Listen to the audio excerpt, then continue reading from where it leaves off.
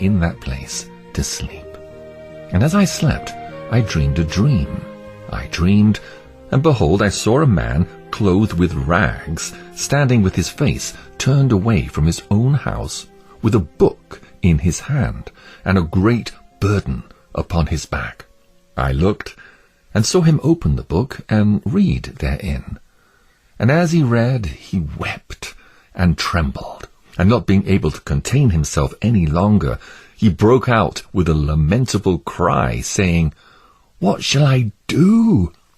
In this plight, therefore, he went home, and restrained himself as long as he could, so that his wife and children would not notice his great distress. But he could not be silent for long, because his trouble only increased. Therefore, at length, he spoke his mind to his wife and children, and thus he began to talk to them. "Oh, my dear wife, and you, my dear children, I'm undone because of this burden which lies heavily upon me. Moreover, I'm certainly informed that this city of ours will be burned with fire from heaven. In that fearful catastrophe, both myself, with you, my wife, and you, my sweet babes, will come to miserable ruin, unless some way of escape can be found, whereby we may be delivered." At this, his family was greatly bewildered, not that they believed what he had said to them was true, but because they thought that his mind had become deranged. Therefore, as it was drawing towards night, and hoping that sleep might settle his brains, with all haste they put him to bed. But the night was as troublesome to him as the day, and instead of sleeping, he spent it in sighs and tears. When the morning came, they inquired how he felt. He told them, "Worse and worse." He then commenced to talk to them again, but they began to be hardened. They also thought to drive away his derangement by harsh and cruel conduct toward him. Sometimes they would deride him, sometimes they would chide him, and sometimes they would simply ignore him. Therefore he began to withdraw himself to his room to pray for and pity them, and also to comfort his own misery. He would also walk solitarily in the fields, sometimes reading and sometimes praying. And thus for several days he spent his time in this manner. Now I saw in my dream, while he was walking in the fields, that he was reading his book, as was his habit. Being greatly distressed in his mind as he read, he burst out, as he'd done before, crying, "What shall I do to be saved?" I saw also that he looked this way and that way, as if he wanted to run. Yet he stood still, because, as I perceived, he could not tell which way to go. I looked then, and saw a man named Evangelist coming towards him, who asked, "Why are you crying out?" He answered, "Sir, I realize by the book in my hand that I'm condemned to die, and after that to come to judgment, and I find that I'm not willing to do the first, nor able to do the second." Then Evangelist said, "Why are you not willing to die, since this life is attended with so many troubles?" The man answered, "Because I fear that this burden upon my back will sink me lower than the grave, and I shall fall into hell. And, sir, if I'm not fit to die, then I'm sure that I'm not fit to go to judgment, and from thence to execution. My thoughts about these things make me cry out." Then Evangelist said, "If this is your condition, why do you stand still?" He answered, "Because I do not know where to go." Then Evangelist gave him a parchment scroll, on which was written, "Flee from the wrath to come." The man, therefore, reading it, looked very sincerely upon Evangelist, and asked, "Where must I flee?" Then Evangelist, pointing with his finger over a very wide field, said, "Do you see yonder narrow gate?" The man answered, "No." Evangelist replied, "Do you see yonder shining light?" He said, "I think I do." Then Evangelist said, "Keep that light in your eye, and go directly to it, and then you shall see the gate, at which, when you knock, you shall be told what you must do." So I saw in my dream that the man began to run. Now he'd not run far from his own door before his wife and children, seeing him depart, began to shout after him to return. But the man put his fingers in his ears and ran on, crying, "Life! Life! Eternal life!" So he did not look behind him, but fled towards the middle of the plain.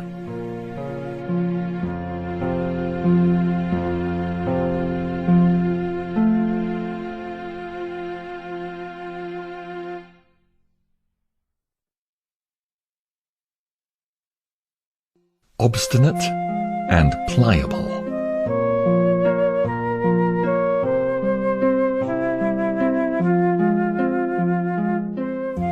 The neighbors also came out to see him run.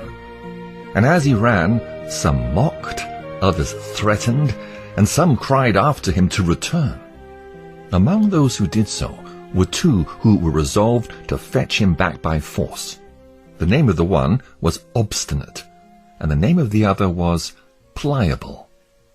Now by this time the man had gone a good distance away from them, but they were resolved to pursue him, and in a little while they caught up with him.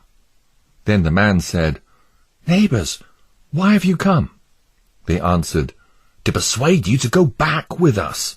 But he said, "That cannot be. You dwell in the city of destruction, the place where I also was born. I see that sooner or later, dying there, we will sink lower than the grave, into a place which burns with fire and brimstone. Think, good neighbors, and come along with me." "What?" said Obstinate. "And leave our friends and our comforts behind us?" "Yes," said Christian, for that was his name, "because all that you shall forsake is not worthy to be compared with a little of what I'm seeking to enjoy. And if you'll go along with me and persevere, you shall fare as well as I myself, for there, where I'm going, is more than enough and to spare. Come along, and see that my words are true." "What are the things which you seek?" asked Obstinate, "since you're leaving all the world to find them?" Christian answered, "I'm seeking an inheritance which can never perish, spoil, or fade, safe and reserved in heaven, to be bestowed at the appointed time on those who diligently seek it. Read it so, if you will, here, in my book." "Nonsense!" cried Obstinate. "Away with your book! Will you go back with us or not?" "No, not I," said Christian, "because I put my hand to the plough and will not turn back." "Come then, neighbour Pliable," said Obstinate. "Let's go home without him. There are too many of these silly fools who, when they get a crazy thought in their head, are wiser in their own eyes than 7 men who can think reasonably." "Do not revile him," said Pliable. "If what Christian says is true, then the things which he follows after are better than ours, and my heart is inclined to go with him." "What?" bellowed Obstinate. "More fools still! Take my word, and go back with me. Who knows where such a foolish fellow will lead you? Come back, and be wise." "No," said Christian. "Rather come along with me, Obstinate. We will receive such things as I spoke of, and many more indescribable blessings besides. If you do not believe me, then read it here, in my book. These truths are all confirmed by the blood of him who wrote it." "Well, neighbour Obstinate," said Pliable, "I intend to go along with this good man, and to cast in my lot with him." Then Pliable turned to Christian and asked, "Do you know the way to this glorious place?" Christian replied, "I've been directed by a man whose name is Evangelist to hasten to the narrow gate ahead of us, where we shall receive instructions about the way." "Come then, good Christian, let's be going," said Pliable. Then they began to travel along together. "And I'll go back to my place," said Obstinate. "I'll be no companion to such misled, foolish fellows." Now I saw in my dream that Obstinate went back, and Christian and Pliable went along towards the narrow gate, conversing together. "Neighbour Pliable," said Christian, "I'm glad you were persuaded to go along with me. Had Obstinate but felt what I have felt, of the powers and terrors of unseen realities, he would not have so easily turned back." Pliable replied, "Tell me further, Christian. What are these glorious things, and how are they to be enjoyed?" I can better understand them with my mind than speak of them with my tongue," said Christian. "But since you're desirous to know, I will describe them to you from my book." "And do you think that the words of your book are really true?" asked Pliable. "Yes, absolutely, for it was written by him who cannot lie," answered Christian. "What are these glorious things of which you speak?" questioned Pliable. "There's an eternal kingdom and everlasting life to be given to us where we will dwell forever," replied Christian. "And what else is there?" asked Pliable. "We'll be given crowns of glory and garments which shine like the sun." "This is wonderful!" exclaimed Pliable. "And what else will there be?" "There'll be no more crying nor sorrow, for he who reigns over that place will wipe all tears from our eyes," responded Christian. "And what company shall we have there?" Pliable inquired. Christian answered, "There we shall be with seraphim and cherubim, creatures which will dazzle your eyes to look upon. There also you shall meet with thousands and tens of thousands who've gone ahead of us to that place.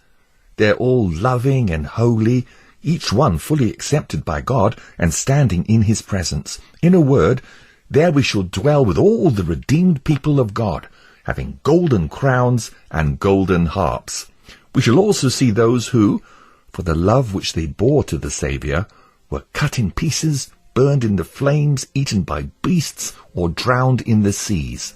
They're all perfect and clothed with immortality." "Just hearing of this is enough to ravish one's heart," said Pliable.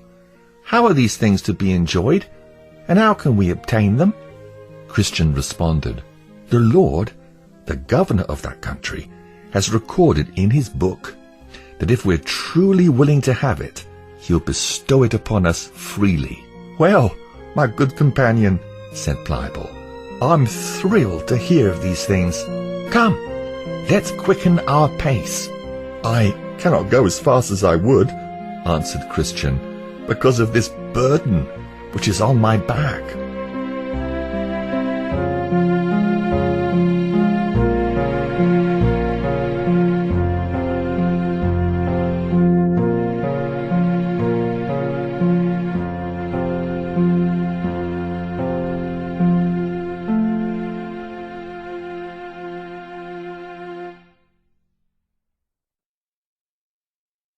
The Swamp of Despond.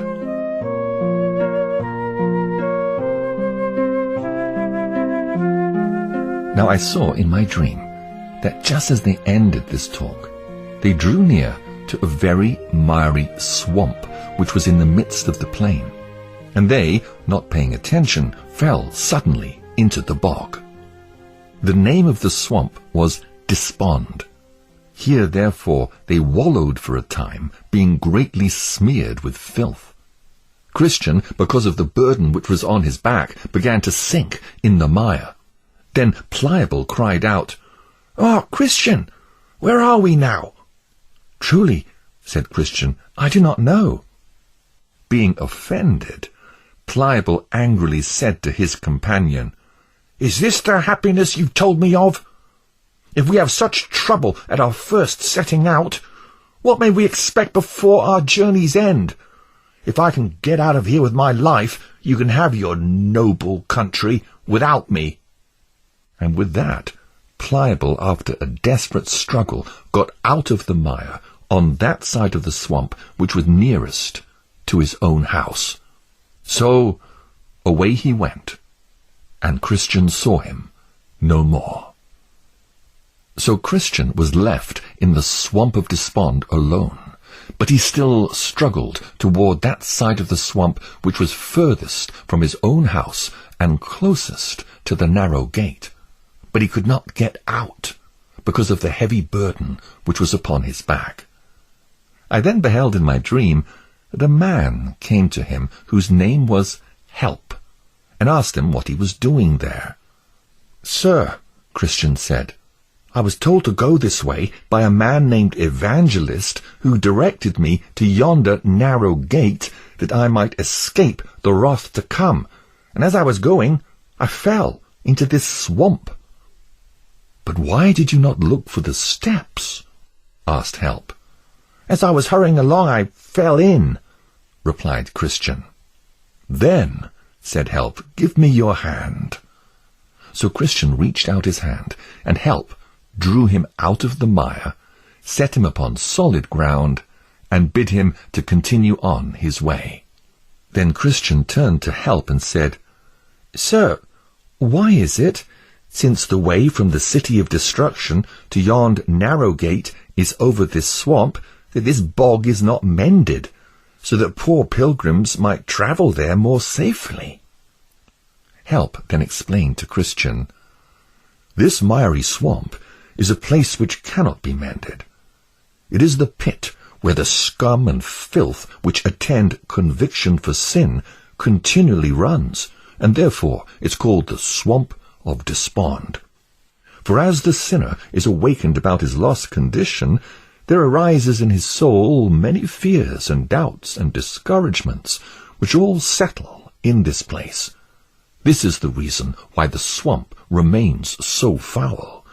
It's not the pleasure of the king that this place should remain so bad. His labourers have long been, by the directions of his majesty, employed to mend this patch of ground. Yes, and to my knowledge millions of wholesome instructions have, at all seasons, been brought from everywhere in the king's dominions to help mend it. These are the best materials to make this place into solid ground, if it could have been mended. But it remains the swamp of despond still, and so will it ever remain, even when they've done all that can be done. True, there are, by the direction of the lawgiver, certain good and sturdy steps placed through the very midst of this swamp.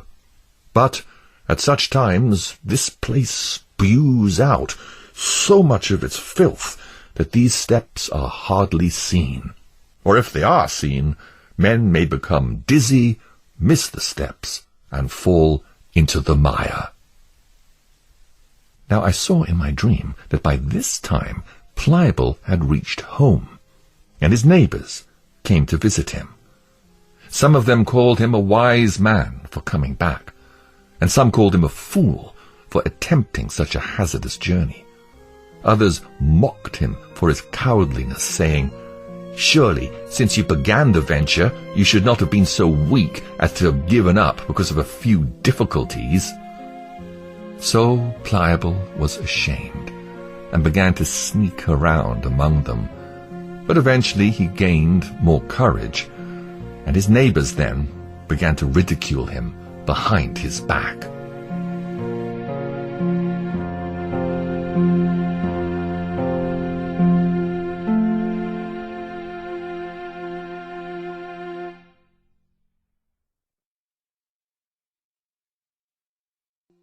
Mr. Worldly Wise Man.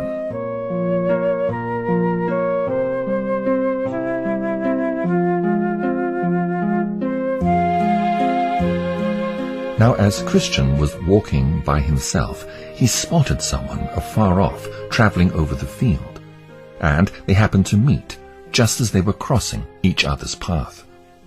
The gentleman's name was Mr. Worldly Wise Man. He dwelt in the town of Carnal Policy, a very large town close by the city of destruction from whence Christian came.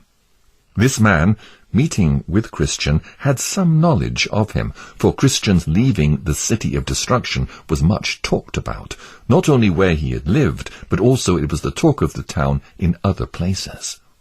Mr. Worldly Wise Man, therefore, beholding Christian's difficult journey, and observing his sighs and groans and the like, began to enter into conversation with Christian.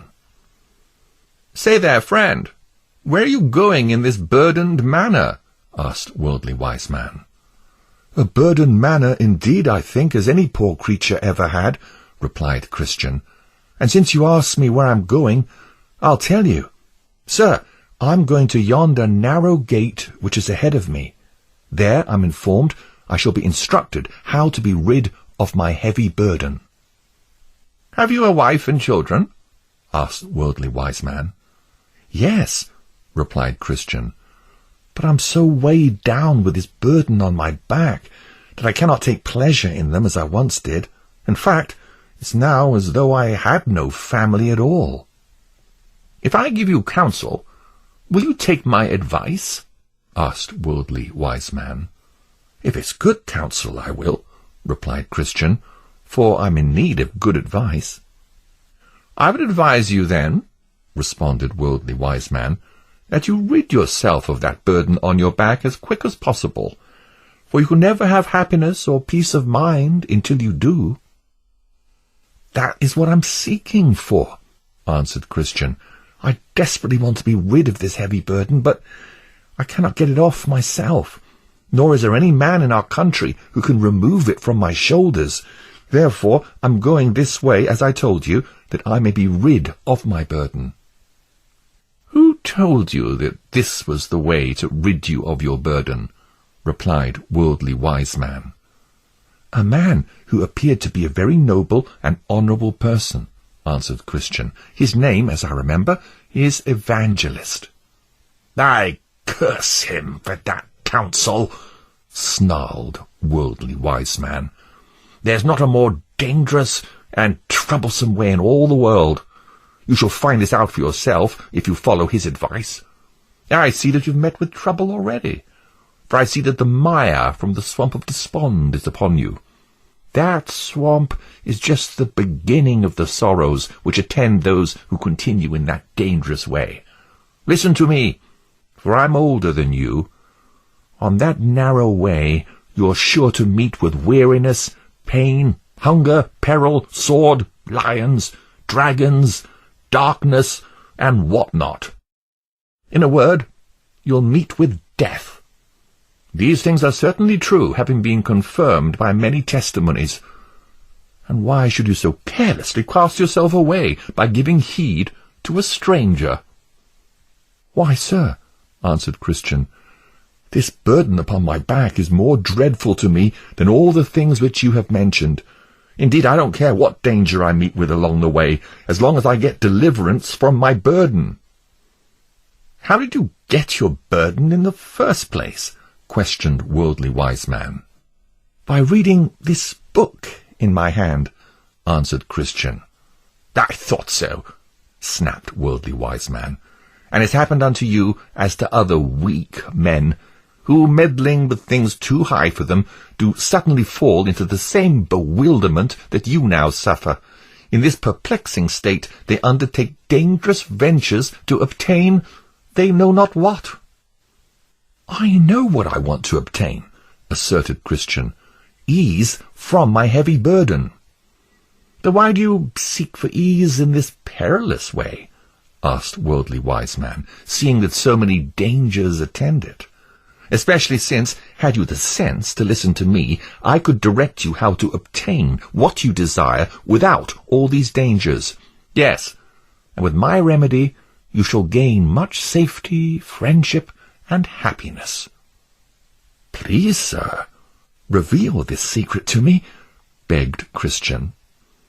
Worldly Wise Man began, "Why, in yonder village named Morality, there dwells a gentleman whose name is Legality. He's a very sensible man, having a good reputation, who has ability to help remove such burdens like yours. Yes, to my knowledge, he's done a great deal of good this way. And besides, he has skill to cure those who are somewhat crazed in their minds because of their burdens. To him you may go, and be helped in a very short while. His house is not quite a mile from here, and if he should not be at home himself, his handsome young son, whose name is Civility, can help you as well as the old gentleman himself. There, I say, you may be eased of your heavy burden, and if you do not want to return to the city of destruction, and I encourage you not to return, you may send for your wife and children to join you in this village. In the town of Morality there are many vacant houses, one of which you may have at a reasonable rate. It's inexpensive to live there, and all the neighbors are honest and fashionable. To be sure, this will make your life more happy. Now, Christian was somewhat in a dilemma, but he shortly concluded that if what this gentleman had said was true, then his wisest course was to take the advice of Worldly Wise Man. So Christian inquired, "Sir, what is the way to this honest man's house?" "Do you see yonder hill?" asked Worldly Wise Man. "Yes, very well," replied Christian. "You must go by that hill," directed Worldly Wise Man, "and the first house you come to is his." So I saw in my dream that Christian turned out of the narrow way to go to Mr. Legality's house for help.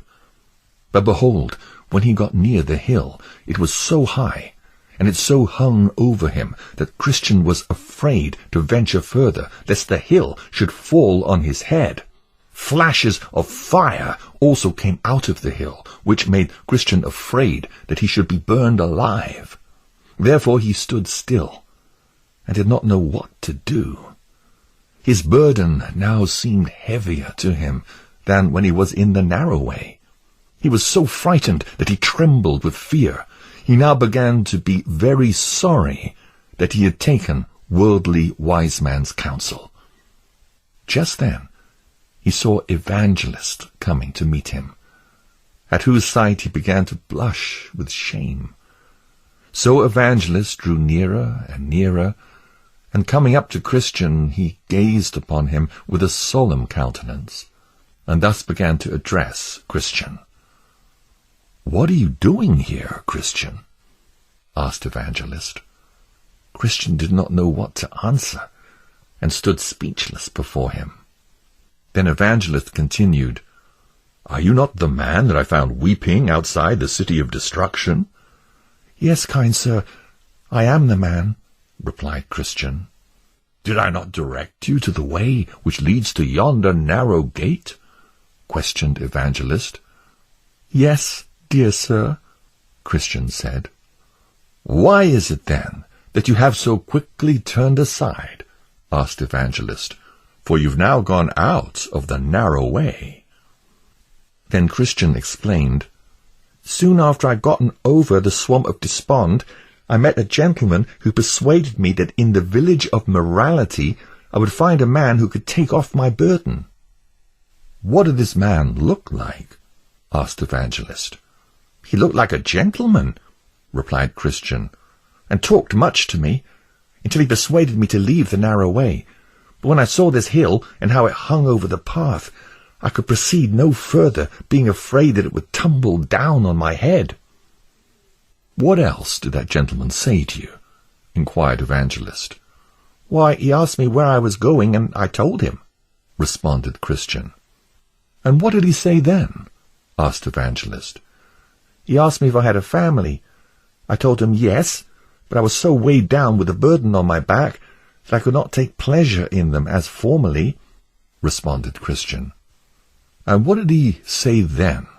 inquired Evangelist.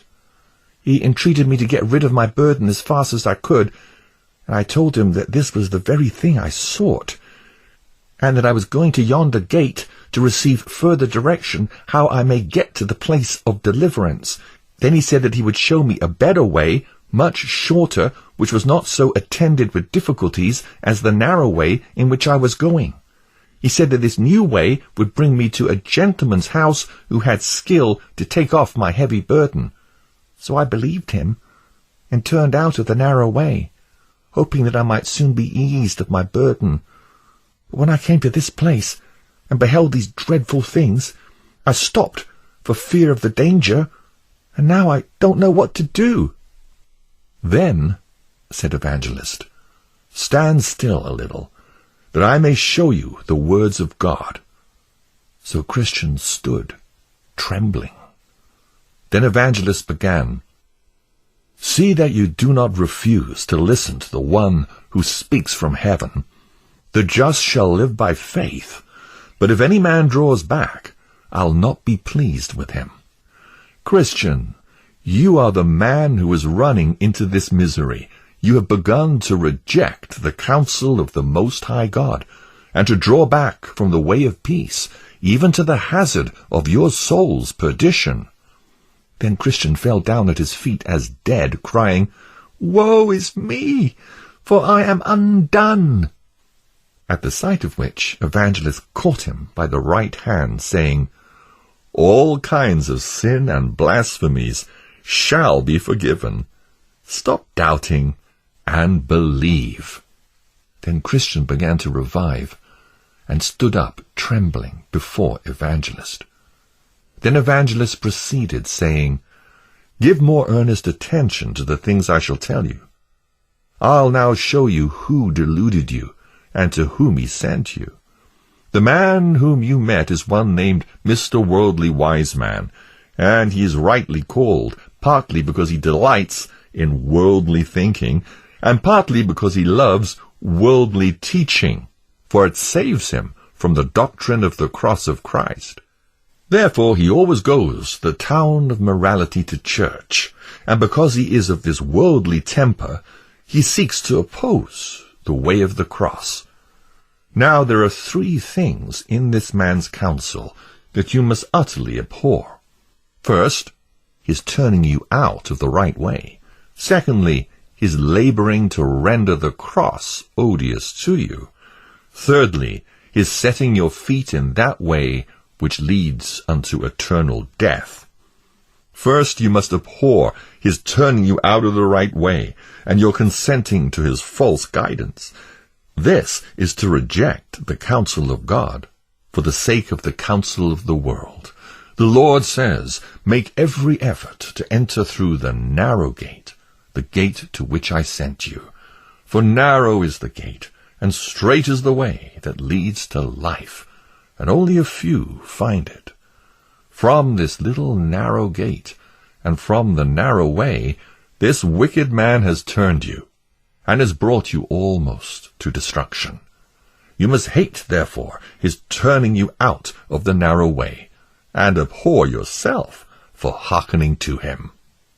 Secondly, you must abhor his laboring to render the cross odious unto you, for you are to prefer it before the treasures of Egypt.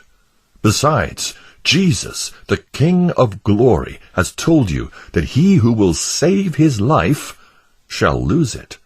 And if anyone comes to me and does not hate his father and mother, his wife and children, his brothers and sisters, yes, even his own life, he cannot be my disciple. Therefore I say, if any man labors to persuade you that the Lord's counsel will lead to your death, you must completely abhor his false doctrine. Thirdly, you must hate his turning your feet into the way which leads unto death.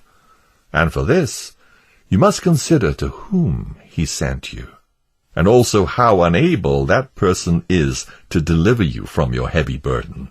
He to whom you were sent for relief is Mr. Legality, the son of the bondwoman, who is in bondage to the law along with her children. She represents Mount Sinai, which is the mountain you feared would fall on your head. Now, if she, along with her children, are in bondage, how can you expect to be made free by them? This Mr. Legality, therefore, is not able to set you free from your burden. No one was ever freed from their burden by him, no, nor can this ever be, for you cannot be justified by works of the law. For by the deeds of the law no man can be rid of his burden. Therefore, Mr. Worldly Wise Man is a liar, and Mr. Legality is a cheat. And as for his son Civility, notwithstanding his pleasant looks, he is but a hypocrite, and cannot help you either. Believe me, there is no substance in all this blustering talk which you have heard of these deceivers. Their only design is to cheat you out of your salvation by turning you from the narrow way in which I had sent you.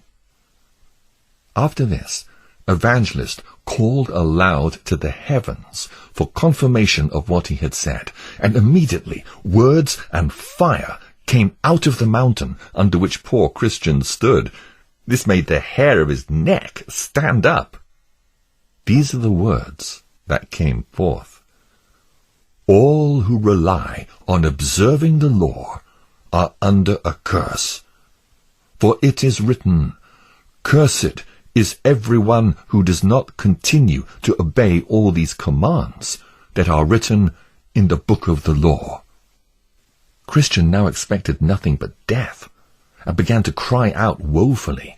He even cursed the time when he'd met with Mr. Worldly Wise Man, calling himself 1,000 fools for hearkening to his false counsel. He also was greatly ashamed to think that this man's worldly advice, coming only from human reasoning, should so easily prevail with him as to cause him to forsake the right way. Christian then spoke to Evangelist with great earnestness. "Sir, is there any hope for me? May I now go back and then proceed through the narrow gate? Or shall I be abandoned in shame because of my waywardness? I'm sorry I hearkened to this man's false counsel. Can my sin ever be forgiven?" Then said Evangelist to him, "Your sin is very great, for by it you have committed 2 evils. You have forsaken the right way to tread in forbidden paths. Yet the man at the narrow gate will still receive you. Only take heed that you never again turn aside, lest you perish in your disobedience, for God's anger can flare up in an instant." Then Christian committed himself to return to the narrow way. Evangelist then kissed him and encouraged him with a smile, commending him to God's safekeeping. So Christian went on with haste, and did not speak to anyone along the way, and if anyone addressed him, he would not hearken to their counsel. He travelled like one who was treading on forbidden and dangerous ground, and could never feel himself safe until he was back on the narrow way which he had left to follow Mr. Worldly Wise Man's false advice.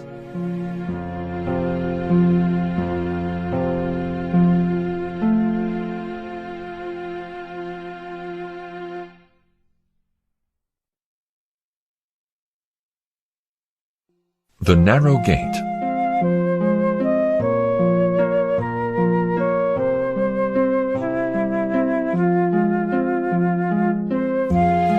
So in the process of time, Christian arrived at the narrow gate. Now over the gate there was written, "Knock, and it shall be opened unto you." He knocked therefore several times, saying, "May I now enter here, though I've been an undeserving wretch? If so, I shall sing his everlasting praise." At last, a serious person came to the gate, named Goodwill, and asked who was there, from whence he came, and what he wanted. Christian responded, "I'm a poor burdened sinner, coming from the city of destruction. I'm going to the celestial city, that I might be saved from the wrath to come. I've been informed, sir, that the way to the celestial city is through this gate. Are you willing to let me enter?" Goodwill replied, "I am willing with all my heart." And with this, he opened the gate. As Christian was stepping in, Goodwill gave him a sudden yank. Surprised, Christian asked, "Why did you do that?" Goodwill then explained, "A short distance from this gate, there's a strong castle erected, of which Beelzebub is the prince. From there, both he and his minions shoot arrows at those who come up to this gate, hoping to kill them before they can enter in." Then Christian said, "I both rejoice and tremble." When Christian was safely inside, the man at the narrow gate asked him who had directed him there. "Evangelist directed me to come here and knock, as I did," said Christian, "and that you, sir, would then tell me what I must do." "An open door is set before you, and no man can shut it," responded Goodwill. "I'm now beginning to reap the benefits of my hazardous journey," replied Christian. "But how is it that you came alone?" asked Goodwill. "Because none of my neighbours saw their danger as I saw mine," answered Christian. "Did any of them know of your coming?" inquired Goodwill. Christian replied, "Yes, my wife and children saw me at first, and called after me to come back. Also, some of my neighbours stood crying and calling for me to return, but I put my fingers in my ears, and so I started on my journey." "But did none of them follow you, or attempt to persuade you to turn back?" asked Goodwill. "Yes," replied Christian. "Both Obstinate and Pliable tried to turn me back, but when they saw that they could not prevail, Obstinate railed at me and went back alone, but Pliable came with me for a little way." "But why did Pliable not come all the way here with you?" questioned Goodwill. Christian explained, "Indeed, he did come with me, until we came to the swamp of Despond, into which we suddenly fell. At that, Pliable became so discouraged he would not venture with me any further. Being thus disheartened, he got out of the swamp on the side nearest to his own house, and he told me I could possess the heavenly country alone. So he went his way, following after Obstinate, and I continued travelling to this narrow gate." Then Goodwill said, "Alas, poor Pliable! Is celestial glory of so small a value to him that he does not count it worth running the hazard of a few difficulties to obtain it?" Christian then said, "I've stated the truth concerning Pliable, but I would also tell you all the truth about myself. It would reveal that there's no difference between us. It's true that he went back to his own house, but I had also turned aside into the way of destruction, being persuaded by the worldly arguments of Mr. Worldly Wise Man. Oh, that deceiver would have you seek ease from your burden at the hands of Mr. Legality. Both of them are liars and cheats." "And did you take his counsel?" asked Goodwill. "Yes, as far as I dared," confessed Christian. "I went to find Mr. Legality, until I thought that the mountain on the way to his house would fall on my head, so I was forced to stop." "That mountain has been the death of many, and will be the death of many more. It is fortunate that you escaped without being dashed to pieces," exclaimed Goodwill. Christian answered, "Truly, I do not know what would have become of me, had not Evangelist found me in my sad plight. But it was of God's mercy that he came to me, otherwise I would never have arrived at this narrow gate. But now that I am here, safe, even I, who certainly am more fit to have died under that mountain than to have arrived safely here, oh, what a choice favour is this!" Goodwill then said, "We refuse entrance to no sincere pilgrim, notwithstanding all the wickedness they have done before they arrive here. Therefore, my friend, come with me, and I will teach you about the way in which you must go. Look ahead of you. Do you see that narrow way? That is the way you must go. It was built by the patriarchs, prophets, Christ, and his apostles, and is straight as can be. This is the only way you must go." "But," inquired Christian, "are there no turnings nor windings by which a pilgrim may lose his way?" "Yes, there are many side paths which intersect with the narrow way, but they're crooked and wide. This is how you may distinguish the right from the wrong. Only the right path is straight and narrow." Then I saw in my dream that Christian further asked if Goodwill could help him remove the burden which was upon his back, for he could not remove it without help. Goodwill then told him, "Be content to bear your burden until you come to the place of deliverance, for there it will fall from your back all by itself."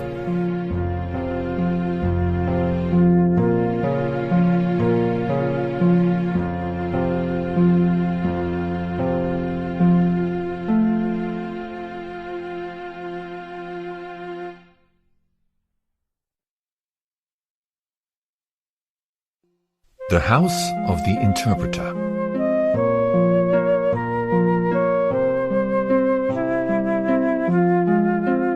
Then Christian began to prepare himself for his journey. Goodwill told him that when he travelled some distance from the gate, he would come to the House of the Interpreter, and knocking at the door, he would be shown some valuable lessons. Editor's note: Bunyan portrays the interpreter as an emblem of the Holy Spirit. Christian then said farewell to Goodwill, who in turn bid him Godspeed. Christian travelled on until he came to the house of the interpreter, where he knocked again and again.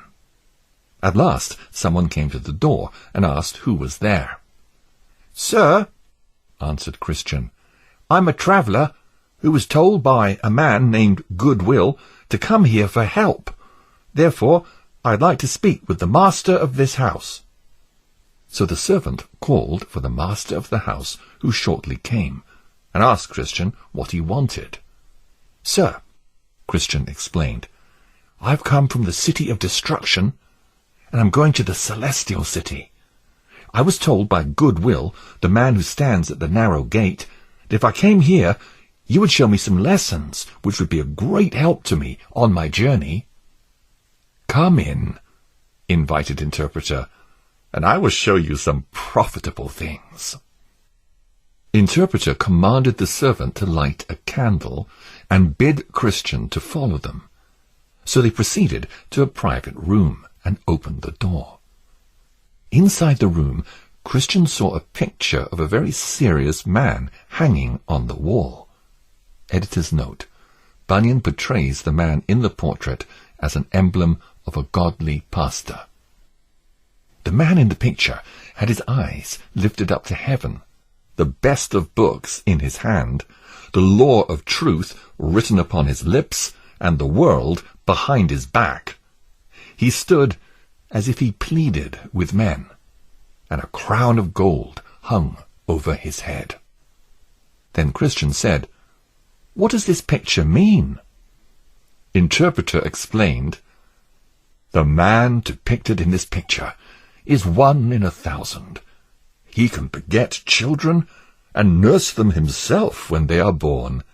And as you see him with his eyes lifted up to heaven, with the best of books in his hand, and the law of truth written on his lips, this is to show you that his work is to understand and unfold difficult things.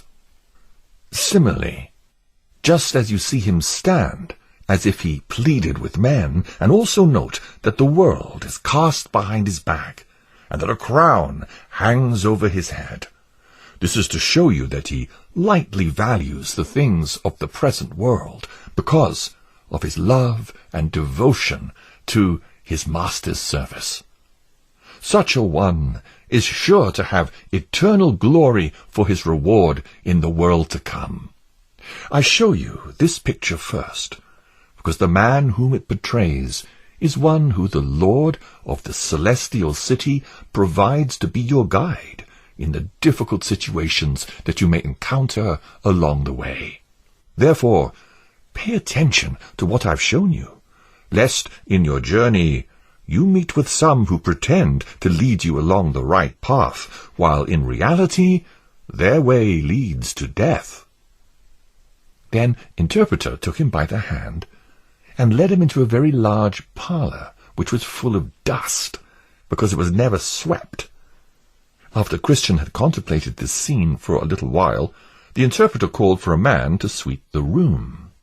When he began to sweep, the dust began to so thickly swirl around the room that Christian began to be choked by it.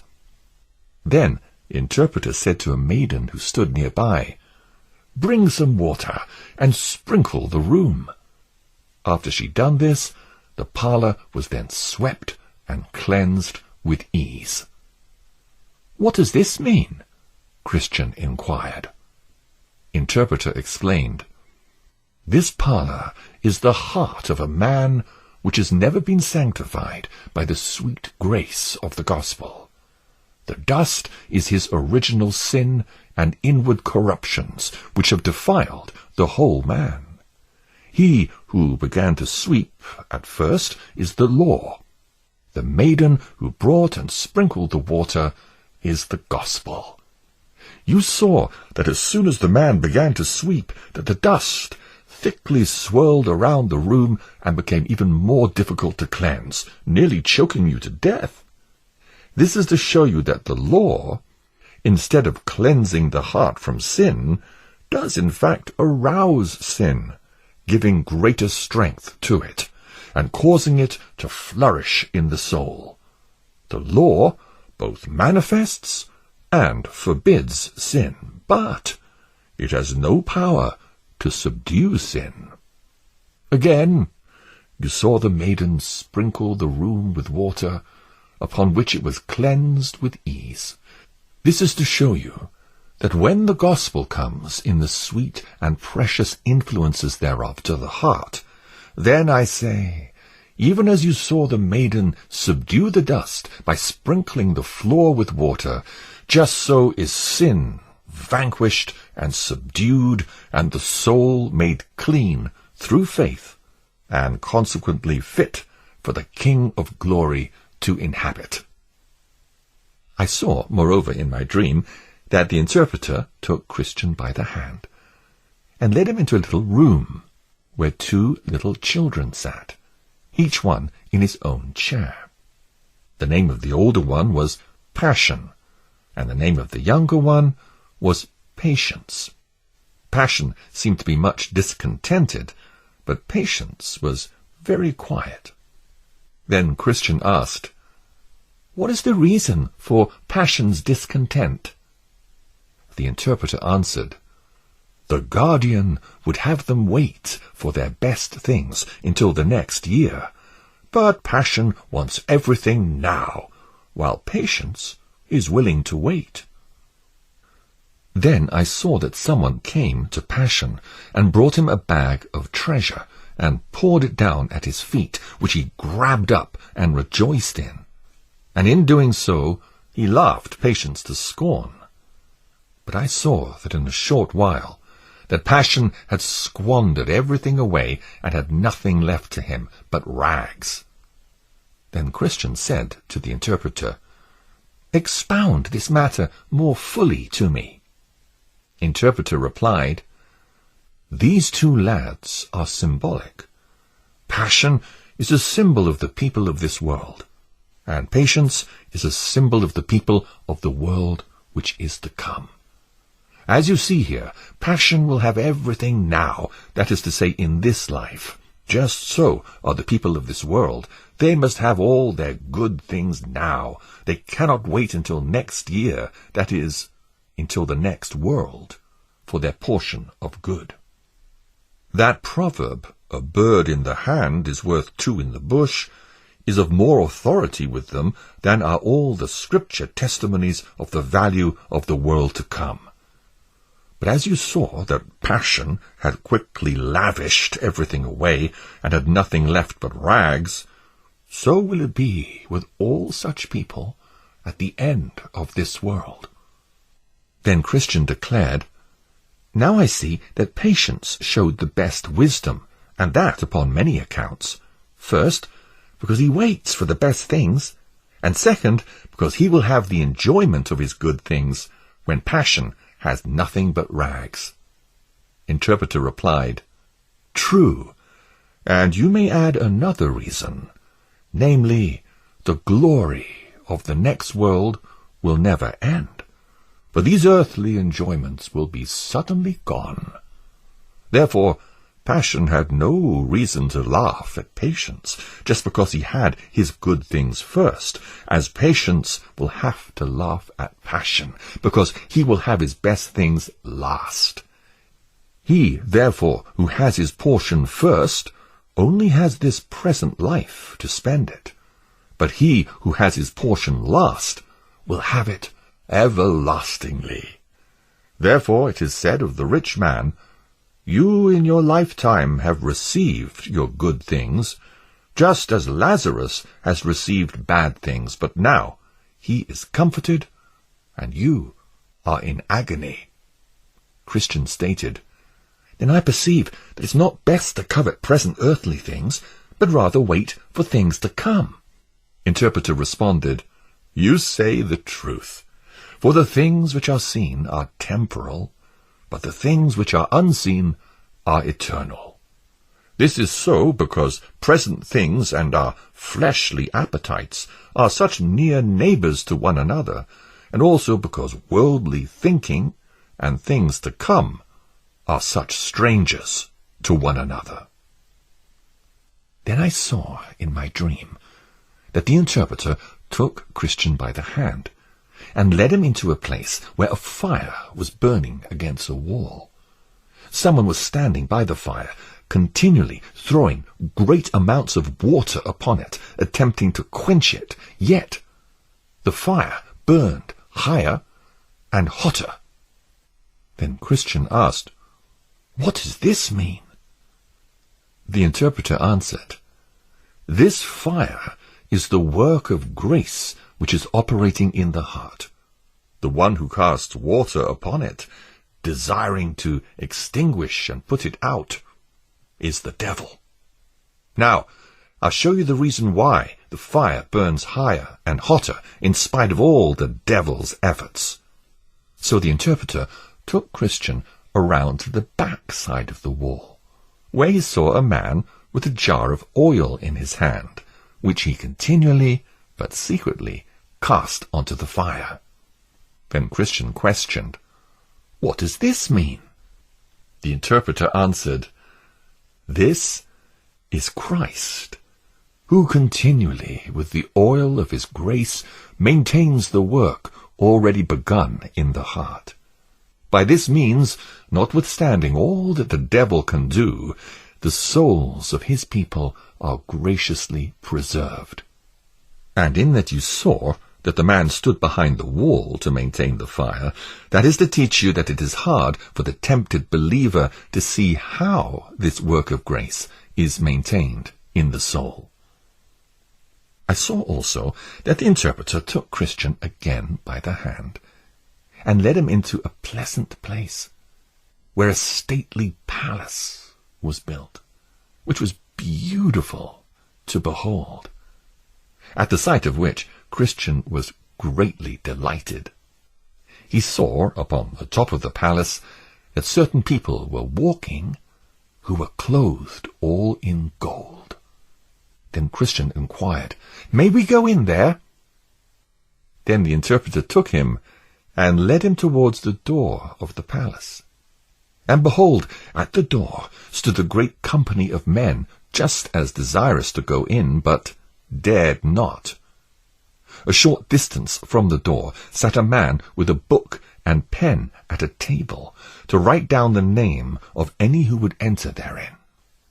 Christian also saw that in the doorway many men in armor stood to guard the palace from intruders. Christian was somewhat bewildered at this. At last, when every man stood back for fear of the armed men, Christian saw a man who looked very determined, come up to the man at the desk, saying, "Write down my name, sir." When the man at the desk had finished writing, Christian saw the man draw his sword, put a helmet on his head, and rush toward the door to the armed men, who battled him with deadly force. But the man, not at all discouraged, started cutting and hacking most fiercely. So after he had received and given many wounds to those who attempted to keep him out, he cut his way through them all and pressed forward into the palace. Then there was a pleasant voice heard from those who were within the palace, saying, "Come in, come in! Eternal glory you shall win." So he went in, where he was clothed with the same garments as those inside. Then Christian smiled and said, "I think I truly know the meaning of this." "Now," Christian said, "let me continue on with my journey." "Not just yet," said the interpreter, "until I've showed you a little more, and after that you may go on your way." So he took him by the hand again, and led him into a very dark room, where a man in an iron cage sat. Now this man seemed very sad. He sat with his eyes looking down to the ground, his hands folded together, and he sighed as if his heart were breaking. Christian asked, "What does this mean?" The interpreter then told Christian to inquire of the man himself. So Christian asked the man, "What are you?" The man answered, "I am now what I once was not." Christian responded, "Well, what were you once?" The man said, "I was once a fair and flourishing professor, both in my own eyes and also in the eyes of others.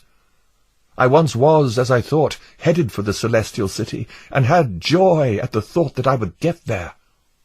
Christian further questioned, "Well, what are you now?" The man responded, "I'm now a man of despair, and am locked up in despair, as in this iron cage. I cannot get out. Oh, I cannot escape." Christian then inquired, "But how did you get into this miserable condition?" The man in the iron cage replied, "I stopped watching and being serious. I let my worldly lusts reign. I sinned against the light of God's word and his goodness. I tempted the devil, and he has come to me. I have provoked God to anger, and he has left me. I have so hardened my heart that I cannot repent." Then Christian asked the interpreter, "Is there no hope for such a man as this?" Then the interpreter said to the man in the iron cage, "Is there no hope? Must you always be kept in this iron cage of despair?" The man replied, "No, there's no hope at all." Interpreter responded, "Why should you have no hope? Jesus is full of mercy." The man in the iron cage answered, "I have crucified him afresh. I have scorned his person. I have despised his righteousness. I have counted his blood as an unholy thing. I have insulted and disdained the Spirit of grace. Therefore I have shut myself out of all the promises. And there now remains nothing for me but threatenings, dreadful threatenings, fearful threatenings of certain judgment and fiery indignation, which shall devour me as God's adversary." Interpreter then asked, "For what did you bring yourself into this dreadful condition?" The man responded, "For the lusts, pleasures, profits of this world, in the enjoyment of which I promised myself much delight. But now every one of those things bite me and gnaw me like a burning worm." Interpreter then questioned, "But can't you now repent and turn back to God?" The man answered, "God has denied repentance to me. His word gives me no encouragement to believe. Yes, he himself has shut me up in this iron cage. Not all the men in the world can free me. Oh, eternity! Eternity! How shall I grapple with the misery I must meet with in eternity? Then Interpreter said to Christian, Let this man's misery be remembered by you, and be an everlasting warning to you. Well, Christian said, this is most fearful. May God help me to always watch and to pray that I may shun the cause of this man's misery. Sir, is it now time for me to go on my way? Interpreter replied, Wait until I show you one last thing, and then you shall go on your way. So he took Christian by the hand again, and led him into a room where there was a man rising out of bed. And as he put on his clothing, he shook and trembled. Then Christian asked, Why does this man thus tremble? The interpreter then bid the man to tell Christian the reason of his trembling. So the trembling man began, This night, as I slept, I dreamed, and behold, the heavens grew exceedingly black. Also it thundered and lightened in a most frightening way, so that it put me into a fearful agony. So I looked up in my dream, and saw the clouds driven violently by the wind, upon which I heard the loud blast of a trumpet, and also saw a man sitting upon a cloud, attended with thousands of angelic beings, all in flaming fire. Also the heavens were a burning flame. I then heard a voice command, Arise, you who are dead, and come to your judgment. And with that, the rocks shattered, the graves opened, and the dead came forth. Some of them were exceedingly glad, and looked upward, while others sought to hide themselves under the mountains. Then I saw that the man who sat upon the cloud opened the book, and commanded all people to draw near. Yet there was, by reason of a fierce flame which issued out and came from before him, a great distance between him and them, as between the judge and the prisoners at the bar. Then the man who sat on the cloud commanded the angelic beings, Gather the tares, the chaff, and stubble together, and cast them into the burning lake of fire. And with that, the bottomless pit opened, just where I stood. Out of the mouth of the pit spewed forth great billows of smoke and coals of fire, along with hideous noises. The angelic beings were then commanded, Gather my wheat into the barn. And with that, I saw many caught up and carried away into the clouds. But I was left behind. I then sought to hide myself, but I could not, for the man who sat upon the cloud fixed his eye upon me. My sins then came to mind, and my conscience accused me on every side. At this, I awakened from my sleep. Christian then asked, What was it that made you so afraid of this sight? The trembling man replied, Why, I thought that the day of judgment had come, and that I was not ready for it. But what frightened me the most was that the angels gathered up several people near me and left me behind. Then the pit of hell opened its mouth just where I stood. My conscience, too, afflicted me. And as I stood there, the judge continually kept his eye upon me, with a look of angry disapproval on his face. And as I stood there, the judge continually kept his eye upon me, with a look of angry disapproval on his face. Then Interpreter said to Christian, Have you considered all these things? Yes, replied Christian, and they cause me to both hope and fear. Then, stated the interpreter, keep all these things in your mind, so that they may spur you forward in the way you must go. So Christian then began to prepare himself to continue on his journey. Then the interpreter declared, "May the Comforter always be with you, good Christian, to guide you in the way that leads to the celestial city." So Christian went on his way, saying, "I have seen rare and profitable things here, pleasant things and dreadful things.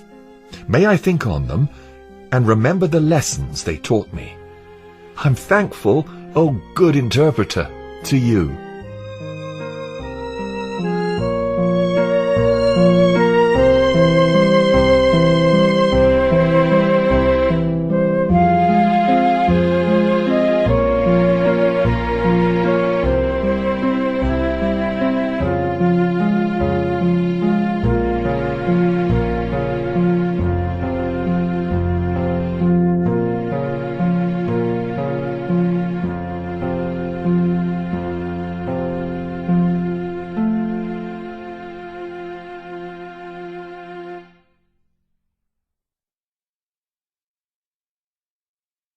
The Cross.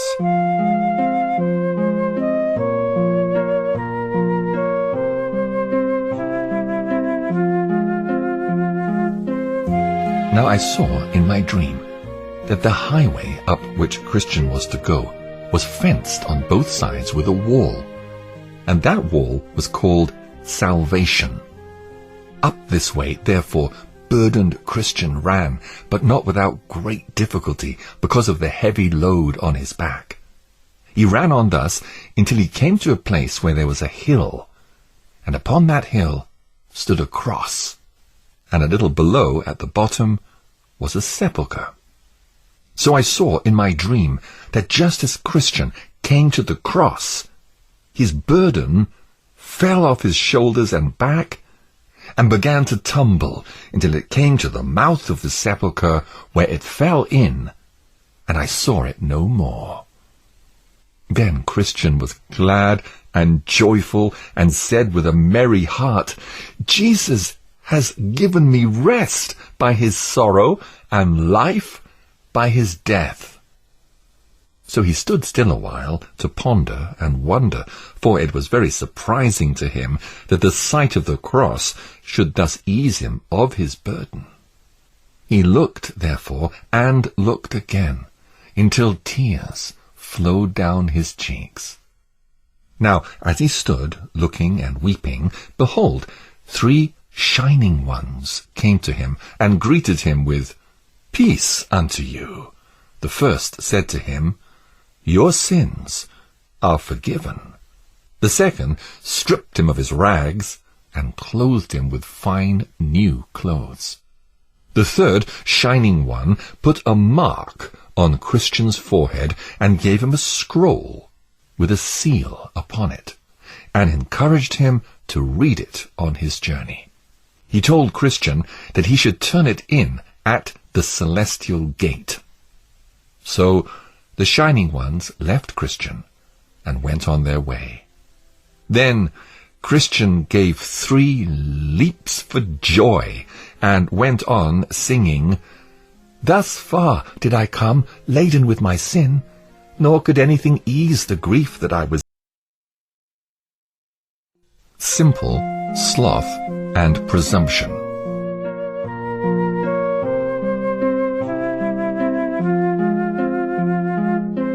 Then I saw in my dream that Christian went on thus until he came to a valley, where he saw a little out of the way 3 men fast asleep with fetters upon their legs.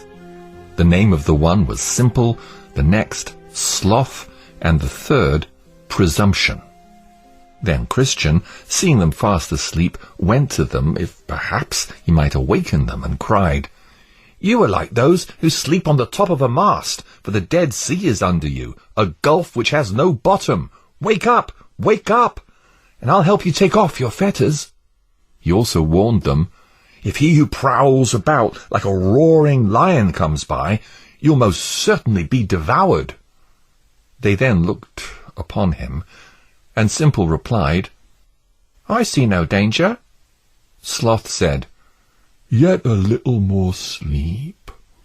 And Presumption said, "Every tub must stand upon its own bottom, so we don't need your help."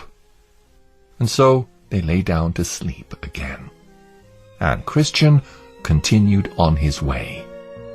Yet was he troubled to think that men in such danger could so little regard the kindness which he so freely offered by awakening them, warning them, and offering to help to remove their fetters.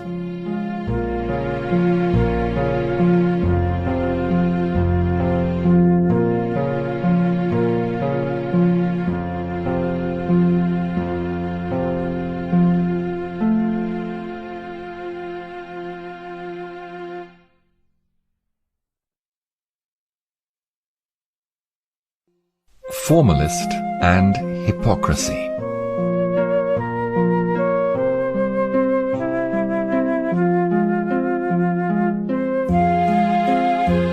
And as he was troubled about this, he spotted two men come tumbling over the wall on the left side of the narrow way. They soon caught up to Christian and entered into conversation with him. The name of the one was Formalist, and the name of the other, Hypocrisy. Christian asked, "Gentlemen, where have you come from, and where are you going?" Formalist and Hypocrisy answered, "We were born in the land of vainglory, and are going to the celestial city for reward." Christian responded, "Why did you not enter in at the gate which stands at the beginning of the way?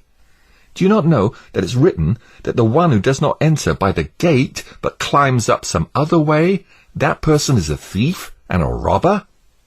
Formalist and Hypocrisy replied, "To journey to the gate for entrance was considered too far away by all our countrymen. Besides that, our custom is always to make a shortcut and climb over the wall."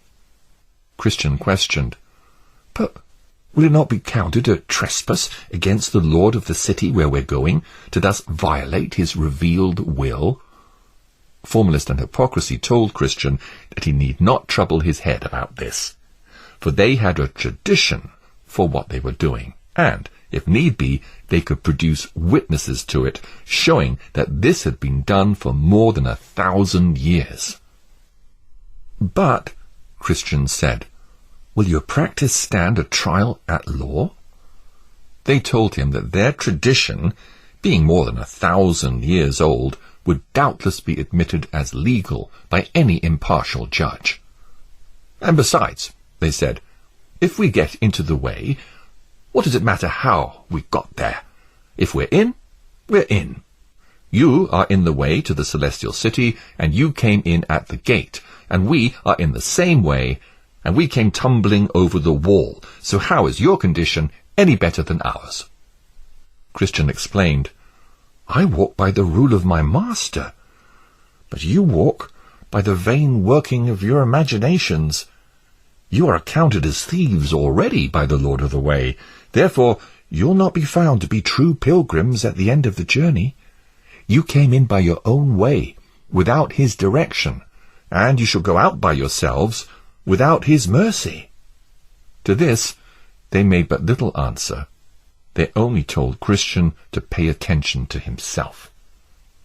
Then I saw that they went on in their own ways, without much conversation with one another, except that the two men told Christian that as to laws and ordinances, they had no doubt but they were as careful to do them as he was. "Therefore," said they, "we do not see how you differ from us, except for that coat which is on your back, which probably was given to you by some of your neighbours to hide the shame of your nakedness." Christian answered, "You cannot be saved by laws and ordinances, and you did not come in at the narrow gate, and as for this coat which is on my back, it was given to me by the Lord of the place where I am going, and, just as you say, to cover my nakedness. I take this as a token of his kindness to me, for I had nothing but rags before. With this I comfort myself as I go. Surely, when I come to the gate of the celestial city, the Lord will recognize me, since I have his coat on my back, a coat which he gave me on the day when he stripped me of my rags. I have, moreover, a mark on my forehead, which perhaps you've not noticed, which one of my Lord's most intimate associates fixed there on the day that my burden fell off my shoulders. I tell you furthermore that I was then given a sealed scroll to comfort me by reading it as I travel along the way. I was also told to turn it in at the celestial gate as my authorization to enter. But you lack all of these things, since you did not enter in at the narrow gate. To this they gave him no answer. They only looked at each other and laughed. Then I saw that they went on, and that Christian walked on ahead, no longer talking to formalist and hypocrisy. He would ponder to himself, sometimes sighing and sometimes content.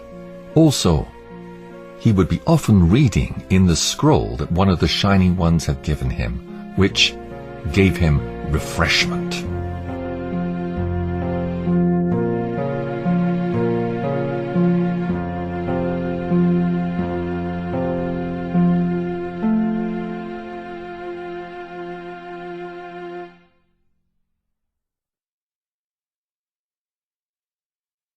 The hill difficulty.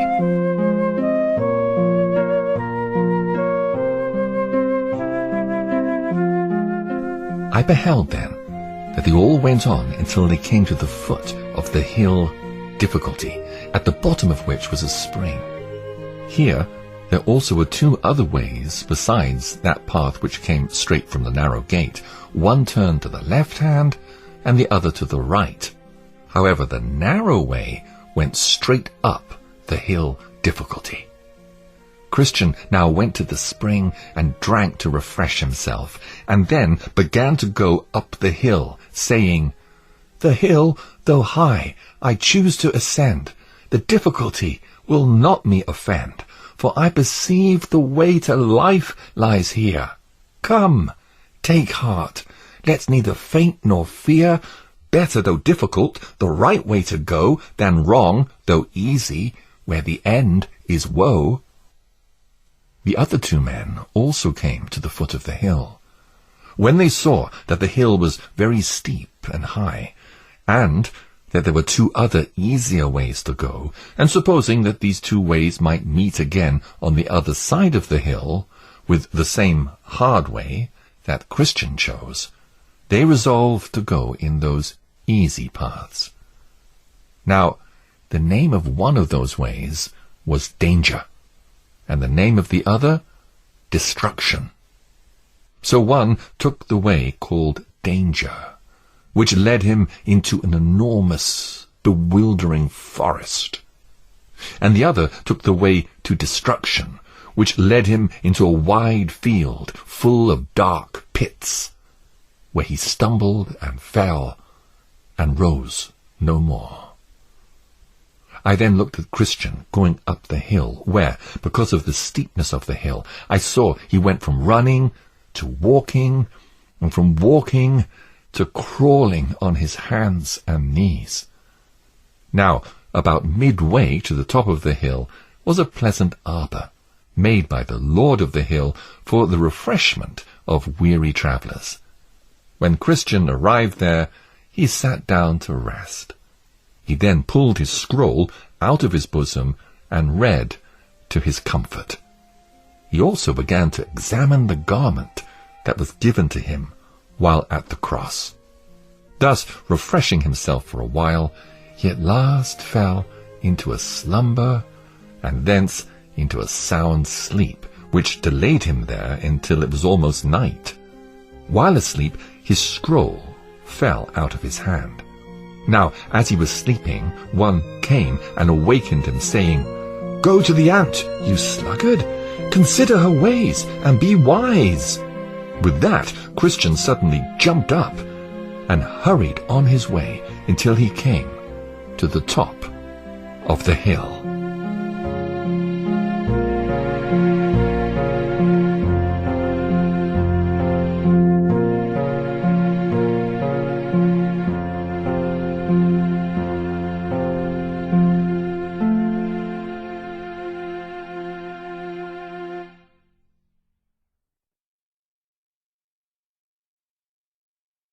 Timorous and mistrust.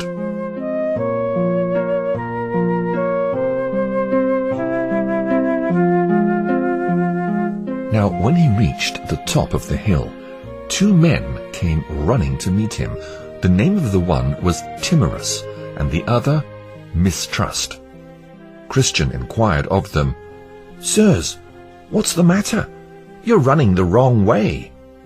Timorous answered, "We were going to the celestial city, but the further we go, the more dangers we meet with. Therefore we've turned around and are going back." "Yes," said Mistrust, "for there were lions just ahead of us on the path, and we did not know if they were asleep or awake. We were terrified that they would tear us to pieces." Then Christian said, "You frighten me. But where shall I flee to be safe? If I go back to my own country, which shall be destroyed by fire and brimstone, I will certainly perish there. I shall only be safe if I can reach the celestial city. I must venture onward. To go back is nothing but death. To go forward is fear of death and everlasting life beyond it. Therefore, I must surely go forward."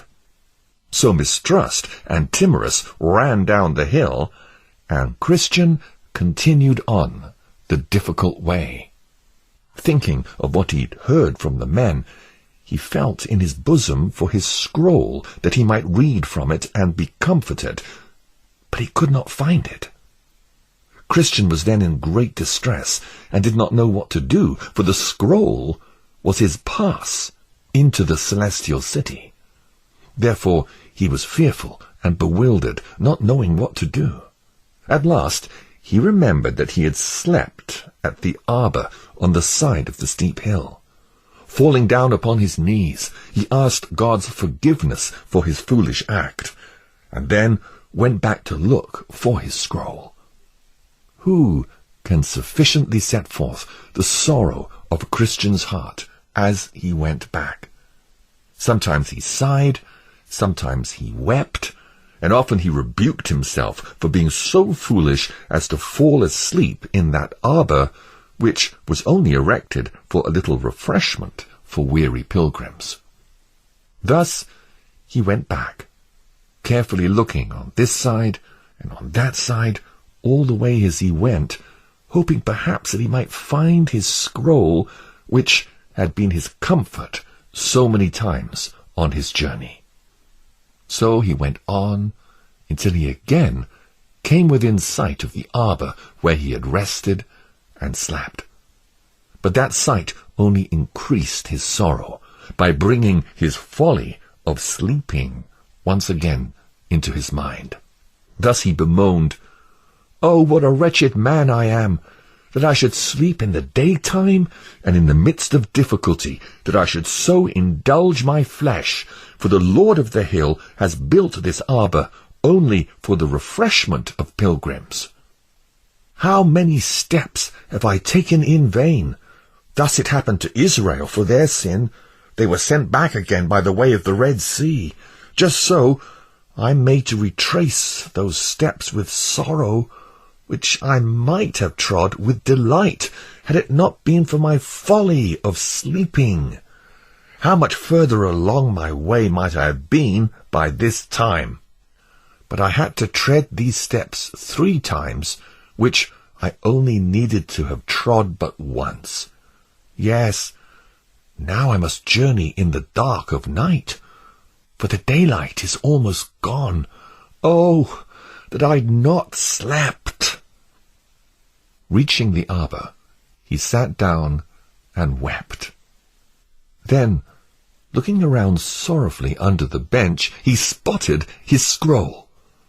With trembling and haste, he snatched it up and put it into his bosom. None can tell how joyful he then was, for this scroll was the assurance of his salvation and his pass to the celestial city. Therefore he secured it in his bosom, gave thanks to God for directing his eye to the place where it had fallen, and with joys and tears resumed his journey. Oh, how carefully now did he go up the rest of the hill! Yet, before he reached the top, the sun had gone down, and this made Christian again recall the folly of his sleeping in the arbour. Thus once more he began to reprove himself. "Oh, you sinful sleep! Now I must journey on in the dark and hear the frightful noises of the night creatures." Just then he remembered the report that Mistrust and Timorous warned him of, how they were frightened with the sight of the lions. Then Christian thought to himself, "These beasts roam in the night for their prey, and if I should encounter them in the dark, how could I overcome them? How could I escape?" The Palace Beautiful.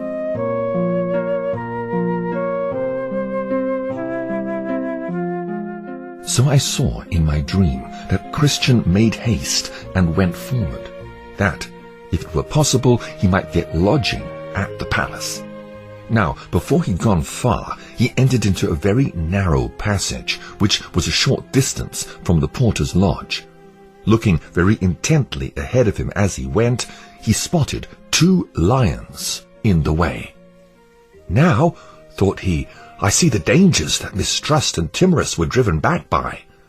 Then he was afraid, and thought that he might go back as they had done, for he feared that nothing but death was before him. But the porter at the palace, whose name is Watchful, perceiving that Christian halted as if he would go back, cried out to him, saying, "Is your strength so small? Do not fear the lions, for they are chained, and are placed there for a trial of faith, for the discovery of those who are faithless. Keep in the midst of the path, and no harm shall come unto you." Then I saw that Christian went on, trembling for fear of the lions. Taking heed to the directions of the porter, he heard them roar, but they did no harm to him. Then he clapped his hands in joy, and went on until he came and stood before the gate where the porter was. Then Christian asked the porter, "Sir, what residence is this? May I lodge here tonight?" The porter answered, "This palace was built by the Lord of the Hill, and he built it for the relief and security of pilgrims." The porter also asked whence he came and where he was going. Christian: "I've come from the city of destruction, and going to the celestial city, but because the sun has now set, I desire, if I may, to lodge here tonight." Porter: "What's your name?" Christian: "My name is now Christian, but at first my name was Graceless." Porter: "But why have you come so late, since the sun has set?"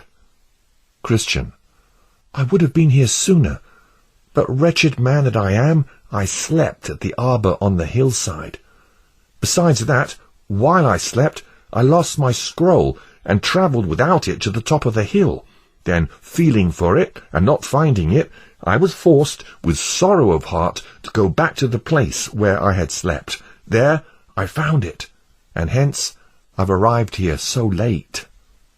Porter: "I'll call for one of the maidens of the palace, who, if she approves of you according to the rules of the palace, will bring you in to the rest of the family."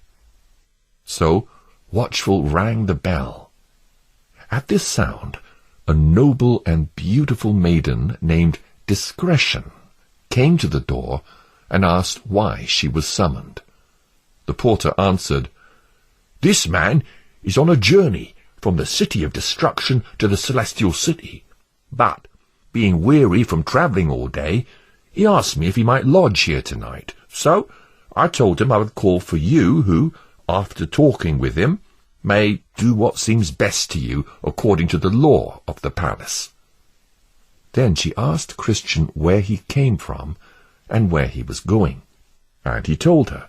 She also asked him how he got into the narrow way, and he told her. Then she asked him what he had seen and met with along the way, and he told her. And lastly, she asked his name. So he answered, "My name is Christian. I've a great desire to lodge here tonight, because by what I perceive, this palace was built by the Lord of the Hill for the relief and safety of pilgrims."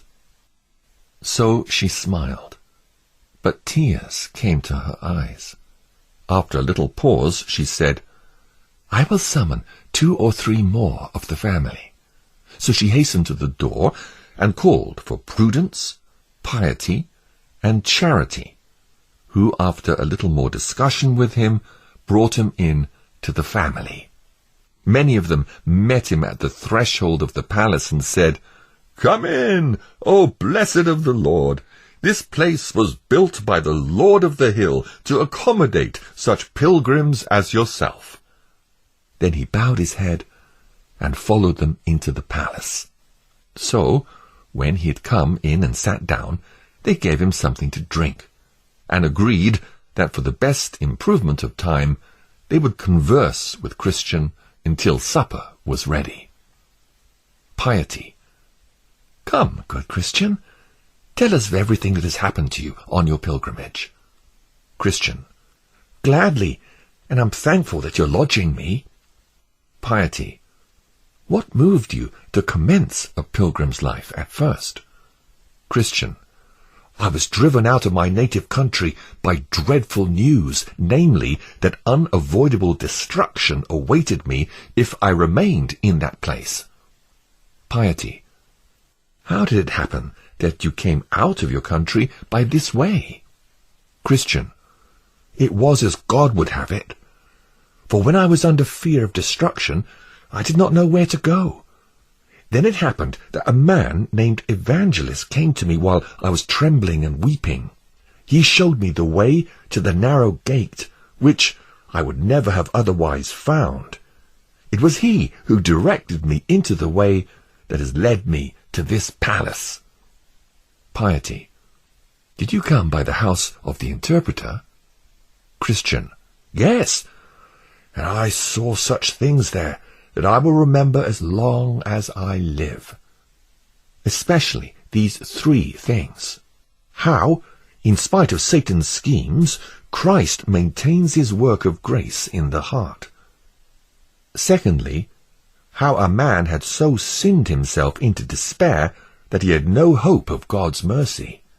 Thirdly, the dream of one who imagined that the day of judgment had come, and he was not prepared.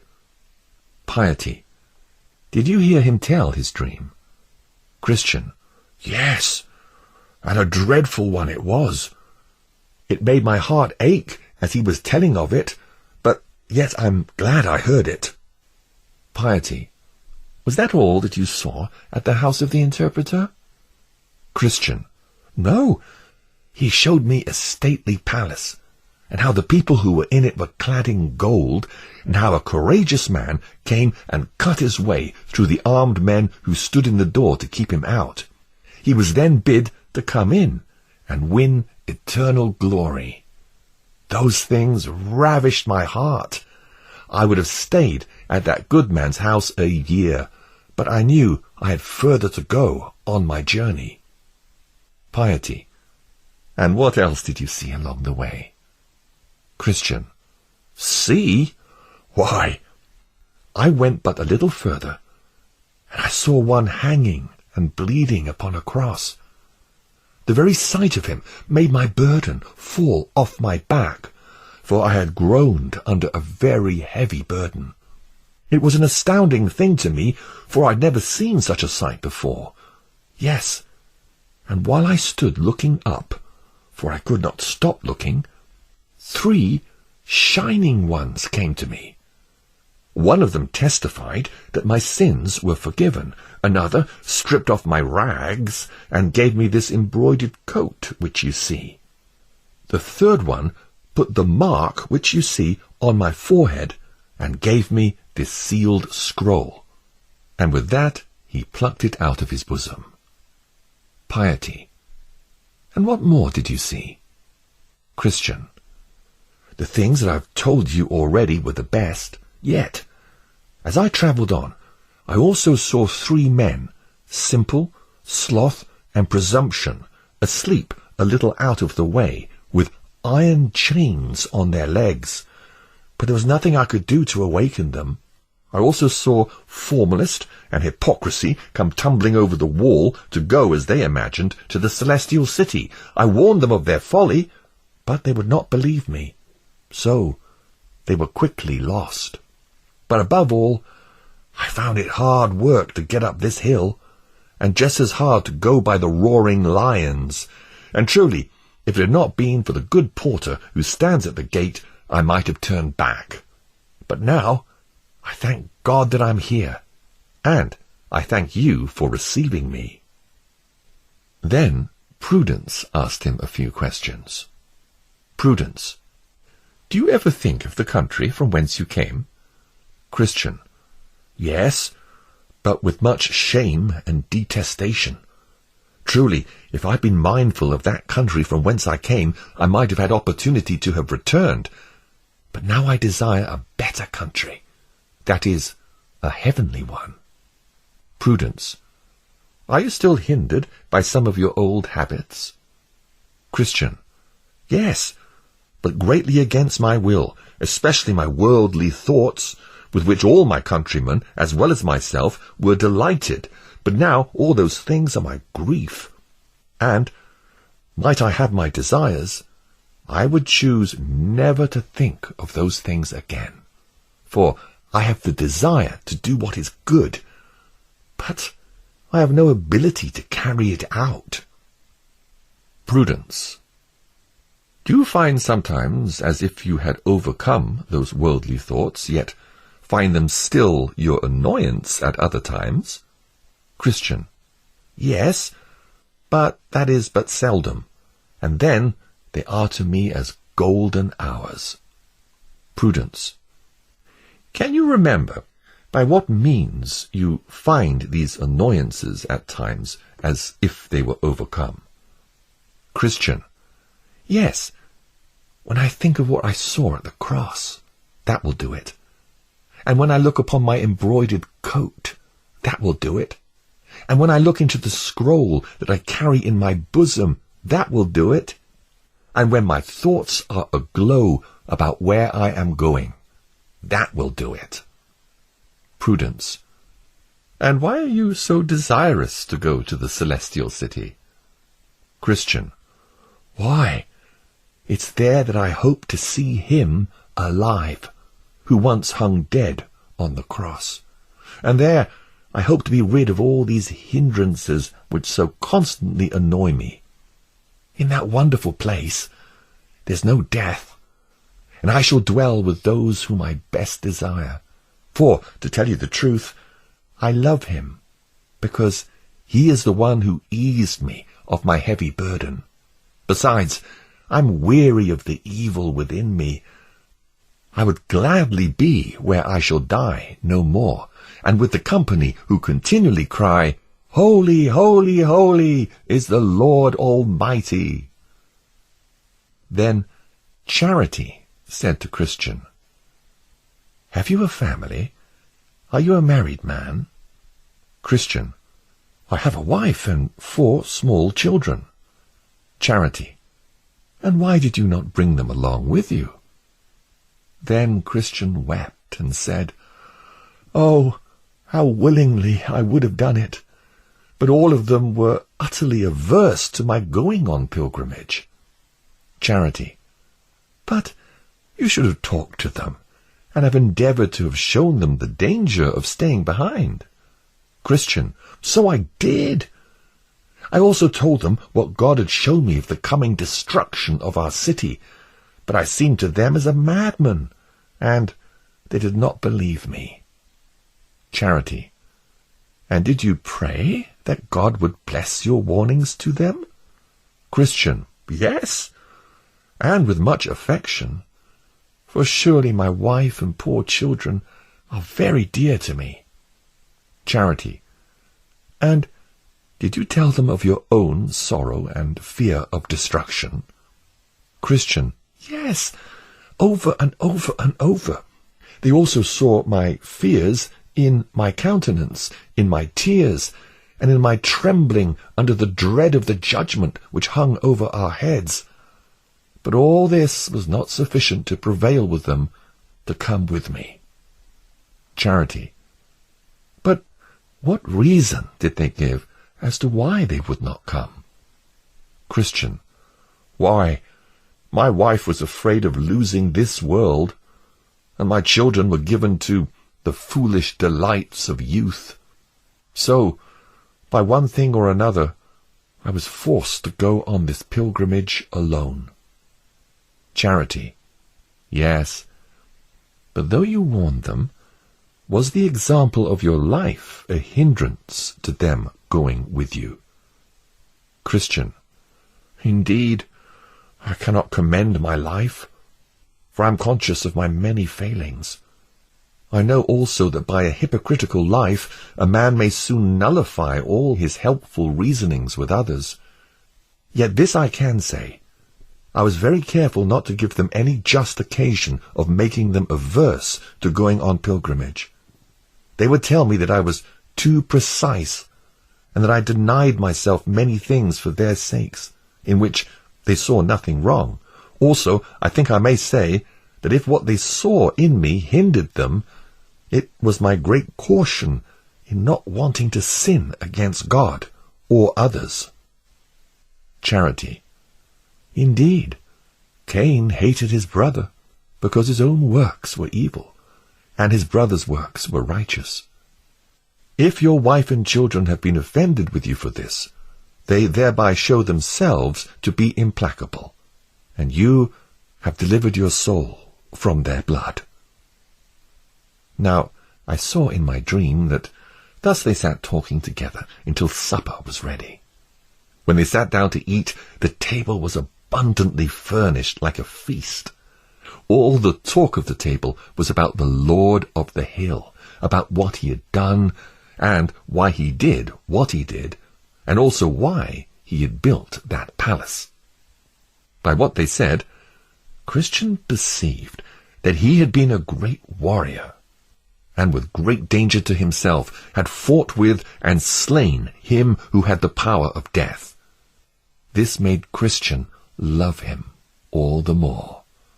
For, as they said, he did it with a great loss of blood.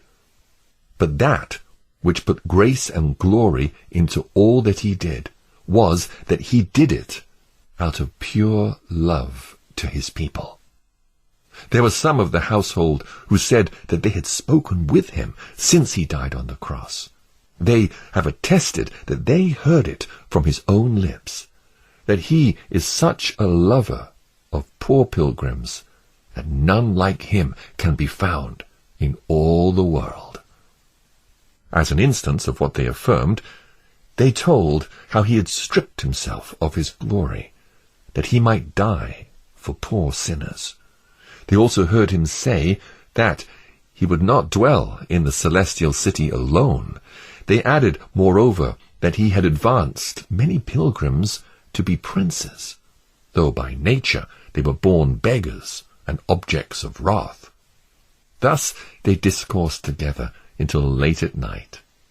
After they had committed themselves to their Lord for protection, they went to their rooms to rest. Pilgrim was given a large upper chamber, whose window opened toward the sun rising. The name of the chamber was Peace. There he slept until break of day. And then he awoke and sang, "Where am I now? Is this the love and care of Jesus for the men that pilgrims are, thus to provide that I should be forgiven, and dwell already the next door to heaven?" So in the morning they all got up, and after additional discourse they told him that he should not depart until they had shown him the rarities of that place. First they brought him into the study, where they showed him records of the greatest antiquity, in which was the lineage of the Lord of the Hill, that he was the son of the Ancient of Days by eternal generation. Here also were more fully recorded the acts which he had done, and the names of many hundreds that he had taken into his service, and how he afterwards brought them into an imperishable inheritance in his father's house. Then they read to him some worthy acts that some of his servants had done, how they had conquered kingdoms, wrought righteousness, obtained promises, shut the mouths of lions, quenched raging fire, escaped the edge of the sword, whose weakness was turned to strength, and who became mighty in battle, putting whole armies to flight. They then read in another part of the records of the palace, where it was shown how willing their Lord was to receive into favour any, even the worst, though they in time past had offered great contempt to his person and works. Here Christian also viewed several histories of many additional famous things, both ancient and modern. He saw prophecies and predictions of things which will have their certain accomplishment, both to the dread and amazement of their Lord's enemies, and the comfort and solace of his pilgrims. The next day they took him into the armory, where they showed him all kinds of armour which the Lord had provided for pilgrims. There were swords, shields, helmets, breastplates, and shoes that would not wear out. There was enough armour to equip as many men for the service of their Lord as there are stars in heaven. They also showed him the weapons with which some of his servants had done wonderful things. They showed him Moses' rod, the hammer and nail which Jael slew Sisera with, the pitchers and trumpets with which Gideon put the armies of Midian to flight. Then they showed him the ox goad with which Shamgar slew 600 men. They showed him also the jawbone with which Samson did such mighty feats. They showed him furthermore the sling and stone which David slew Goliath with. They showed him, moreover, many excellent things with which Christian was much delighted. And after that they went to their chambers to rest again. Then I saw in my dream that on the morrow Christian got up to resume his journey, but the others wished for him to stay until the next day. They said that they will, if the day is clear, show him the Delectable Mountains, which would further add to his comfort, as they were nearer his desired haven. So he consented and stayed. When the morning came, they took him up to the top of the palace, and told him to look south. So he did. And behold, at a great distance, he saw a most pleasant mountainous country, beautified with woods, vineyards, fruits of all sorts, flowers, along with springs and fountains, all very delectable to feast one's eyes. Then he asked the name of the country. They said that it was Emmanuel's land, and it is common for all pilgrims to go there. "When you arrive," said they, "you may see to the gate of the celestial city, as the shepherds who live there will show you." Now, just before Christian was about to leave, they asked him to go again into the armory. When they arrived, they equipped him from head to foot with armour, lest perhaps he would meet with assaults along the way. He, being therefore thus attired, walked out with his friends to the door, and there he asked Porter if he had seen any pilgrims pass by. The porter answered, "Yes." Christian: "Did you know him?" Porter: "I asked his name, and he told me it was faithful. Christian. Oh, I know him. He's my townsman, my near neighbour. He comes from the place where I was born. How far do you think he may be ahead of me? Porter. By this time, he is perhaps beyond the bottom of the hill. Christian. Well, good porter, may the Lord be with you and increase your blessings for the kindness that you have shown to me. Then Christian began to go forward, but discretion, piety, charity, and prudence desired to accompany him down to the bottom of the hill. So they went on together, reminiscing their former discourses, until they came to the start of the descent down the hill. Then Christian said, As it was difficult coming up, so far as I can see, it's dangerous going down. Yes, said Prudence, so it is.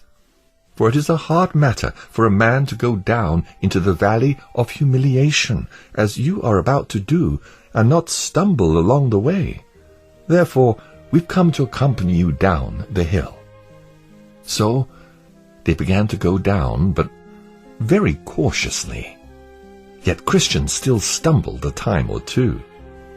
Then I saw in my dream that these good companions, when they arrived at the bottom of the hill, gave Christian a loaf of bread, a bottle of wine, and a cluster of raisins.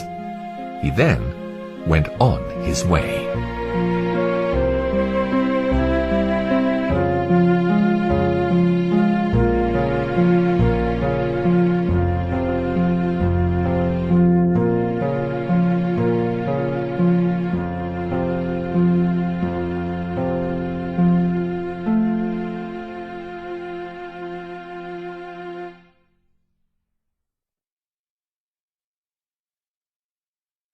Battle with Apollyon.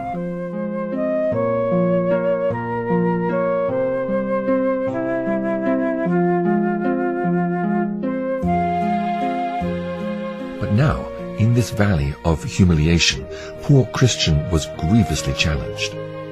He had gone but a little way before he spotted a foul fiend coming over the field to contend with him. His name was Apollyon. Then Christian began to be afraid, and to deliberate whether to go back or to stand his ground. But he again reasoned that he had no armor for his back. He therefore thought that to turn his back to Apollyon might give the fiend the greater advantage to easily pierce him with his darts.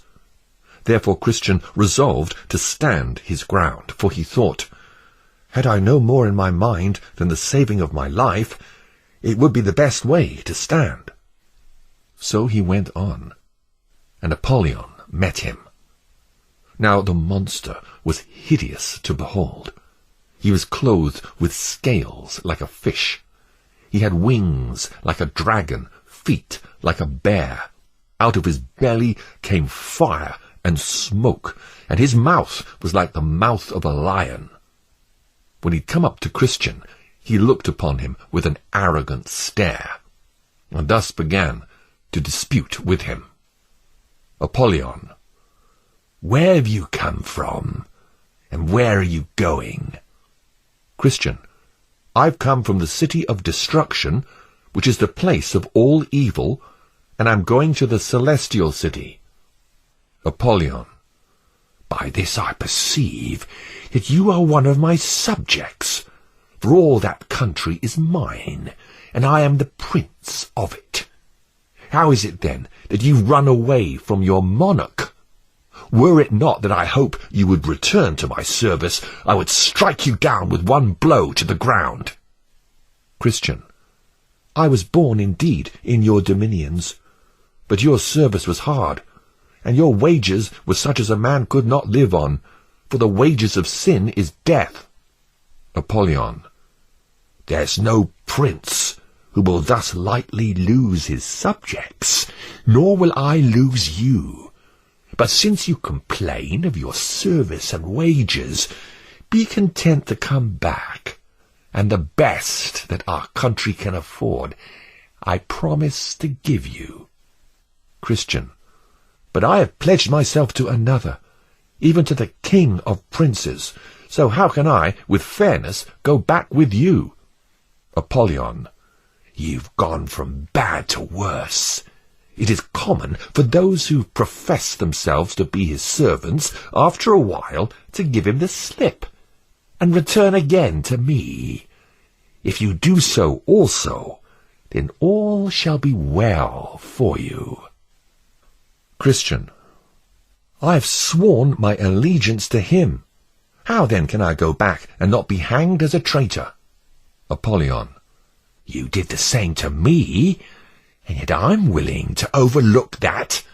If now you will yet turn again and come back. Christian. What I promised to you was from my youthful foolishness. Besides, the king under whose banner I now stand is able to absolve me, yes, and to pardon my former compliance with you. Besides, O destroying Apollyon, to speak the truth, I like his service, his wages, his servants, his government, his company, and his country better than yours. Therefore, cease trying to persuade me further. I am his servant, and I will follow him. Apollyon. Consider again what you're likely to meet with along the way that you're now going. You know that for the most part his servants come to a wretched end, because they are transgressors against me and my ways. How many of them have been put to shameful deaths? And besides, you count his service better than mine? But he never delivers any who serve him out of my hands. But as for me, how many times, as all the world very well knows, have I delivered those who have faithfully served me from him, either by power or fraud? Just so, I will deliver you. Christian.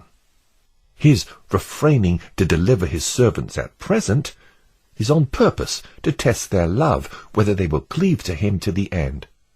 You say that they'll come to a wretched ending, but in fact it is most glorious. As for present deliverance, they do not much expect it, for they wait patiently for their triumph, and they shall have it when their king comes in his glory with all of his angels. Apollyon. You've already been unfaithful in your service to him, so why do you think that you'll receive his wages? Christian. In what, O Apollyon, have I been unfaithful to him? Apollyon. You were discouraged at first setting out, when you were almost choked in the swamp of despond. You attempted wrong ways to be rid of your burden, whereas you should have waited until your king had taken it off. You sinfully slept and lost your scroll. At the sight of the lions, you were almost persuaded to go back. And when you talked of your journey, and of what you have heard and seen, you were secretly proud of all that you said and did. Christian. All this is true, and much more which you've left out. But the king, whom I serve and honour, is merciful, and ready to forgive. Besides, I acquired these infirmities in your country, and I have groaned under them, been sorry for them, and have obtained pardon from my king. Then Apollyon broke out into a furious rage, saying, I am an enemy to this king. I hate his person, his laws, and his people. I have come out on purpose to destroy you. Christian. Apollyon, beware what you do. I'm on the king's highway, the way of holiness. Therefore take heed. Then Apollyon straddled over the whole road and said, I'm not afraid. Prepare yourself to die. I swear by my infernal den that you shall go no further. Here I will spill your blood. And with that Apollyon threw a flaming dart at his heart. But Christian had a shield in his hand with which he caught the dart, and so prevented that danger. Then Christian prepared himself for battle, as Apollyon rushed at him, throwing darts as thick as hail. Yet notwithstanding all that Christian could do to avoid it, Apollyon wounded him in his head, his hand, and his foot. This made Christian slightly retreat. Apollyon therefore continued his furious attack. Christian again took courage and resisted as manfully as he could. This intense combat lasted for more than half a day, until Christian was nearly exhausted. For Christian, because of his wounds, was becoming weaker and weaker. Then Apollyon, seeing his opportunity, forced himself closer to Christian, and wrestling with him, gave him a dreadful fall, and with that Christian's sword flew out of his hand. Then Apollyon almost pressed him to death, so that Christian began to despair of life. Then Apollyon exclaimed, "I am sure of you now!" But, as God would have it, while Apollyon was fetching his last blow to make a full end of him, Christian nimbly stretched out his hand for his sword and grasped it, saying, "Do not gloat over me, O my enemy! Though I have fallen, I will again rise." And with that he gave Apollyon a deadly thrust, which made him fall back, as one who had received a mortal wound. Christian, perceiving that, rushed at him, saying, "In all these things we are more than conquerors through him who loved us." And with that Apollyon spread his dragon wings and sped away, so that Christian saw him no more for a season. No man can imagine what yelling and hideous roaring Apollyon made during all this combat, and on the other side, what sighs and groans burst from Christian's heart.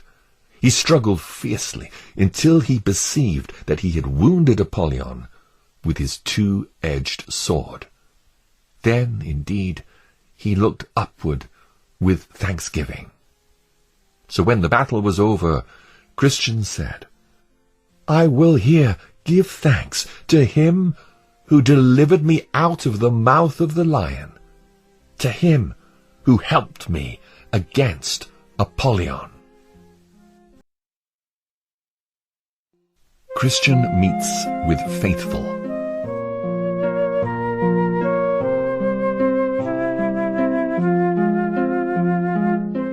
Now as Christian went on his way, he came to a little ascent, which was built on purpose that pilgrims might see ahead of them. Therefore Christian went up, and looking forward, he saw Faithful ahead of him on his journey. Then Christian cried aloud, "Ho, ho! Wait for me, and I'll be your companion." At that, Faithful looked behind him, and Christian called again, "Stop! Wait till I catch up with you." But Faithful answered, "No, I'm running for my life, for the Avenger of Blood is behind me." At this, Christian roused, and putting forth all his strength, quickly caught up with Faithful, and even ran past him, so the last became the first. Then Christian smugly smiled, because he had gotten ahead of Faithful. But, not watching where he was going, he suddenly stumbled and fell, and was unable to get back up until Faithful came to help him. Then I saw in my dream that they went on very amiably together, and had sweet conversation about the things that had happened to each of them on their pilgrimage. Christian: "My honored and well-beloved brother, I'm glad that I've caught up with you, and that God has made us so like-minded that we can walk as companions in this very pleasant path." Faithful: "I had thought, dear friend, to have had your company much sooner, for you started out before me. Therefore, I was forced to come alone thus far." Christian: "How long did you stay in the City of Destruction before you set out on your pilgrimage?" Faithful: "Until I could stay no longer. For right after you left, there was great talk that our city would soon be burned down to the ground with fire from heaven." Christian: "What? Did our neighbours really talk so?" Faithful: "Yes, for a while it was the talk of the town." Christian: "Were you the only one that fled to escape the danger?" Faithful: Though there was, as I said, great talk about the imminent destruction of our city, yet I do not think they truly believed it. For in the heat of the discussions I heard some of them deridingly speak of you and of your desperate journey, for so they called your pilgrimage. But I did believe, and still do, that our city will be destroyed with fire and brimstone from above, and therefore I have made my escape. Christian. Did you hear talk of neighbour Pliable? Faithful. Yes, I heard that he'd followed you, until he came to the swamp of Despond, where, as some said, he fell in. Yet he would never admit to having done so. But I'm sure he was bedabbled with the mire from the swamp. Christian. And what did the neighbours say about him? Faithful. Since his coming back to the city, he has been harshly derided by all sorts of people. Some mock and despise him. Scarcely will any employ him. He's now 7 times worse off than if he'd never left the city. Christian. But why should they be so much against him, since they despise the narrow way that he forsook? Faithful. Oh, they say hang him. He's a turncoat. He's not true to his profession of religion. I think that God has even stirred up his enemies to hiss at him and make him a proverb, because he's forsaken the narrow way. Christian. Were you able to talk with him before you left the city of destruction? Faithful. I did meet him once in the streets, but he slunk away on the other side as one ashamed of what he'd done, so I was unable to speak with him. Christian. Well, at my first setting out, I had hoped for Pliable, but now I fear he'll perish in the overthrow of the city, for it's happened to him according to the true proverb, a dog returns to his vomit, and a sow, having been washed, to her wallowing in the mire. Faithful. These are my fears for him too. But who can prevent his downfall? Christian.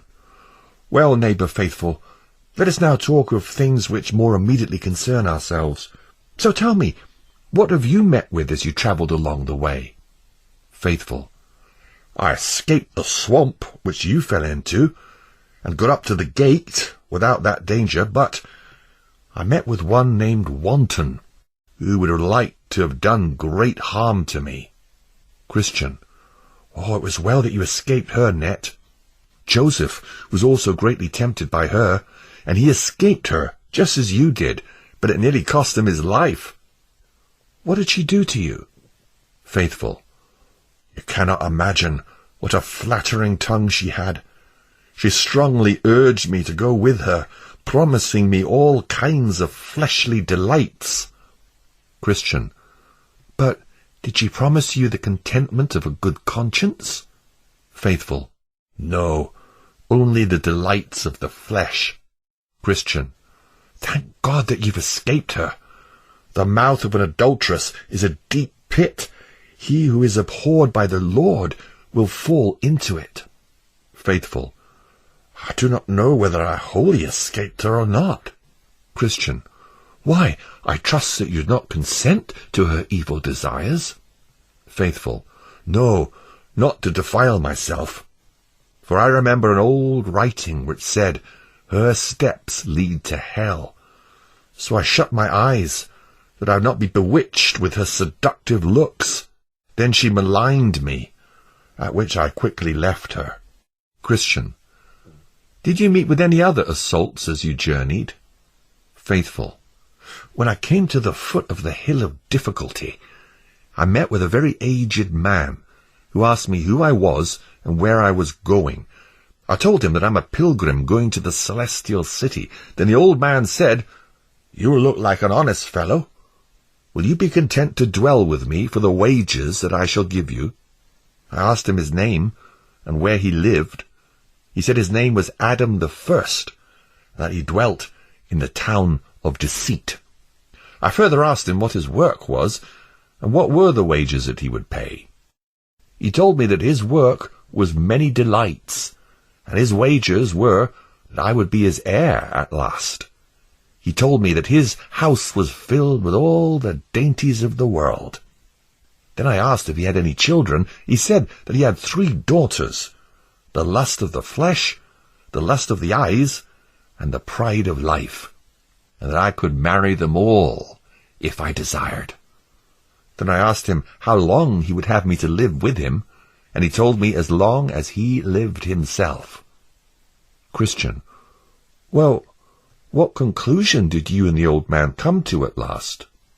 Faithful: Why, at first I found myself somewhat inclined to go with the man, for his words were very appealing to me. But as I talked with him, I saw written on his forehead, "Put off the old man with his wicked deeds." Christian: And what then?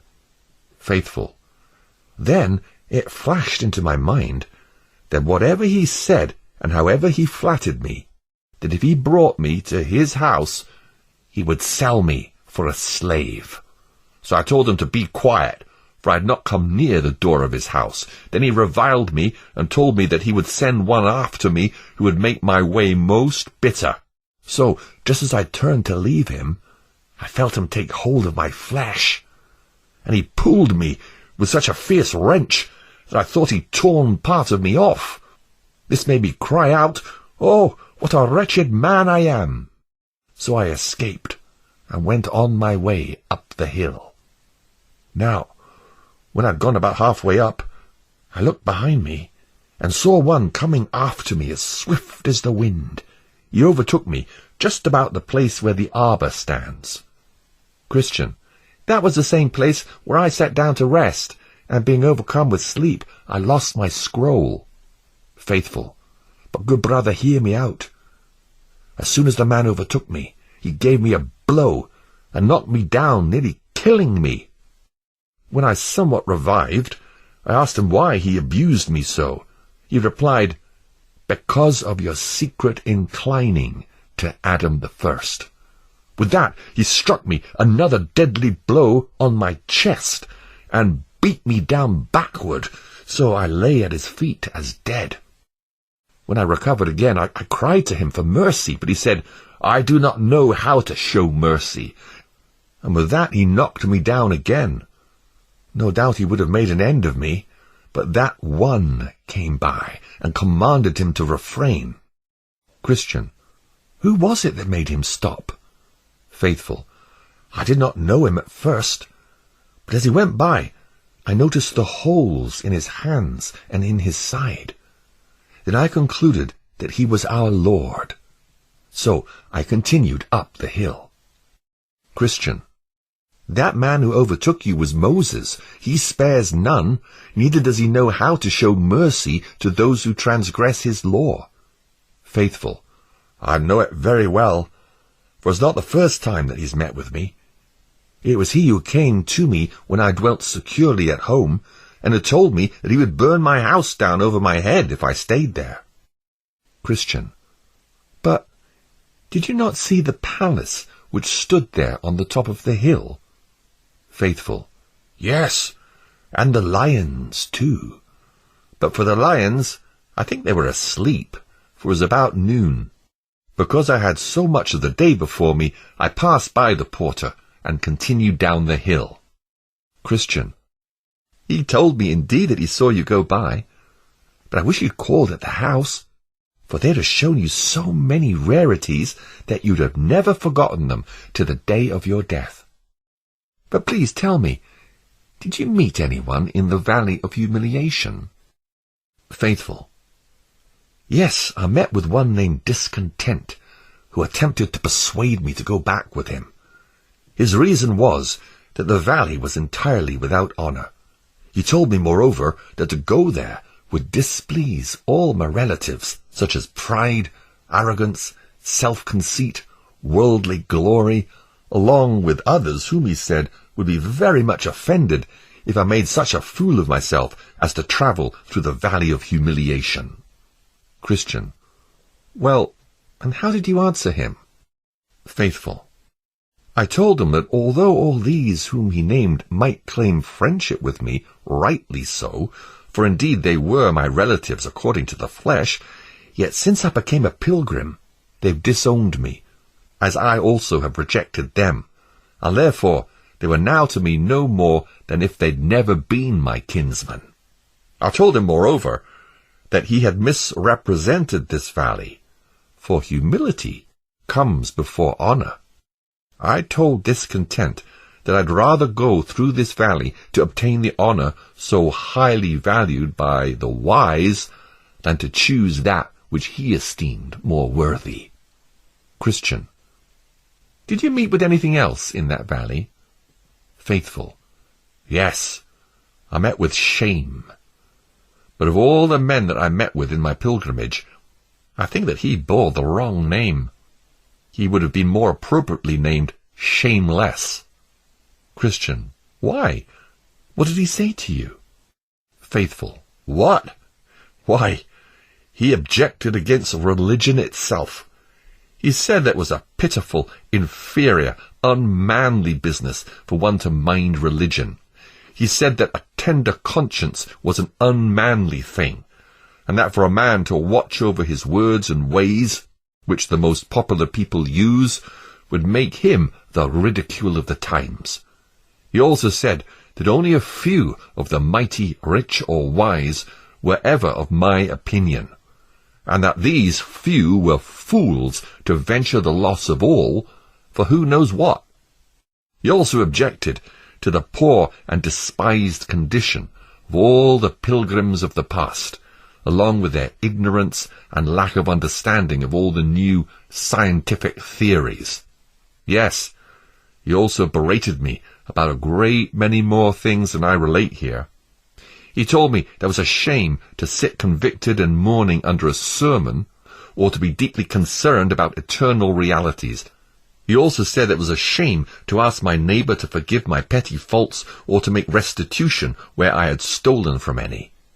He also said that religion made a man appear odd and strange to the great people of this world, and that pilgrims were, for the most part, poor and lowly. To him, this was a great shame. Christian. And what did you say to him? Faithful. Say? I was so ashamed and humiliated that I could not say anything at first. But at last I began to consider that what is highly valued among men is detestable in God's sight. Shame had told me what is acceptable by worldly men, but he told me nothing about what God desires and commands. I also thought that at the final judgment we shall not be designated to death or life according to the standards of the world, but according to the wisdom and law of the Most High God. Therefore, what God says is indeed the best, though all men in the world may disagree with him. Seeing then that God prefers his divine religion and a tender conscience, and that those who make themselves fools for the kingdom of heaven are the wisest, and the poor man who loves Christ is richer than the greatest man in the world who hates him, depart, shame, for you are an enemy to my salvation. Shall I take your side against my sovereign Lord? If I'm now ashamed of his ways and servants, how then shall I look him in the face and receive his blessing at his coming? Indeed, this shame was a bold villain. I could scarcely shake him off.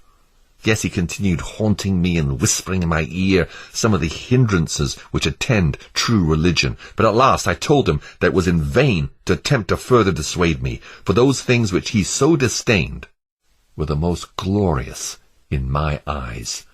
So at last I got past this most troublesome person. When I'd finally shaken him off, then I began to sing. The trials that those men do meet withal, who are obedient to the heavenly call, are manifold and suited to the flesh, and come and come and come again afresh, that now, or sometime else, we may by them may be taken, overcome, and cast away. Oh, let the pilgrims then be vigilant and act courageous like men. Christian. Oh, I'm glad, my brother, that you withstood this villain so bravely, for as you say, I think he has the wrong name. For he's so bold as to follow us in the streets and to attempt to put us to shame before all men. He seeks to make us ashamed of that which is good. If he were not so audacious, he would never attempt to do as he does. But let us still resist him, for notwithstanding all his bravadoes, he's nothing but a brazen fool. The wise shall inherit honour, said Solomon, but he holds fools up to shame. Faithful. I think we must cry to him for help against shame. He would have us be valiant for the truth upon the earth. Christian. That is true. Did you meet anybody else in the valley of humiliation? Faithful. No, not I. For I had sunshine all the rest of the way through, and also through the valley of the shadow of death. Christian. It was well for you, but it fared far otherwise with me. Almost as soon as I entered into the valley of humiliation, I had a long and dreadful combat with that foul fiend Apollyon. Yes, I truly thought he would have killed me, especially when he got me down and pressed me under him, as he would have crushed me to pieces. Then he threw me, and my sword flew out of my hand. He railed that he was sure of me now, but I cried to God, and he heard me, and delivered me out of all my troubles. Then I entered into the valley of the shadow of death, and had no light for almost half the way through it. I thought I would have been killed there over and over, but as the day broke and the sun arose, I went through the remainder of this valley with far more ease and quiet.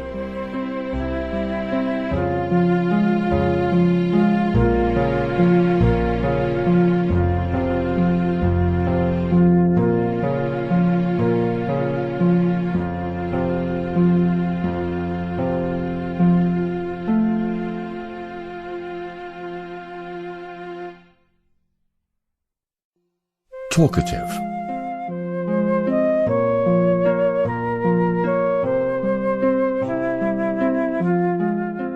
Moreover, I saw in my dream that as they went on, Faithful happened to look on one side and saw a man whose name is Talkative, walking at a distance besides them. For in this place there was room enough for them all to walk. He was a tall man, and somewhat better looking at a distance than near at hand. Faithful addressed Talkative in this manner. Faithful. Friend, where are you going? To the heavenly country? Talkative. Yes, I'm going to that very place. Faithful. That's good. I hope we may have your good company. Talkative. I'd be glad to be your companion. Faithful. Come on then, let us travel together, and let us spend our time discussing profitable things. Talkative. To talk of good things is very acceptable to me, whether with you or with any others. I'm glad that I've met with you who are inclined to such a good use of time, for to tell you the truth, most choose to speak of things of no profit, and this has been a distress to me. Faithful. That is indeed a thing to be lamented, for what is more worthy to converse about than the things of the God of heaven? Talkative. I'm very glad to join you, for you speak with conviction. There's nothing so pleasant and so profitable as to talk of the things of God. For instance, if a man delights to talk of the history or the mystery of things, or if a man loves to talk of miracles, wonders, or signs, where shall he find things recorded so delightfully and so sweetly penned as in the Holy Scripture? Faithful. That is true. But to be profited by such things in our conversation should be our objective. Talkative. That's what I said. For to talk of such things is most profitable. In so doing, a man may get knowledge of many things, such as the vanity of earthly things and the benefit of heavenly things in general. More particularly, a man may learn the necessity of the new birth, the insufficiency of our works, the need of Christ's righteousness, and so forth.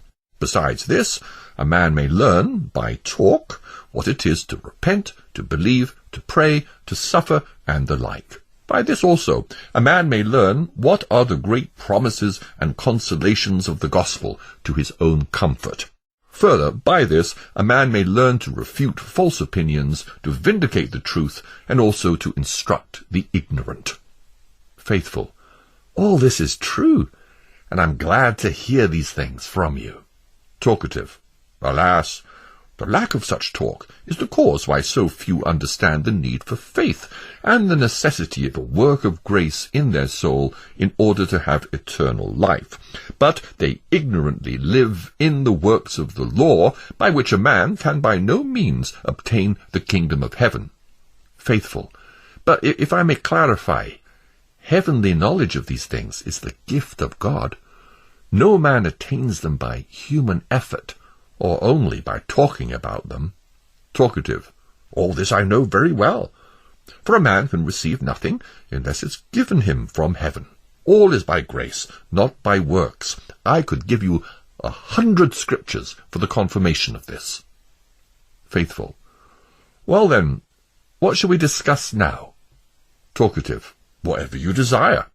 I'll talk of heavenly things, or earthly things, moral things, or evangelical things, sacred things, or secular things, past things, or things to come, foreign things, or things at home, essential things, or extraneous things, provided that all is done to our profit. Now Faithful began to marvel, and stepping toward Christian, for all this time he'd been walking by himself, he softly said to him, "What a noble companion we have! Surely this man will make a very excellent pilgrim." At this, Christian meekly smiled and said, "This man, with whom you are so enamored, will beguile 20 people who do not know him with that tongue of his." Faithful. Do you know him, then? Christian. Know him? Yes, better than he knows himself. Faithful. Well, tell me, what is he? Christian. His name is Talkative, and he dwells in our town. I'm surprised that you're a stranger to him, yet that is somewhat understandable, because our town is so large. Faithful. Whose son is he? And where does he dwell? Christian. He's the son of Saywell, and lived on Prating Row. He's known by all who are acquainted with him by the name of Talkative on Prating Row. Notwithstanding his fine tongue, he's but a sorry fellow. Faithful. Well, he seems to be a very charming man.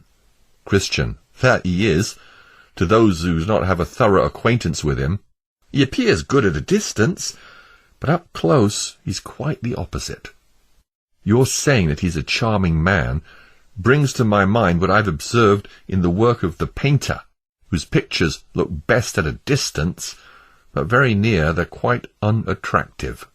Faithful. I almost think you're not serious because you smiled. Christian. God forbid that I should jest, although I smiled in this matter, or that I should accuse anyone falsely. I'll tell you something more about him. Talkative is for any company and for any talk. Just as he now talks with you, so he'll talk when he's at the tavern, and the more drink he has in his head, the more talk he has in his mouth. True religion has no place in his heart or house or conduct. All his boasted religion lies merely in his tongue. Faithful. Then I've been greatly deceived by this man. Christian. Deceived? You may be sure of it. Remember the proverb, they say, but they do not. For the kingdom of God is not in word, but in power. He talks of prayer, of repentance, of faith, and of the new birth, but he only knows how to talk of them. I've been in his family. I've observed him both at home and abroad, and I know what I say about him is the truth. His house is as empty of religion as the white of an egg is of flavour. At his home there's neither prayer nor repentance for sin. Even the brute animals serve God far better than he. To all who know him, he's the very stain, reproach, and shame of religion. Because of him, God's name is blasphemed at that end of town where he dwells. Thus the people who know him say, a saint abroad and a devil at home. His poor family finds it so, as he's such an ogre. He's so unreasonable with his servants, and scolds them so that they neither know what to do for him or how to speak to him. Men who have any business with him say that it's better to deal with infidels than with him, for then they'd have fairer dealings, for talkative would go beyond them to defraud, beguile, and cheat them. He also brings up his sons to follow his steps, and if he finds in any of them a foolish timidity, for so he calls the first appearance of a tender conscience, then he calls them fools and blockheads, and will neither employ them nor recommend them to others. For my part, I'm of the opinion that he has, by his wicked life, caused many to stumble and fall, and will be, if God does not prevent it, the ruin of many more. Faithful. Well, my brother, I'm bound to believe you, not only because you say that you know him, but also because, like a Christian, you give honest reports of men. For I know that you do not speak these things out of ill will, but because it is the truth. Christian. Had I known him no more than you do, I might have thought of him as you did at first. Yes, had Talkative received this report from the enemies of true religion, I would have thought that it was a slander, which often falls from wicked men's lips upon good men's names and professions. But all these things, yes, along with a great many more that I know of, which are just as bad, I can prove him guilty of. Besides, godly men are ashamed of him. They can neither call him brother nor friend. The very naming of him among them makes them blush, if they know him. Faithful. Well, I see that saying and doing are two different things, and hereafter I shall better observe this distinction. Christian. They are two different things indeed, and are as diverse as the soul and the body are. For the body, without the soul, is but a dead carcass. The soul of religion is the practical part. Religion that God accepts as pure and faultless is this, to look after orphans and widows in their distress, and to keep oneself from being polluted by the world. Talkative is not aware of this. He thinks that merely hearing and saying will make a good Christian, and thus he deceives his own soul. Hearing is but the sowing of the seed. Talking is not sufficient to prove that fruit is indeed in the heart and life. We're sure that at the last day men shall be judged according to their fruits. It will not be said, then, did you believe, but were you doers, or talkers only? All shall be judged accordingly. The end of the world is compared to our harvest, and, you know, men at harvest want nothing but fruit. Not that anything can be accepted by God which is not done in faith, but I only desire to show you how insignificant the profession of talkative will be at that day. Faithful. This brings to my mind that chapter of Moses, by which he describes the clean animals for eating. They're such as part the hoof and chew the cud, not which part the hoof only, or which chew the cud only. The rabbit chews the cud, but yet is unclean, because it does not part the hoof. And this truly resembles talkative. He chews the cud, that is, he seeks knowledge. He chews upon the word. But he does not divide the hoof. That is, he does not part with the way of sinners, and he is therefore unclean. Christian. For all that I know, you have spoken the true gospel sense of those texts. And I'll add another thing. Paul calls some men, yes, and those great talkers too, sounding brass and tinkling cymbals. They are things without life, giving sound. Things without life, that is, without the true faith and grace of the gospel. Consequently, They are those who shall never be placed in the kingdom of heaven among those who are the children of life, though their talk is, as it were, the tongue or voice of an angel. Faithful. Well, I was not so fond of his company at first, but I'm sick of it now. What shall we do to get rid of him? Christian. Take my advice, and do as I tell you, and you shall find that you'll soon be sick of your company too, unless God touches his heart and converts it. Faithful. What would you have me do? Christian. Why, go to him, and enter into some serious discourse about the power of religion.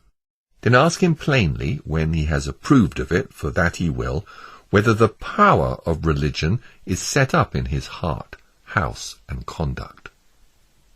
Then Faithful stepped forward again, and said to Talkative, How is it with you? Talkative. Very well, thank you. I thought we would have had a great deal of talk by this time. Faithful.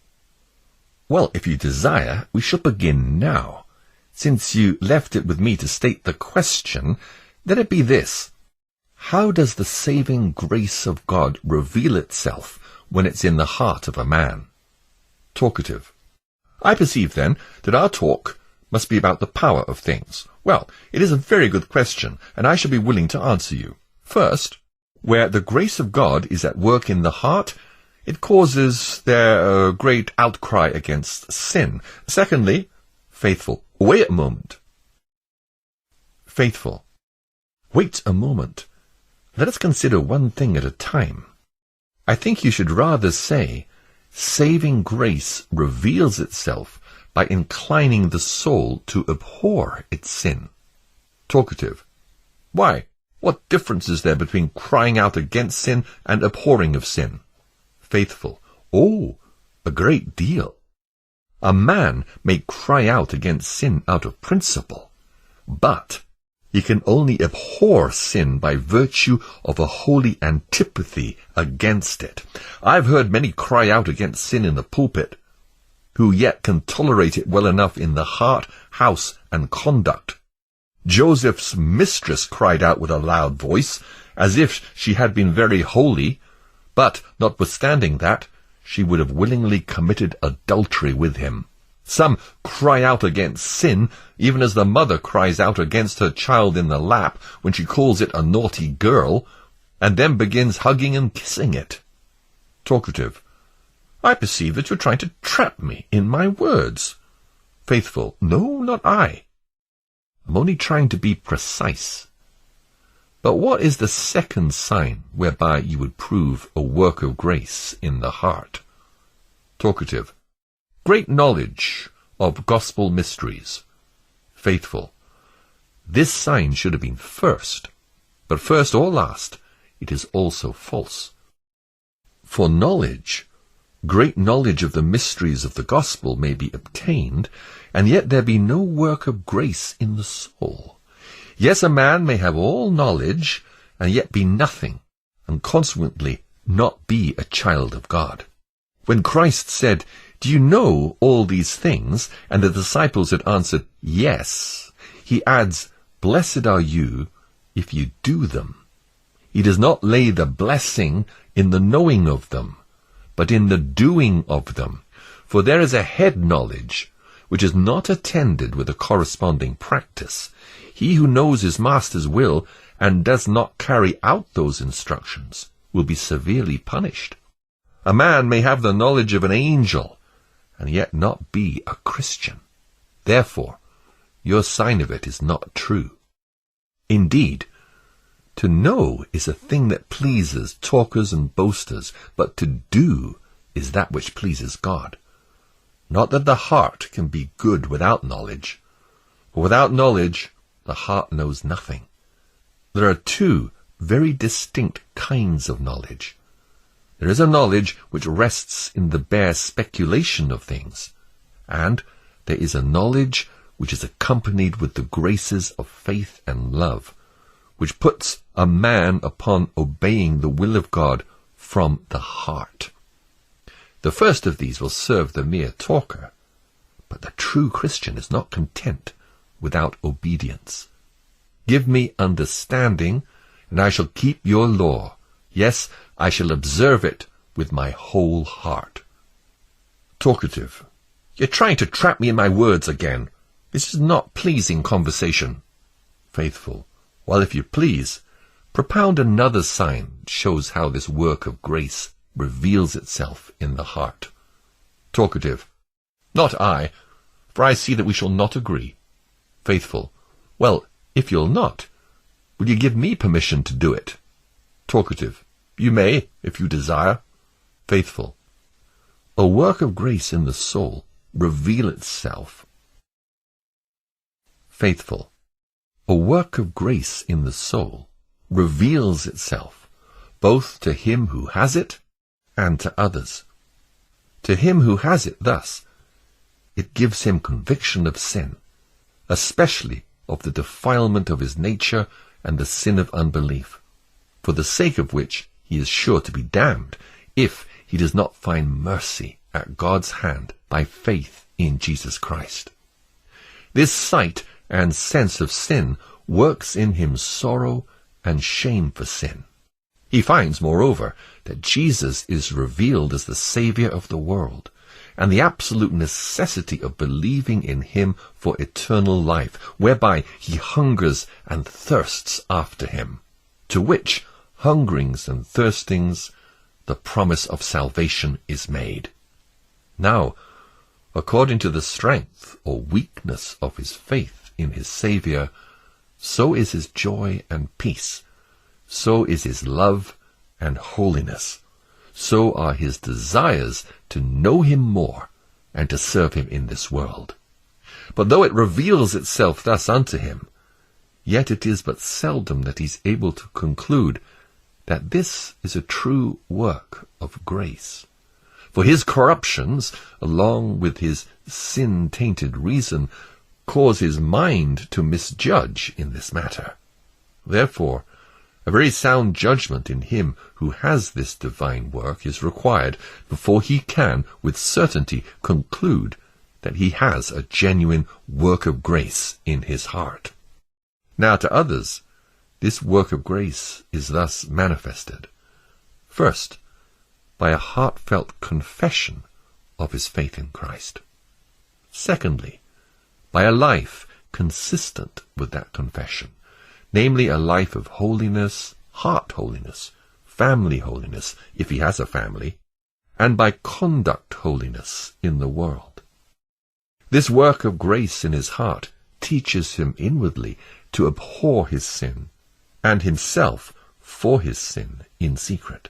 It also teaches him outwardly to suppress sin in his family, and to promote holiness in the world, not by talk only, as a hypocrite or talkative person may do, but by a practical obedience in faith and love to the Word of God. And now, sir, as to this brief description of the work of grace, and also the manifestation of it, if you have anything to object, then object. But if not, then give me permission to propose a second question to you. Talkative. My part is now not to object, but to hear. Let me therefore have your second question. Faithful. It is this.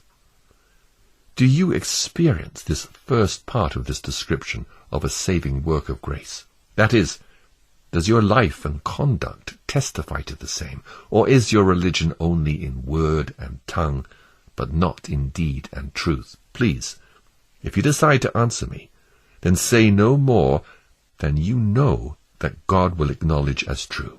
Also say nothing but what your conscience will justify you in, for it is not he who commends himself who is approved, but he whom the Lord commends. Besides, to say that you are such and such, when your daily conduct and all your neighbors can tell that you're lying, is great wickedness. Talkative then began to blush, but recovering himself, he thus replied, You're now discoursing upon a person's experience and conscience, and appealing to God for justification of what is spoken. I was not expecting this kind of discourse, nor am I disposed to answer such questions, because I'm not obligated to do so, unless you've appointed yourself to be my teacher. And even if you should do so, I refuse to make you my judge. But please tell me, why do you ask me such questions? Faithful, because I saw that you were so eager to talk, and because I did not know if you had anything but mere notions. Besides, to tell you the truth, I've heard of you, that you're a man whose religion lies only in talk, and that your conduct gives your profession the lie.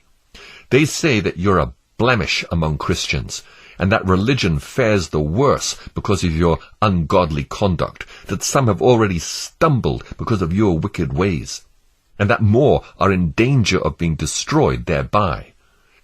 Your religion and an alehouse and covetousness and impurity and swearing and lying and vain company-keeping all join in your conduct. The proverb is true which is said of a harlot, namely, that she is a shame to all women. Just so you are a shame to all professors. Talkative. Since you're so ready to believe any report, and to judge so rashly as you do, I cannot conclude that you're some peevish or critical man, not fit to be discoursed with. So I bid you farewell. Then Christian came, and said to his brother Faithful, I told you what would happen. Your words and his lusts would not agree. He would rather leave your company than reform his life. But he's gone, let him go. The loss is no man's but his own. He's saved us the trouble of leaving him, for if he'd continued with us, he would have only been a reproach in our company. Besides, the apostle says, withdraw yourself from such people. Faithful. But I'm glad that we had this little discourse with him, as perhaps he will think of it again. However, I've dealt plainly with him, and so I'm clear of his blood if he perishes. Christian. You did well to talk so plainly to him. There's very little of this faithful dealing with men nowadays, and that makes religion a stench in the nostrils of many. For these talkative fools, whose religion is only in word, and are debauched and vain in their conduct, being admitted into the fellowship of the ungodly, only puzzles the world, blemish Christianity, and grieve the sincere believer. I wish that all men would deal with such hypocrites as you've done. Then they would either become sincere believers, or the company of saints would be too hot for them to remain in. Then Faithful said, How talkative at first lifts up his plumes! How bravely does he speak! How he presumes to drive down all before him! But so soon as Faithful talks of heart work, like the moon that's past the full, into the wane he goes. And so will all, but he who heart work knows. Thus they went on talking of what they'd seen along the way, which made their tedious journey easier, for now they were travelling through a wilderness. When they were almost out of this wilderness, Faithful happened to look back, and spotted someone he knew coming after them. "Oh," said Faithful to his brother, "someone is coming." Then Christian looked and said, "It's my good friend Evangelist." "Yes, and my good friend also," said Faithful, "for it was he who showed me the way to the gate." Now Evangelist caught up to them, and greeted them, saying, "Peace be with you, dearly beloved, and peace be with those who were your helpers." Christian, "Welcome, welcome, my good friend. The sight of your face brings your past kindness and unwearied labouring for my eternal good to my remembrance." Faithful, "And 1,000 times welcome. Your company, oh, sweet evangelist, how desirable it is to us poor pilgrims. Evangelist. How has it fared with you, my friends, since the time of our last parting? What have you met with, and how have you conducted yourselves? Then Christian and Faithful told him of all the things which had happened to them along the way, and what difficulties they had met with. Evangelist. How glad I am, not that you've met with trials, but that you've been victors, and that in spite of many weaknesses you have continued in the narrow way, even to this very day. I'm glad, both for my own sake and for yours. I have sowed, and you have reaped. The day is coming, when both those who sowed and those who reaped shall rejoice together. That is, if you persevere. For in due season you shall reap, if you do not grow weary. The crown is before you, and it is an incorruptible one. So run, that you may obtain it. There are some who've set out for this crown, and after they've gone far for it, have had it taken from them. Hold fast, therefore, what you have. Let no man take your crown. You are not yet out of the gunshot reach of the devil. You've not resisted unto blood, striving against sin. Let the kingdom be always before your eyes. Steadfastly believe the things which are not seen, for the things which are seen are temporal, but the things which are not seen are eternal. Let nothing in this world capture your highest affections. Above all, pay attention to your fleshly desires and your hearts, for they are deceitful above all things and desperately wicked. Be steadfast. You have all power in heaven and earth on your side. Then Christian thanked him for his exhortation, and asked that he would speak further to them for their help the rest of the way. They knew that he was a prophet, and could tell them of things that might happen unto them, and also how they might resist and overcome them. So Evangelist began as follows. My sons, you have heard in the truths of the gospel that you... Vanity Fair.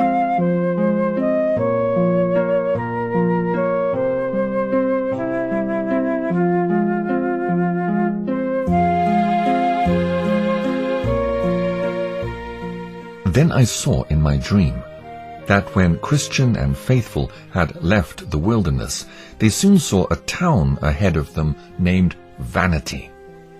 At that town there is a fair called Vanity Fair, and it's kept open all the year long. It bears the name of Vanity Fair because the town where it is held is lighter than vanity, and also because all that is sold there is vanity, as is the saying of the wise, vanity of vanities, all is vanity. This fair is no newly erected business, but a thing of ancient standing. I will show you its origin. Almost 5,000 years ago, there were pilgrims journeying to the celestial city just as these two honest people. Beelzebub, Apollyon, and Legion, along with their companions, perceived by the path which the pilgrims made that their way to the city lay through this town of vanity. They therefore contrived to set up a fair here in which all sorts of vanity should be sold, and that it should last all the year long. Therefore, all kinds of merchandise are sold at this fair, such as houses, lands, trades, places, honors, preferments, titles, countries, kingdoms, lusts, pleasures, and delights of all sorts, such as harlots, wives, husbands, children, masters, servants, lives, blood, bodies, souls, silver, gold, pearls, precious stones, and what not. Moreover, at this fair are always to be seen juggling, cheats, games, plays, fools, fakes, knaves, and rogues, and that of every kind. Here are to be seen also, and without cost, thefts, murders, adulteries, and liars. As in other fairs of less significance, there are several rows and streets under their proper names, where such and such wares are vended. So here likewise you have the proper places, namely countries and kingdoms, where the wares of this fair are soonest to be found. Here is the Britain row, the French row, the Italian row, the Spanish row, the German row, where several sorts of vanities are sold. But, as in other fairs, some particular commodity is the chief of all the fair. So, the wares of Rome and her merchandise are greatly promoted in this fair. Only our English nation, with some others, have taken a dislike thereat. Now, as I said, the way to the Celestial City lies directly through this town where this lusty fair is kept. He who will go to the Celestial City and yet not go through this town must need to go out of the world. The King of Kings himself, when here, went through this town to his own country, and that upon a fair day as well. Yes, and it was Beelzebub, the chief lord of this fair, who invited him to buy of his vanities. Yes, he would have made him lord of the fair, would he have but bowed down to Beelzebub. Yes, because he was a person of such honour, Beelzebub took him from street to street, and showed him all the kingdoms of the world in a short time, that he might, if possible, allure the Blessed One to yield and buy some of his vanities. But he had no desire for this merchandise, and therefore left the town without spending so much as 1 penny upon these vanities. This fair, therefore, is of ancient standing, and very renowned. Now, these pilgrims, as I said, had to go through this fair, and so they did. And behold, as they entered the fair, all the people in the fair were perplexed, and the town itself was in a hubbub, and that for several reasons. First, the pilgrims were clothed differently from any who traded in that fair. The people of the fair therefore stared at them. Some said they were fools, some said that they were deranged, and some said that they were eccentric men. Secondly, just as they wondered at their apparel, so they likewise were bewildered at their speech, for few could understand what they said.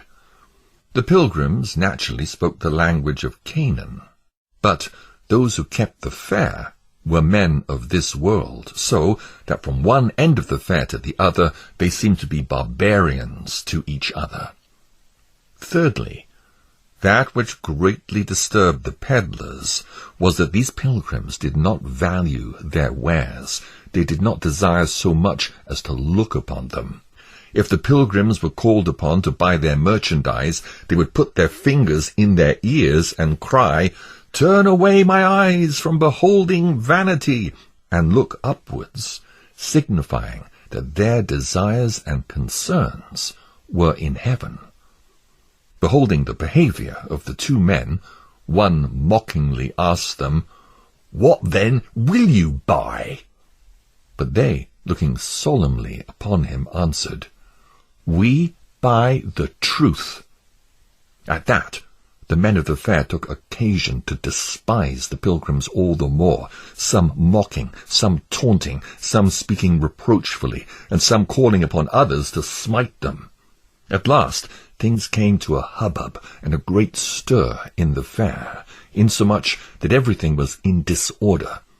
So word was soon brought to the lord of the fair, who quickly came down and delegated some of his most trusty friends to take these pilgrims, who had so disturbed the fair, into custody.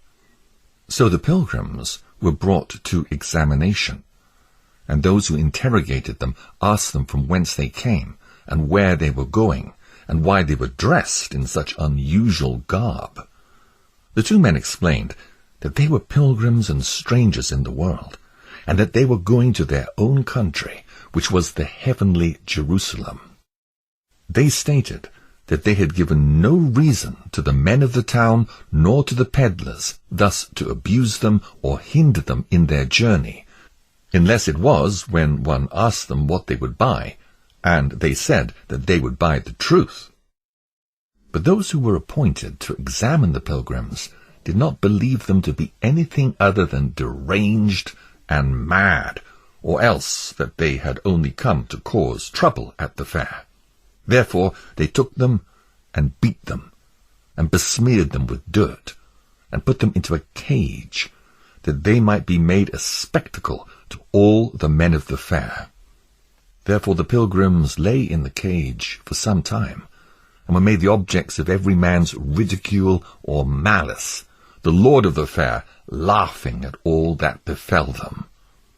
But the pilgrims, being patient, and not answering insult for insult, but rather a blessing, and returning good words for reproaches, and kindness for injuries done, some men in the fair, who were more discerning and less prejudiced than the rest, began to restrain and blame the examiners for their continual abuses to the pilgrims.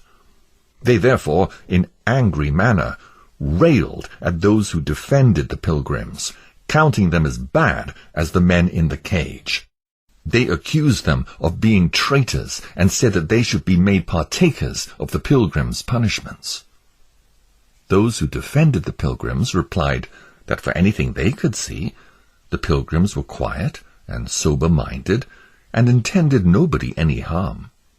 They also said that there were many who traded in their fare who were more suitable to be put into the cage, yes, and the stocks also, than were the men that they had abused. Thus, after various arguments had passed on both sides, the pilgrims, all the while behaving themselves very wisely and soberly before them, the men fell to fighting among themselves and harming one another. Then these two poor pilgrims were brought before their examiners again, and charged with being guilty of the hubbub that had been in the fair. So they beat them mercilessly, put them in chains, and led them up and down the fair for an example and a terror to others, lest they should speak on their behalf or join themselves unto them. But Christian and Faithful behaved still more wisely. They received the disgrace and shame which was cast upon them, with so much meekness and patience, that it won several of the men of the fair to their side. This put the persecuting party into yet a greater rage, insomuch that they sought the death of the two pilgrims. Therefore they threatened that neither the cage nor the chains was sufficient punishment, but they should die for the harm that they had done, and for deluding the men of the fair. Then the pilgrims were thrown into their cage again, until further action would be taken with them. So they put them in, and fastened their feet in the stocks. Here they remembered what they'd heard from their faithful friend Evangelist, and were thence encouraged in their way and sufferings by what he told them would happen to them. They also comforted each other, that he whose lot it was to suffer would have the advantage.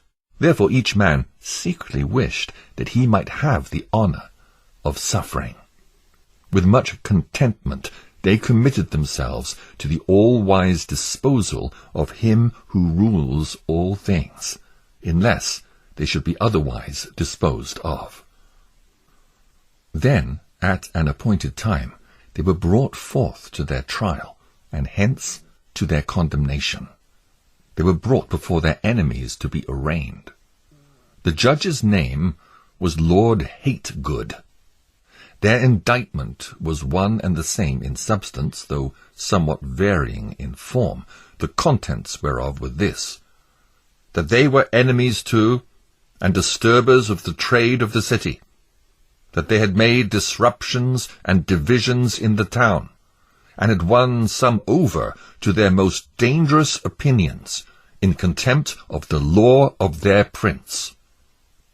Then Faithful responded, "I've only set myself against that which has set itself against him who's higher than the highest. And as for any disturbance, I made none, being myself a man of peace. Those who were won over to our sentiments were won by beholding our truth and innocence. They have only turned from the worse to the better.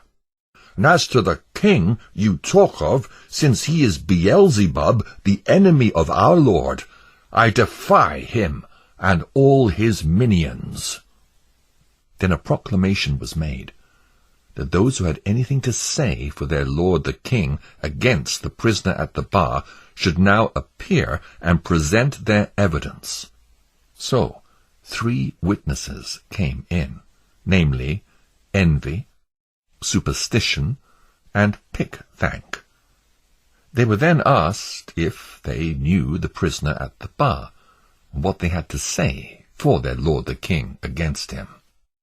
So Envy came forth and said, "My lord, I've known this man a long time, and will attest upon my oath before this honourable bench that he is—" Lord Hategood interrupted, "Wait, give him his oath."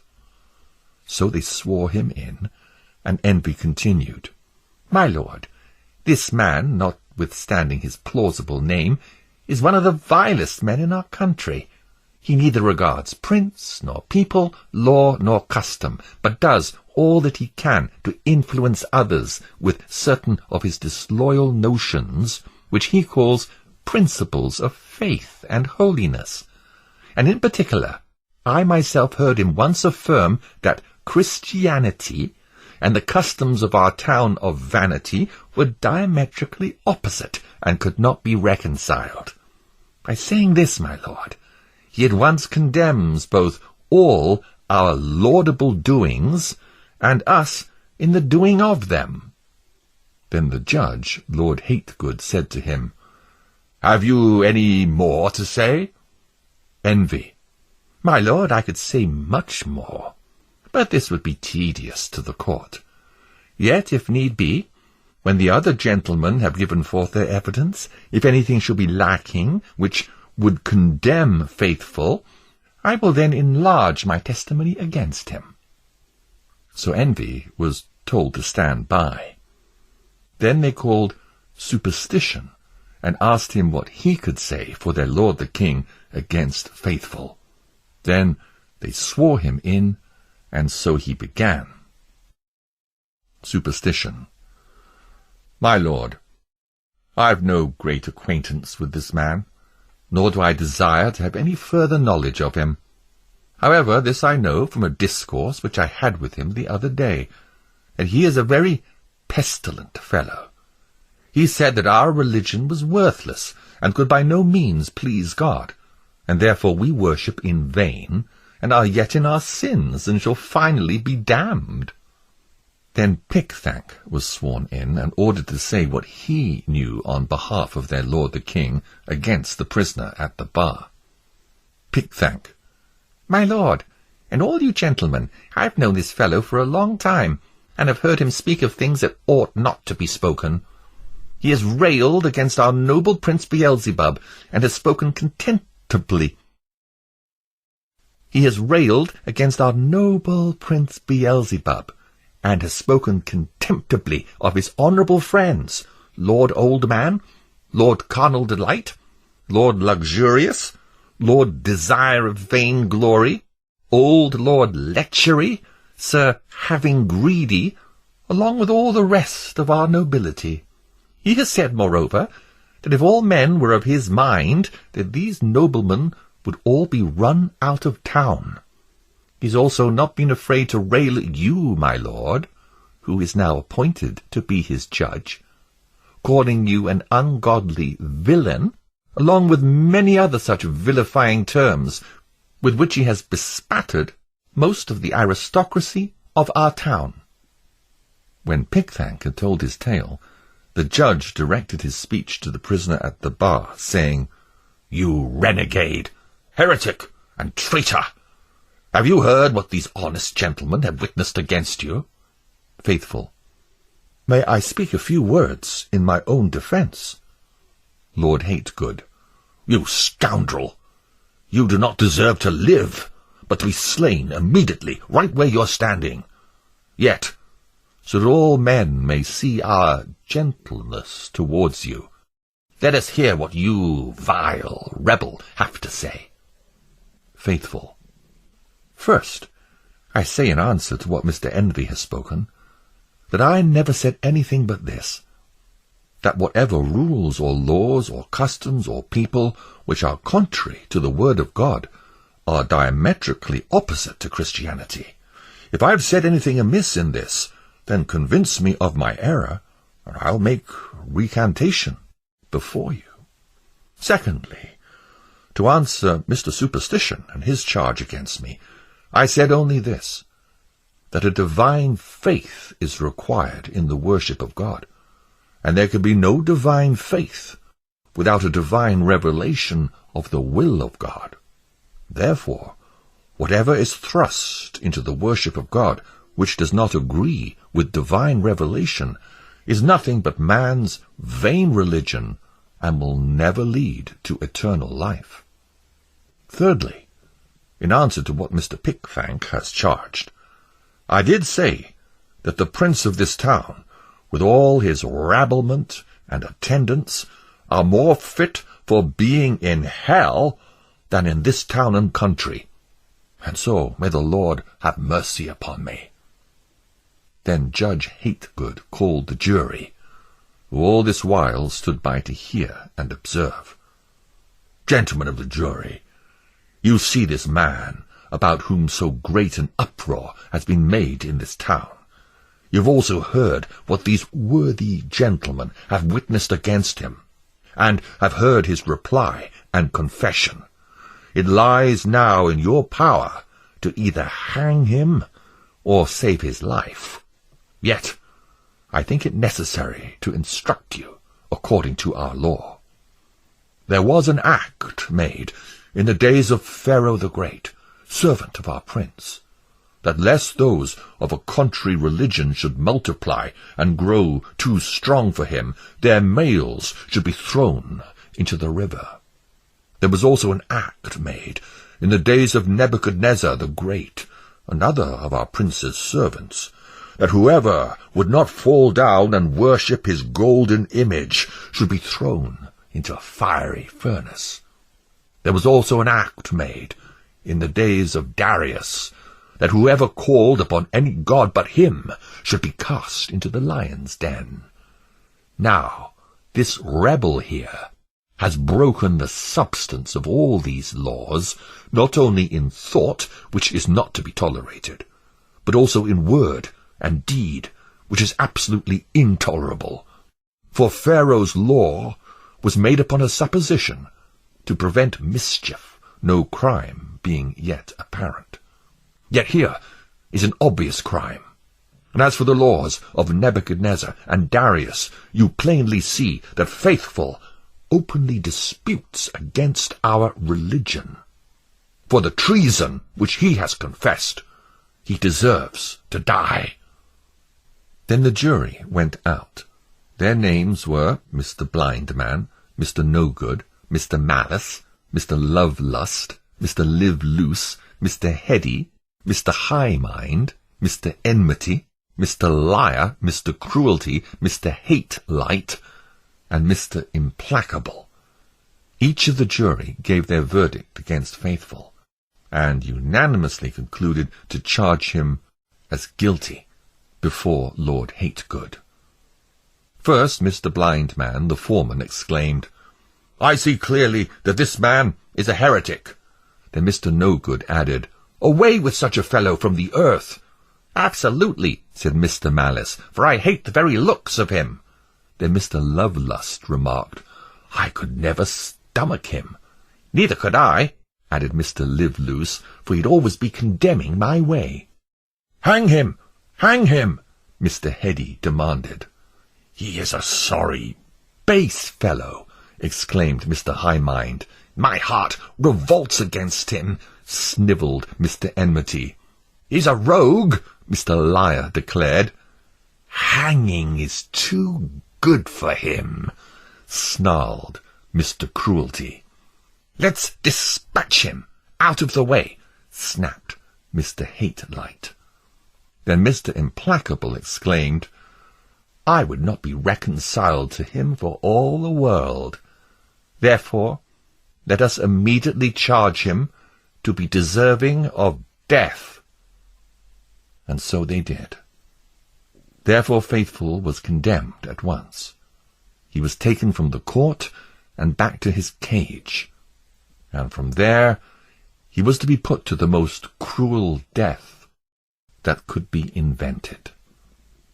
Then they brought him out to punish him according to their law. First they scourged him, then they buffeted him, then they lanced his flesh with knives. After that they stoned him with stones, then pierced him with their swords. Last of all, they burned him to ashes at the stake. Thus Faithful came to his end. Now I saw that behind the multitude there was a chariot with horses waiting for Faithful, who, as soon as his adversaries had murdered him, was taken up into it. He was immediately carried up through the clouds with the sound of the trumpet to the nearest way to the celestial gate. But as for Christian, he had some reprieve, and was sent back to the prison, and remained there for a time. Then he who overrules all things, having power over the rage of his enemies in his own hand, so brought it about that Christian escaped from them, and went on his way. As he went, he sang, "Well, Faithful, you have faithfully professed unto your Lord, with whom ye shall be blessed. When faithless ones, with all their vain delights, are crying out under their hellish plights, sing, Faithful, sing, and let your name survive." Mr. By Ends.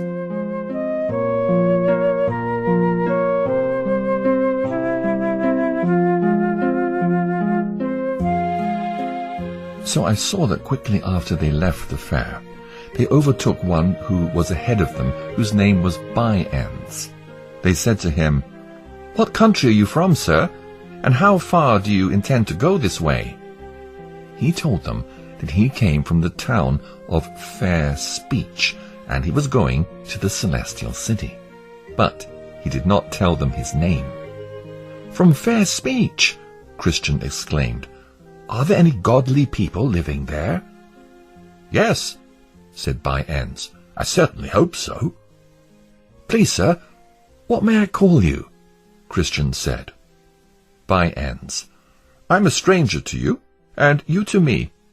If you're going this way, I shall be glad to have your company, but if not, I must be content to travel alone." "This town of Fair Speech," Christian said, "I've heard of it. As I remember, they say it's a wealthy place." By Ends. "Yes, I will assure you that it is, and I have many rich kindred there." Christian.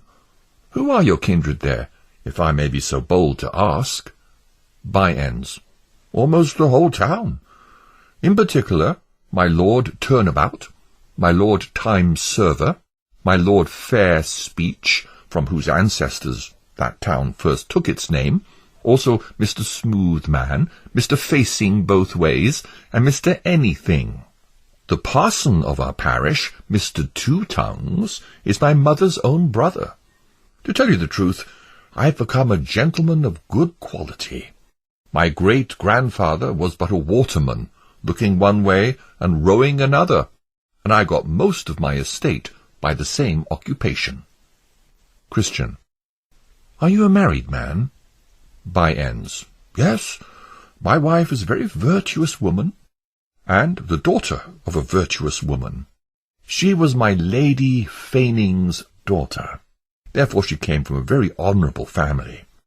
She has arrived to such a height of good breeding that she knows how to behave towards all kinds of people, whether prince or peasant.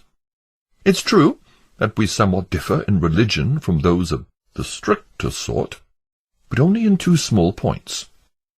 First, we never strive against wind and tide. Secondly, we are almost most zealous when religion goes in silver slippers. We love to walk with religion in the street if the sun shines and the people applaud it. Then Christian stepped a little aside to his fellow hopeful, saying, I'm thinking that this is Mr. Bunyan from the town of Fair Speech, and if so, we have as bad a knave in our company as dwells in all these parts. Then Hopeful replied, Ask him again. I think he should not be ashamed of his own name. So Christian came up to Bunyan again and said, Sir, you talk as if one could serve both God and Mammon at the same time. I think I know who you are. Is not your name Mr. Bunyan of the town of Fair Speech? Bunyan. This is not my name, but indeed it is a nickname that is given to me by some who do not like me. I must be content to bear it as a reproach, as other good men have borne reproach before me. Christian. But did you ever give an occasion for men to call you by this name? Bunyan. Never, never. The worst that I ever did was I always had the wisdom to go along with the current ways of the times, whatever they were. I was always lucky enough to prosper thereby. But if the malicious cast such reproachful names upon me, then let me count them a blessing. Christian. I thought indeed that you were the Bunyan that I've heard of, and I think that this name belongs more properly to you than you're willing to admit. Bunyan. Well, if you thus think so, I cannot help that. I'm sure that you shall find me to be a good companion, if you agree to take me along with you. Christian. If you will come with us, then you must go against the wind and the tide, which I perceive is against your desires. You must also own religion when in his rags, as well as when in his silver slippers. You must stand with him too when he's bound in iron chains, as well as when he walks the streets with applause. Bunyan. You'll not be my judge, nor impose your views upon me.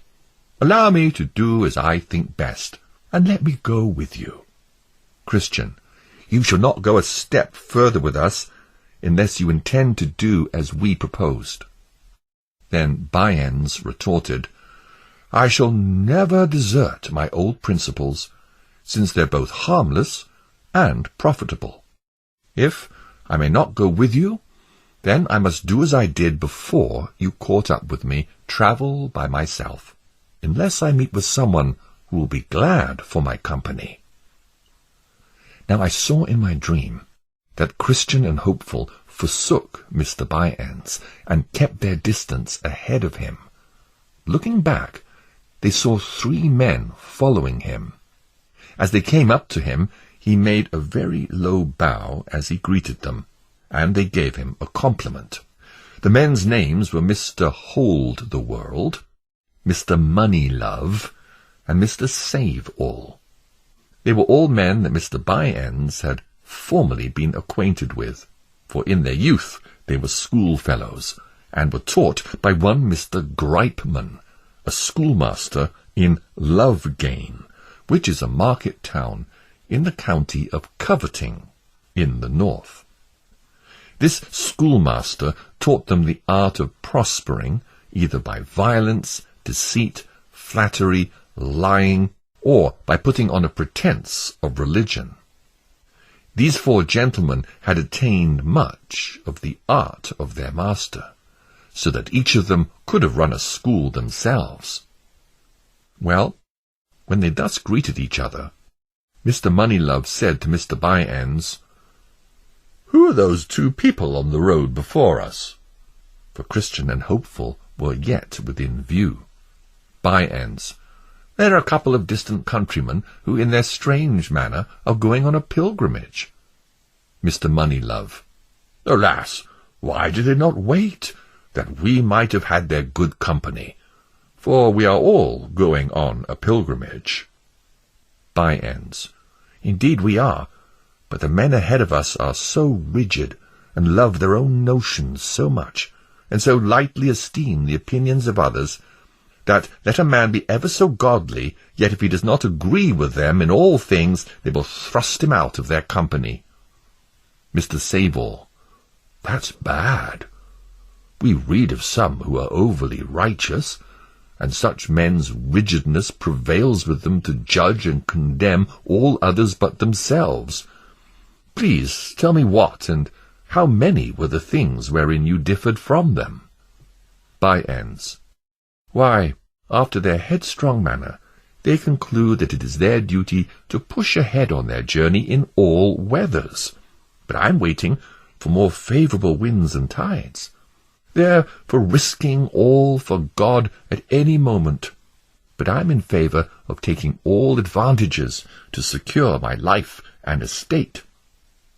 They are for clinging to their beliefs, even though all other men are against them. But I am for religion only as far as the times and my safety will bear it. They are for religion even when it's contemptible and in rags, but I'm for religion only when it walks in golden slippers, in the sunshine, and with applause. Mr. Hold-the-World. Exactly, good Mr. By-ends. For my part, I count him to be a fool, who, having the liberty to keep what he has, shall be so unwise as to lose it. Let us be wise as serpents. It's best to make hay when the sun shines. Let's see. You see how the bee lies still all winter, and bestirs itself only when it can have profit with pleasure. God sometimes sends rain, and sometimes sunshine. If they're such fools to go through the storm, yet let us be content to only travel in fair weather. For my part, the religion that I like best allows us to have God's earthly blessings. For it's only reasonable that since God has bestowed upon us the good things of this life, that he would have us keep them for his sake. Abraham and Solomon grew rich in religion, and Job says that a good man shall lay up gold as dust. But we must never be as the men ahead of us, if they are as you have described them. Mr. Saville. I think that we all agree on this matter, and therefore we need no more discussion about it. Mr. Moneylove. Indeed, we need no more discussion about this matter. For the one who believes neither scripture nor reason, and you see that we have both on our side, neither knows his own liberty nor seeks his own safety. By-ends. My brethren, as you know, we're all going on pilgrimage. Therefore, to divert our attention from base things, allow me to propound this question to you. Suppose a man, a minister, or a tradesman, should have an opportunity before him to obtain the good things of this life, yet he cannot obtain them unless, in appearance at least, he becomes extraordinarily zealous in some points of religion in which he had no interest in beforehand. May he not use such religion to attain his end, and still be a righteous and honest man? Mr. Moneylove. I see the bottom of your question. With these gentlemen's permission, I will endeavour to give you an answer. Firstly, to speak to your question as it concerns a minister himself, suppose there is a minister, a worthy man, who had only a very small salary, but desires a greater and more lucrative income. He now has an opportunity of getting it, but only by being more studious, by preaching more frequently and zealously, and, because the disposition of the people requires it, by altering some of his principles. Now, for my part, I see no problem with a minister doing this, yes, and a great deal more besides, and still remain an honest man. I say this for the following reasons. First, it cannot be denied that his desire for a larger income is lawful, since it is put before him by providence. So then, he may strive to obtain it without his conscience raising any questions. Secondly, his desire for a more lucrative income makes him more studious, a more zealous preacher, and so forth, thus making him a better man. Yes, it also makes him improve his natural abilities, which is according to the mind of God. Thirdly, as for his complying with the disposition of his people by altering some of his principles so that he may better serve them, this indicates, 1, that he is of a self-denying temperament, 2, that he is of a sweet and winning demeanour, 3, that he is more fit for the ministerial office. Finally, I conclude, then, that a minister who changes a small salary for a greater one should not, for so doing, be judged as a covetous person. Rather, since he has improved his abilities and industry, he should be counted as a worthy minister who has expanded his opportunities to do good. And now, to the second part of your question, which concerns the tradesman you mentioned. Suppose such a one has but a poor shop, but by becoming religious he may increase his market, get more and far better customers to his shop, and perhaps even get a rich wife. For my part, I see no problem why this may not be lawfully done. I say this for the following reasons. First, to become religious is a virtue, regardless of whatever reason he becomes so. Secondly, nor is it unlawful to get a rich wife or more customers to his shop. Lastly, the man who gets these by becoming religious gets that which is good from those who are good by becoming good himself. So then, here is a good wife, and good customers, and good gain, and all these just by becoming religious, which is good. Therefore, to become religious, to get all these, is a good and profitable endeavour. This answer, made by Mr. Moneylove to Mr. Bunyan's question, was highly applauded by them all. They therefore concluded that it was most wholesome, advantageous, and unable to be contradicted. Because Christian and Hopeful had opposed Mr. Bunyan's previously, they jointly agreed to challenge them with the same question as soon as they caught up with them, for they were still within sight. But they decided that old Mr. Hold-the-World and not Mr. Bunyan's should propose the question to them, for they supposed that Christian and Hopeful's discussion with Mr. Hold-the-World would be less heated. So they called after Christian and Hopeful, and they stopped and stood still until the four men caught up to them.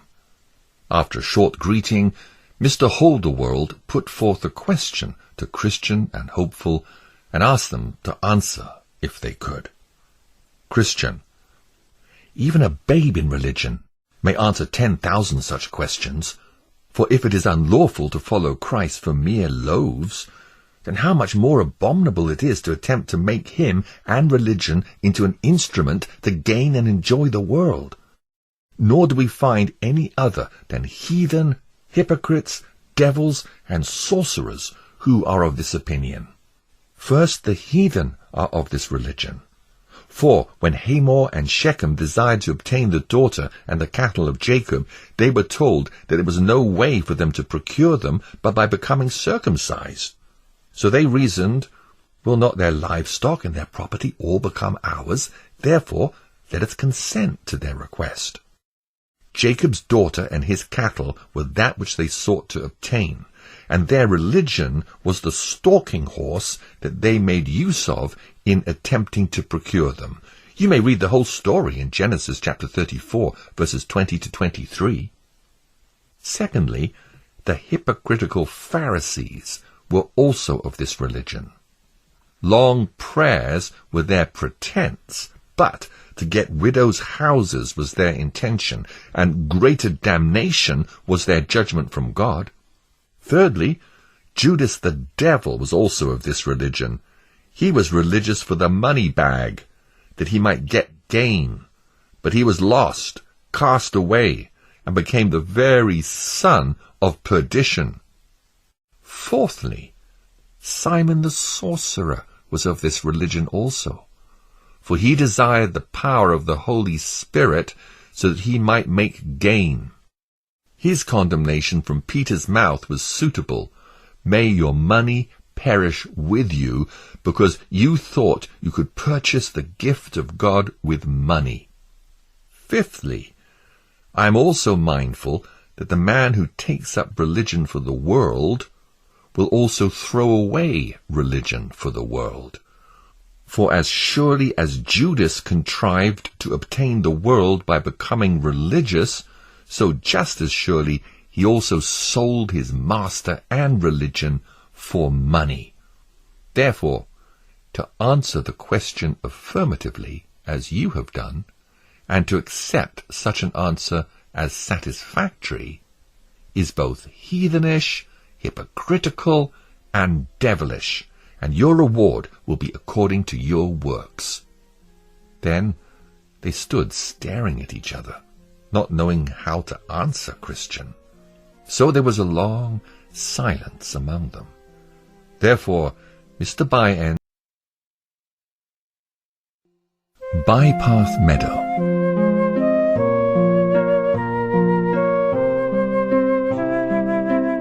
I saw then that they went on their way to a pleasant river, which King David called the River of God, but the Apostle John called the River of the Water of Life.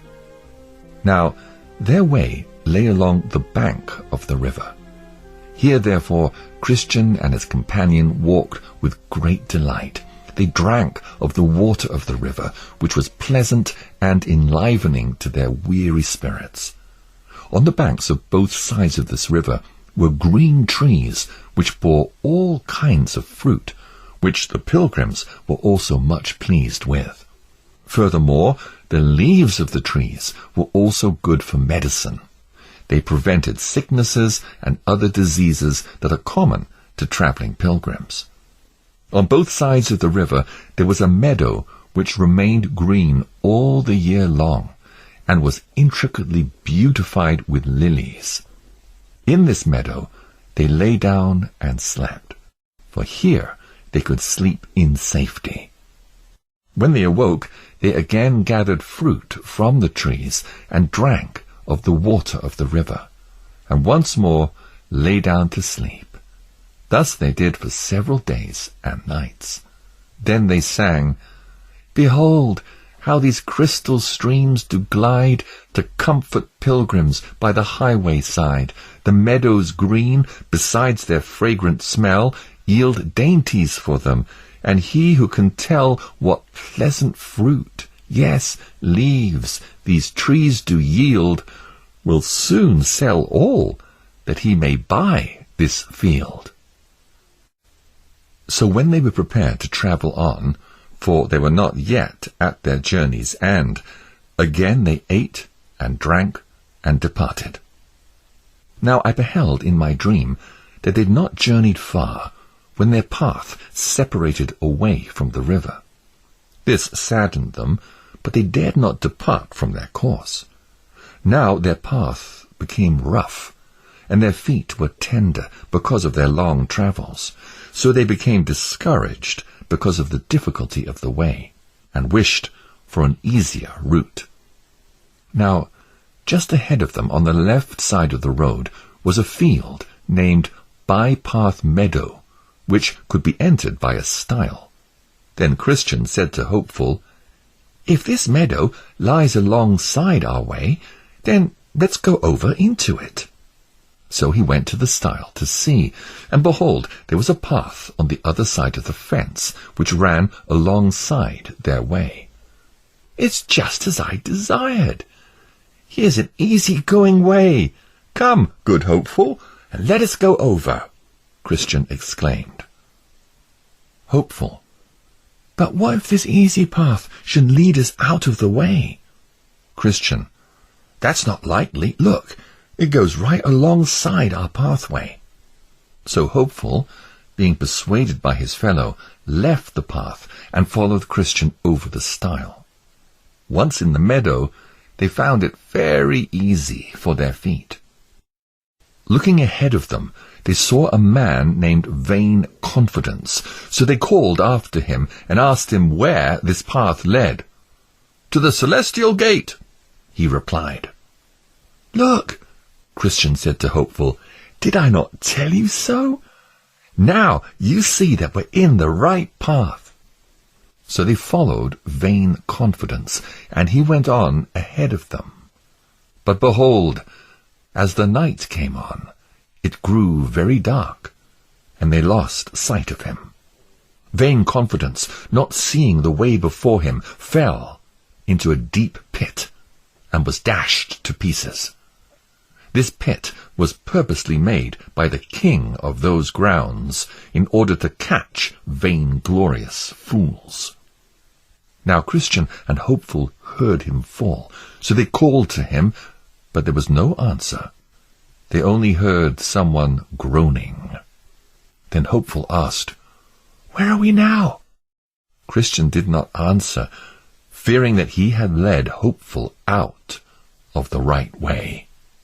It now began to rain, with thundering and lightning in a most dreadful manner, and the water was rising around them. Then Hopeful groaned within himself, saying, "Oh, that I had remained on my way!"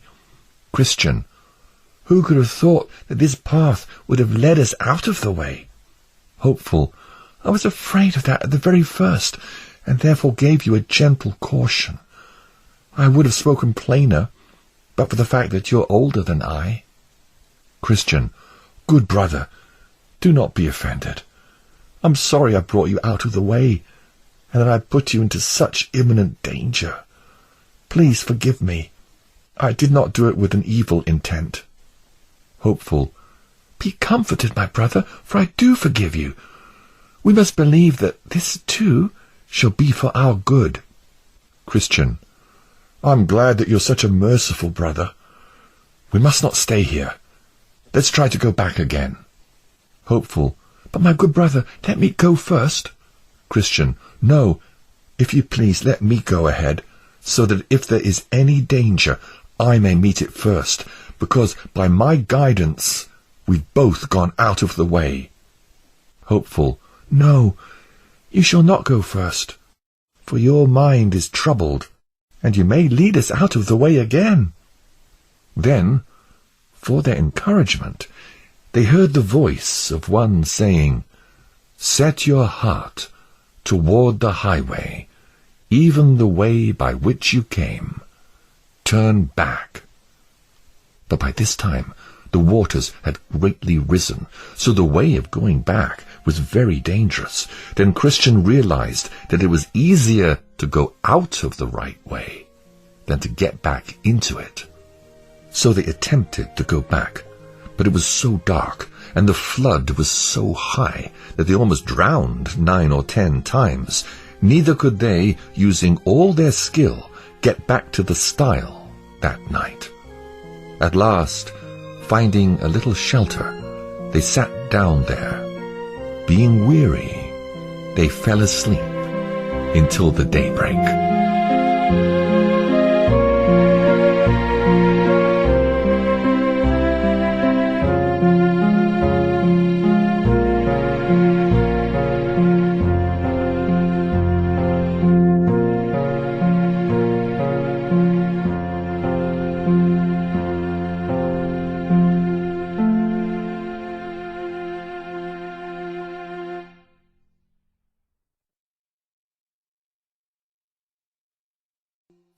Doubting Castle.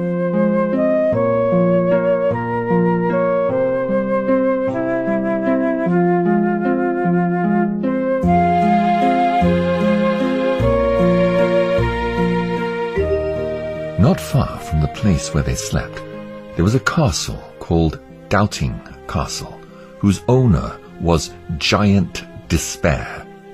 It was on his grounds that the pilgrims were now sleeping. Giant Despair, getting up early in the morning and walking up and down in his fields, caught Christian and Hopeful asleep on his grounds. Then, with a grim and surly voice, he ordered them to awake.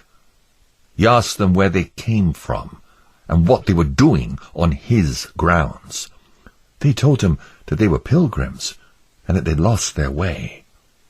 Then the giant declared, "You are trespassing on my grounds, and therefore you must come along with me." So they were forced to go with him, because he was stronger than they. The pilgrims had but little to say, for they knew themselves to be at fault. The giant therefore drove them before him and put them into a very dark, nasty, and stinking dungeon of his castle. Here they lay from Wednesday morning until Saturday night, without one bit of bread or drop of water or light or anyone to help them. Therefore they were in a dreadful state, being far from friends and assistants. Now in this place Christian had a double sorrow, for it was through his ill-advised counsel that they were brought into this distress. Now Giant Despair had a wife whose name was Diffidence. When he'd gone to bed, he told his wife what he had done, namely that he had taken a couple of prisoners and cast them into his dungeon for trespassing on his grounds. He also asked her what he should further do to them. So she asked him who they were, where they came from, and where they were going, and he told her. Then she counseled him that when he awoke in the morning he should beat them without mercy. So when he arose in the morning, he took a large crab-tree cudgel and went down into the dungeon to them. He began to berate them as if they were dogs, even though they never gave him any reason for doing so. Then he fell upon them and beat them mercilessly with the cudgel, and in such a way that they were not able to defend themselves or escape the giant's clutches. This done, he withdrew and left them to commiserate their wretchedness and to mourn over their distress. So all that day they spent the time in nothing but sighs and bitter lamentations.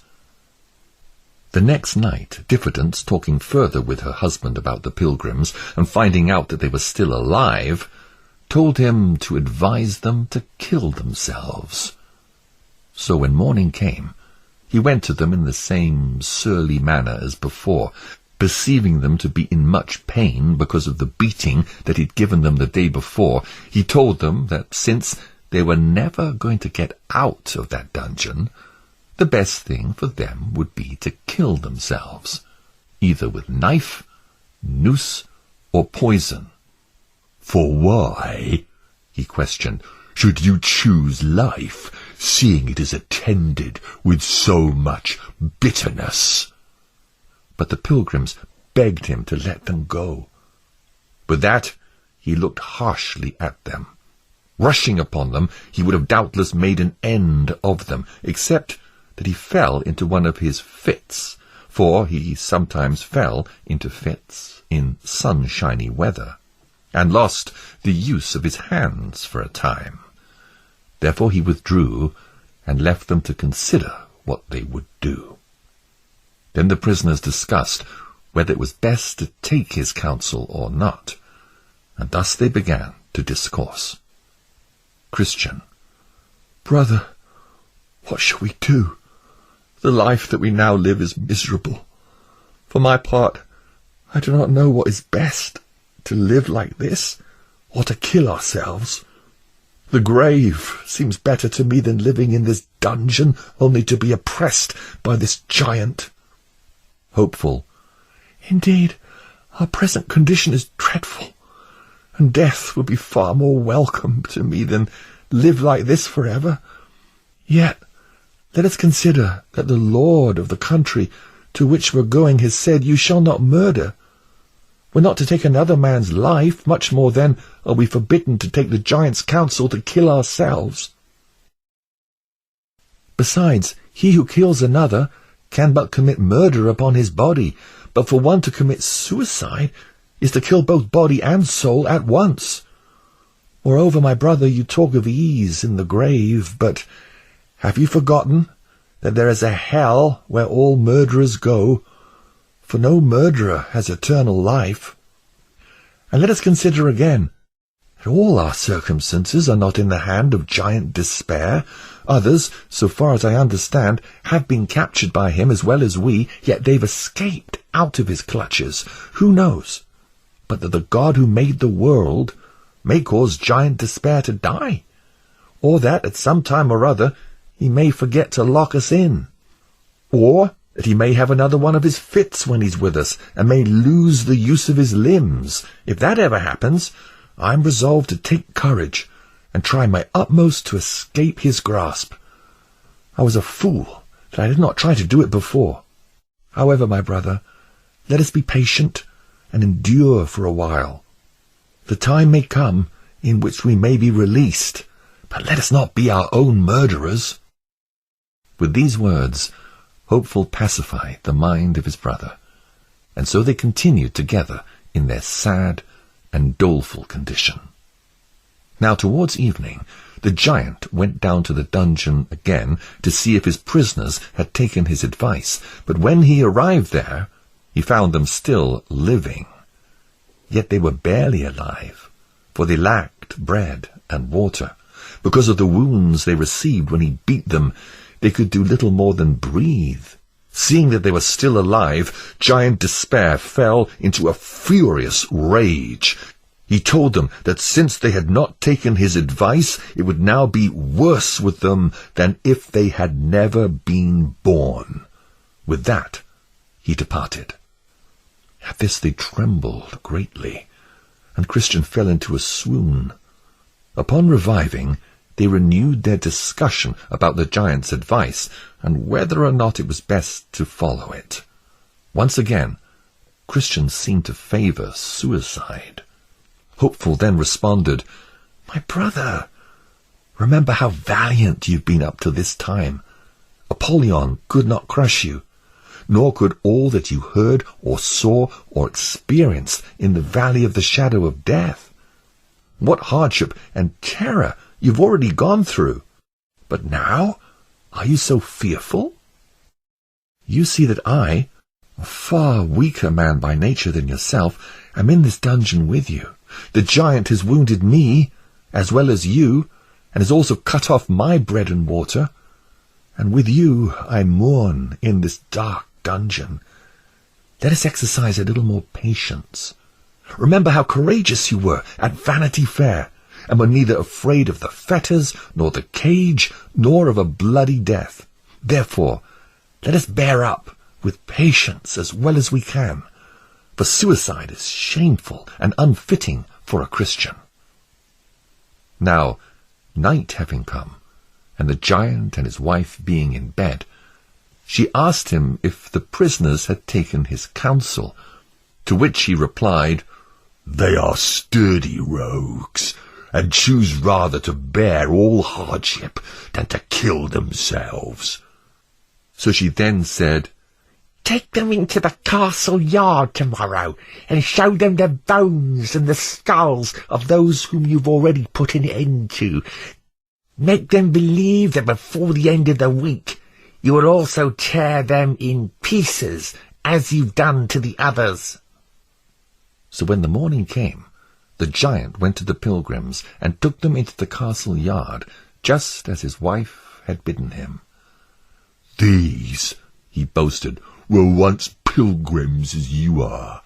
They trespassed on my grounds, just as you have done, and when I saw fit, I tore them in pieces.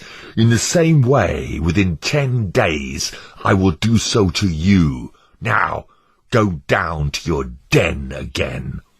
With that, he beat them all the way back to the den.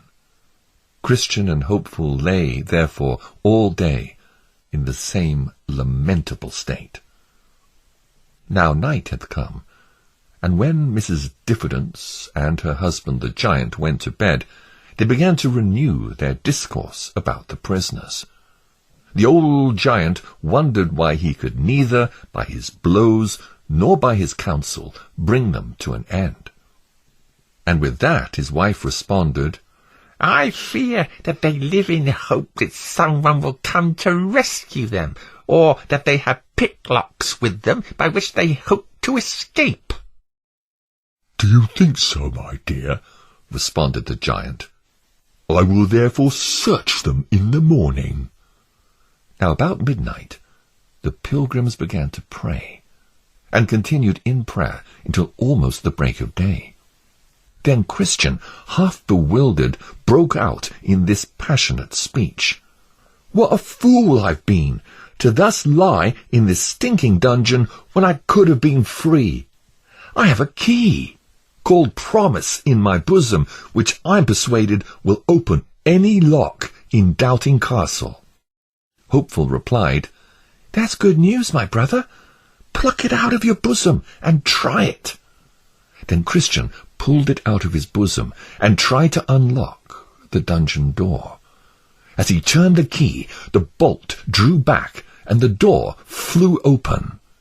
Christian and Hopeful quickly came out of the dungeon and went to the outer door which led into the castle yard. Using his key, Christian was able to open that door also. Now they went to the iron gate of the castle, which also needed to be unlocked. Though this lock was very difficult to turn, yet the key finally opened it. Then they pushed the gate open to make a quick escape, but the gate, as it opened, made such a creaking that it awakened Giant Despair.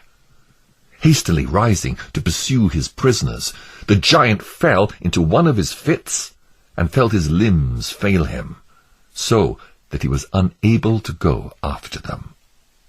Then the pilgrims found their way back to the king's highway, and so was safe, being out of Giant Despair's jurisdiction.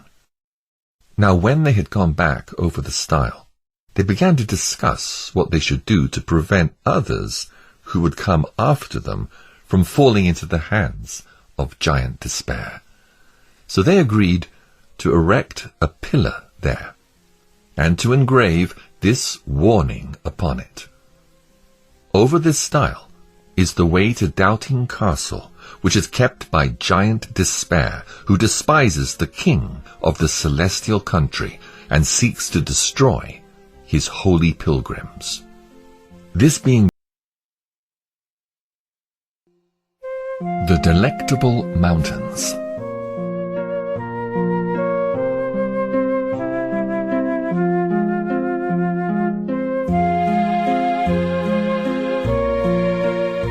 Christian and Hopeful then went on until they came to the Delectable Mountains, which belong to the lord of that hill of which we've spoken of before.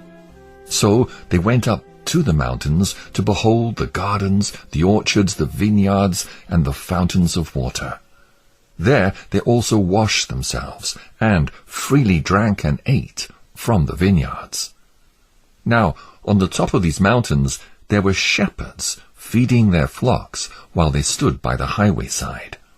The pilgrims therefore went to them, and leaning upon their staffs, as is common with weary pilgrims when they stand to talk with any along the way, they asked, Whose delectable mountains are these?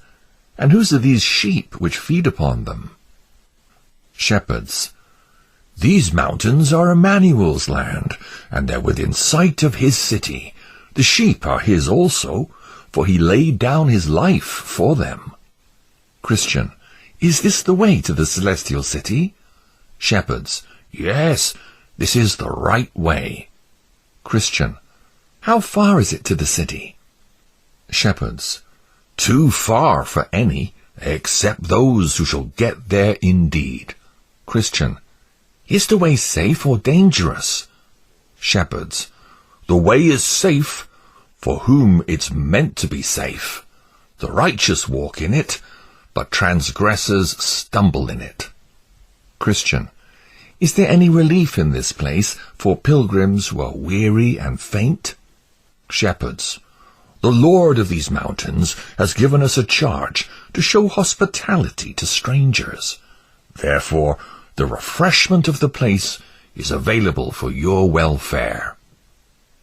I saw also in my dream that when the shepherds perceived that they were pilgrims, they questioned them, "Where did you come from? How did you get into the way? By what means have you persevered in the narrow way? For few of those who begin to come here ever show their face on these mountains." To all these questions the pilgrims answered as they had done previously. When the shepherds heard their answers, they were pleased, and looked very lovingly upon them. They exclaimed, "Welcome to the delectable mountains." The shepherds, whose names were Knowledge, Experience, Watchful, and Sincere, took them by the hand, brought them to their tents, and bid them to partake of a meal which had been prepared. They said, moreover, "We desire that you should stay here a while to become acquainted with us, and also to refresh yourselves with the good things of these delectable mountains." Then the pilgrims told the shepherds that they were content to stay. So they went to their rest that night because it was very late. Then I saw in my dream that in the morning the shepherds called Christian and Hopeful to walk with them upon the mountains. So they went forth with them and walked a while, having a pleasant view on every side. Then the shepherds said to one another, "Shall we show these pilgrims some wonders?" When they concluded to do so, they first took them to the top of Hill Error, which was very steep on the furthest side, and bid the pilgrims to look down to the bottom. So Christian and Hopeful looked down, and saw at the bottom several men who'd been dashed to pieces, having fallen from the top of the hill. Then Christian asked, "What does this mean?" The shepherds responded, "Have you not heard of those who erred by hearkening to Hymenaeus and Philetus as concerning the belief of the resurrection of the body?" "Yes," they replied. Then the shepherds explained, "These are who you see dashed in pieces at the bottom of this mountain. They have continued to this day unburied, as you see, for an example to others, to take heed not to come too near to the brink of Hill Error." Then I saw that the shepherds brought them to the top of another mountain named Caution, and entreated them to look afar off. When they looked, they observed what they thought were several men walking up and down among the tombs that were there. They perceived that the men were blind, because they stumbled upon the tombstones and could not find their way out from among them. Then Christian questioned, "What does this mean?" The shepherds then explained, "Did you not see that a little below these mountains there was a stile which led into a meadow on the left hand of the way?" "Yes," the pilgrims replied. The shepherds then continued, "From that stile leads a path which goes directly to Doubting Castle, which is kept by Giant Despair. These blind men among the tombs were once on a pilgrimage, just as you are now. When they came to that stile, because the right way was rough, they chose to go out of it and into that meadow. They were then captured by Giant Despair and cast into Doubting Castle. After they'd been kept a while in the giant's dungeon, he gouged out their eyes and led them among those tombs, where he has left them to wander to this very day. So the saying of the wise man is fulfilled, Whoever strays out of the way of wisdom shall remain in the congregation of the dead." Then Christian and Hopeful looked upon one another with tears gushing out. Yet they said nothing to the shepherds. Then I saw in my dream that the shepherds led them to another place where there was a door in the side of a hill. They opened the door and bid the pilgrims look in. Peering in, they saw that it was very dark and smoky. They also thought that they heard a rumbling noise as of fire, and a cry of some who were tormented, and that they smelled the scent of brimstone. "What does this mean?" Christian inquired. The shepherds told them, "This is a byway to hell, a way that hypocrites go, namely such as sell their birthright with Esau, and such as sell their master with Judas, and such as blaspheme the gospel with Alexander, and such as lie and deceive with Ananias and his wife Sapphira." Then Hopeful questioned the shepherds. "I perceive that all of these once had a reputation as being pilgrims, just as we do, had they not?" Shepherds: "Yes, and some held to it for a long time, too." Hopeful: "How far they went on in pilgrimage, yet notwithstanding they were thus miserably cast away." Shepherds: "Some not so far as these mountains, and some went further." Then the pilgrims said to each other, "We need to cry to the Strong One for strength." Shepherds: "Yes, and you will also have need to use that strength when you have it." By this time the pilgrims desired to resume their journey, and the shepherds agreed. So they walked together towards the end of the mountains. The shepherds then said to each other, "Let us here show the pilgrims the gates of the celestial city, if they have skill to look through our special telescope." The pilgrims cordially agreed, and were taken to the top of a high hill called Clear, and were given the telescope. When they attempted to look, the remembrance of that last thing that the shepherds had shown them made their hands shake. With this impediment they could not look steadily through the telescope. Yet they thought they saw something like the gate of the city, and also some of the glory of that place. Then they went away and sang this song: "Thus by the shepherds secrets are revealed, which from all other men are kept concealed. Come to the shepherds then, if you would see things deep, things hid, and that mysterious be." When they were about to depart, one of the shepherds gave them a note with directions for the way. Another warned them to beware of the flatterer. The third told them to take heed that they do not sleep upon the enchanted ground. And the fourth shepherd bid them Godspeed. So I awoke from my dream.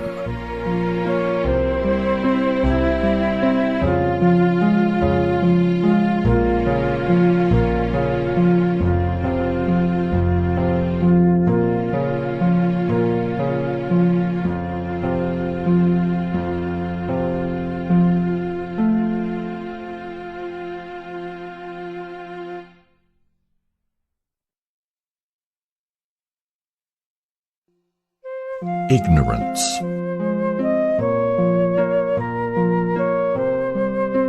Then I slept and dreamed again. I saw the same two pilgrims going down the mountains along the highway towards the celestial city.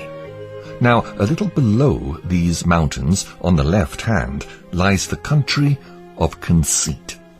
From this country, a little crooked lane enters the narrow way in which the pilgrims were walking. Here they met with a very boisterous lad named Ignorance, who came out of that country. So Christian asked him where he came from and where he was going. Ignorance. Sir, I was born in the country which lies yonder, a little on the left hand, and I'm going to the celestial city. Christian. You may find some difficulty there. How do you suppose that you'll enter the gate of the celestial city? Ignorance. Just as other good people do. Christian. But what have you to show at that gate which will allow you to enter there? Ignorance. I know my Lord's will, and have lived a good life. I pay every man his due. I pray, fast, pay tithes, and give alms. Also, I've left my country for the very purpose of going there. Christian. But you did not come in at the narrow gate. At the head of this way, you came into the way through that crooked lane. Therefore, I fear, however you may think of yourself, when the reckoning day shall come, that you'll be charged with being a thief and a robber, rather than being admitted into the city. Ignorance. Gentlemen, I do not know you, for you are utter strangers to me. You be content to follow the religion of your country, and I'll follow the religion of mine. I trust that all will be well for each of us. And as for the narrow gate which you speak of, all the world knows that it's a great way off from our country. I do not think that any of my countrymen even know the way to it, nor does it matter whether they do or not, since we have, as you see, a fine, pleasant, green lane which comes down from our country into the way. When Christian saw that the man was wise in his own eyes, he whispered to Hopeful, "There's more hope for a fool than for him. Even as he walks along the road, the fool lacks sense and demonstrates how foolish he is. Shall we talk with him some more, or leave him to think about what he's already heard, and then afterwards see if we can help him any further?" Then Hopeful answered, "Let ignorance a little while now muse on what is said, and let him not refuse good counsel to embrace, lest he remain still ignorant of what's the chief gain. God says, those who no understanding have, although he made them he will not save." Hopeful further added, "I do not think it's good to tell him everything at once. Let us pass him by, and talk with him later, as he's able to bear it." So the two pilgrims went on, and Ignorance followed after them. When they travelled a little way, they entered into a very dark lane, where they met a man whom 7 devils had bound with 7 strong cords, and were carrying him back to the door which they had seen on the side of the hill. Now good Christian began to tremble, and so did his companion Hopeful. As the devils carried the man away, Christian looked to see if he knew him, and he thought it might be Turnaway, who dwelt in the town of Apostasy. But he did not see his face perfectly, for the man hung his head like a thief who has been caught. Once past them, Hopeful looked at the man, and spotted a placard on his back with this inscription, "Debauched Professor and Damnable Apostate." Then Christian said to Hopeful, "Now I remember what was told to me about something which happened to a good man named Little Faith, who dwelled in the town of Sincere. As Little Faith entered this dark passage, there came down from the Broadway gate an alley called Dead Man's Lane, so called because of the many murders done there. This Little Faith, going on a pilgrimage just as we are, happened to sit down there and fell asleep. Just at that time, 3 sturdy rogues who were brothers came down the lane from Broadway Gate. Their names were Faint-Heart, Mistrust, and Guilt. Spotting Little Faith asleep, they quickly ran up to him. Now, Little Faith was just awakening from his sleep and was about to resume his journey. So the rogues came up to him and with threatening language ordered him to stand still. At this, Little Faith turned as white as a sheet, and had neither power to fight nor flee. Then Faint-Heart demanded, Hand over your purse. But Little Faith did not do it, for he was reluctant to lose his money. Mistrust therefore ran up to him, and thrusting his hand into his pocket, pulled out a bag of silver. Then Little Faith cried out, "Thieves! Thieves!" With that, Guilt, with the large club in his hand, struck Little Faith on the head, knocking him flat to the ground. There he lay bleeding, as though he would bleed to death. All this while the thieves stood nearby, but hearing someone on the road, and fearing that it might be a man called Great Grace, who dwells in the city of Good Confidence, they fled, and left Little Faith to fend for himself. Then after a while, Little Faith revived, and getting up, attempted to continue on his way. Hopeful. Did they take all of Little Faith's money? Christian. No, they did not find the place where he kept his jewels. So, those he still retained. But, as I was told, Little Faith was much afflicted by his loss, for the thieves got most of his spending money. That which they did not get were his jewels and a little spare money. But these were scarcely enough to sustain him to his journey's end.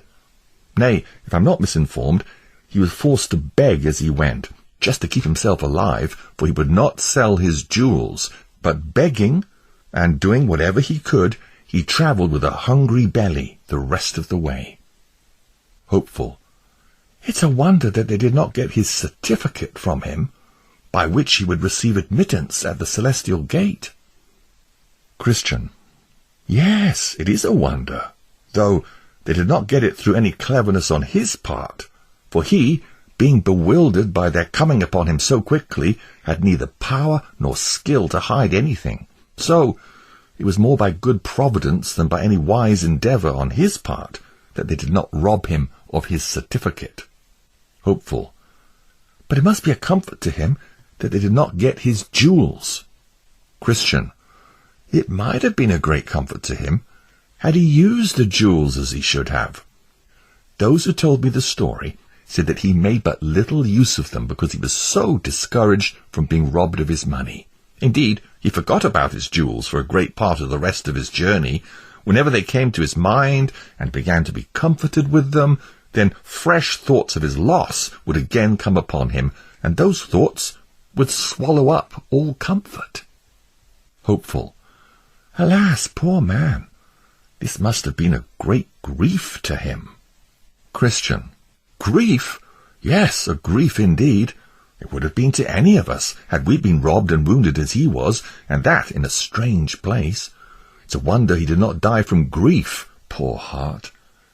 I was told that he travelled almost all the rest of the way with nothing but doleful and bitter complaints, telling to all who overtook him, or whom he overtook as he journeyed, where and how he was robbed, who they were that did it, what he lost, how he was wounded, and that he hardly escaped with his life.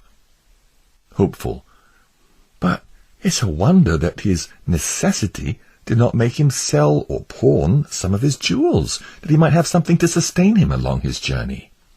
Christian. You are talking childishly. For what could he pawn them for? Or to whom could he sell them? In all that country where he was robbed, his jewels were not considered valuable, nor did he desire that kind of help which that country would offer. Besides, had his jewels been missing at the gate of the celestial city, he knew that he would have been excluded from an inheritance there, and that would have been worse to him than the villainy of 10,000 thieves. Hopeful. Why are you so short with me, my brother? Esau sold his birthright for a bowl of lentil stew, and that birthright was his greatest jewel. If he could do this, then why might not Little Faith also? Christian. Esau indeed sold his birthright, and so do many others besides, but by so doing they exclude themselves from their chief blessing, as despicable Esau did. There are differences between Esau and Little Faith, and also between their conditions. Esau's belly was his God, but not so with Little Faith. Esau's desire was his fleshly appetite, but not so with little faith. Besides, Esau could see no further than the fulfilling of his lusts, and said, "Behold, I'm at the point of death. What good can this birthright be to me?" But little faith, though it was his lot to have but a little faith, was by his little faith kept from Esau's base behaviour. He prized his jewels and would not consider selling them. You nowhere read that Esau had faith. No, not so much as a little, as he was controlled by his fleshly appetites and had no faith to resist. It's no wonder that he sold his birthright and his soul and all, and that to the devil of hell. Like a wild donkey in heat. When people like Esau have their minds set upon their lusts, they're determined to have them, whatever the cost. But little faith was of another temperament. His mind was on divine things. His desire was for things that are spiritual and from above. Even if there had been any who would have bought his jewels, he had no desire to sell them, only to fill his mind with trifles. Would a man give a penny to fill his belly with hay? Would you persuade the turtle dove to live upon carrion like the crow? Though faithless ones can, for carnal lusts, pawn or sell what they have, and themselves to boot, yet those who have faith, saving faith, though but a little of it, cannot do so. Here, therefore, my brother, is your mistake. Hopeful. I acknowledge it, but yet your severe admonition almost made me angry. Christian. If we only consider the matter under debate, then all shall be well between you and me. Hopeful. But, Christian, I'm persuaded in my heart that these 3 rogues who attacked little faith were but a company of cowards, for they ran away merely at the sound of someone coming on the road. Why did little faith not have more courage? I think he might have withstood one skirmish, and only have yielded when he could no longer resist them. Christian. Though many have said that these 3 rogues are cowards, few have been willing to actually resist them. As for courage, little faith had none.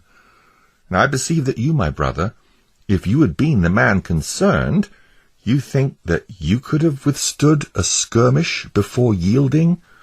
And since this is the height of your courage, now that they're at a distance from us, should they appear to you now as they did to him then, you might have second thoughts. Consider again, they are but amateur thieves, who serve under the king of the bottomless pit, whose voice is like that of a roaring lion, who will himself come to their aid, if need be. I myself have been assaulted just as little faith was, and I found it to be a terrible thing. These 3 villains assailed me, and as a Christian I began to resist them, but they called out, and in came their evil master. I would, as the saying goes, have given my life for a penny. But, as God would have it, I was clothed with armour. Yet, though I was so well arrayed, I found it hard work to stand firm and be courageous. No man can tell how strenuous that combat is, except he who has been in the battle himself. Hopeful. Well, but they ran, you see, when they thought that great grace was coming. Christian. True, they have often fled, both they and their master, when great grace has appeared. And no wonder, for he's the king's champion. But I trust that you'll see some difference between little faith and the king's champion. All the king's subjects are not his champions, nor can they, when tried, do such feats of war as great grace. Is it reasonable to think that a little child could handle Goliath as David did, or that there should be the strength of an ox in a bird. Some are strong, some are weak, some have great faith, some have little faith. Little faith was one of the weak, and therefore he fared so poorly. Hopeful. I wish it had been great grace for their sakes. Christian. If it had been, he might have had his hands full. For I must tell you that though great grace is excellent at his weapons, and has, and can, so long as he keeps them at sword's point, do well enough with them, yet, if faint heart, mistrust, or guilt get within his heart, they will be able to throw him down. And when a man is down, what can he do? Whoever looks closely upon great grace's face shall see those scars and cuts there, which demonstrates what I'm saying. Yes, I once heard that he would say when he was in combat, "We despaired even of life." How these sturdy rogues and their fellows made David groan and mourn. Yes, Haman and Hezekiah also, though champions in their day, were assaulted by these three rogues. Yet notwithstanding, they had their coats soiled and torn by them. Peter also, whom some say that he's the prince of the apostles, thought that he could stand fast. But these rogues so handled him that they even made him afraid of a poor maiden. Besides, their evil king is at their beck and call. When they whistle for him, he's never out of hearing. And if, at any time, they're being defeated, he will come in to help them. He esteems iron as straw, and brass as rotten wood. The arrow cannot make him flee, and he turns sling stones into chaff. He counts darts as stubble, and he laughs at the shaking of a spear. What can a pilgrim do in this case? But for such footmen as you and I are, let us never desire to meet with an enemy, nor let us boast as if we could do better when we hear of others who have been foiled, nor let us be proud of our own strength, for such overconfident fellows are commonly overcome when tried. Witness Peter, of whom I just mentioned. He would boast, yes, his vain mind prompted him to say that though all denied his master, that he never would. But who has ever been so foiled by these villains as Peter? When, therefore, we hear that such robberies are done on the king's highway, there are two things that we should do. First, to go out with our armour on, and to be sure to take our shield with us. It is for lack of this that many pilgrims are foiled. Only the shield of faith can quench the fiery darts of the wicked one. If that is lacking, the wicked one does not fear us at all. Secondly, it's good also that we ask the king for a guide as we journey. Yes, that he himself would go with us. This made David rejoice when in the valley of the shadow of death, and Moses would rather die where he stood rather than to go one step without God. Oh, my brother, if he will but go with us, then we'll not be afraid of 10,000s who set themselves against us. But without him, we will only stumble along or lie among the dead. Previously, I myself have been in the fray, and through the mercy of our good master, I am still alive. Yet, I cannot boast of having any courage. I would be glad to meet with no further attacks, though I fear we've not gotten beyond all danger. However, since the lion and the bear have not as yet devoured us, The Flatterer.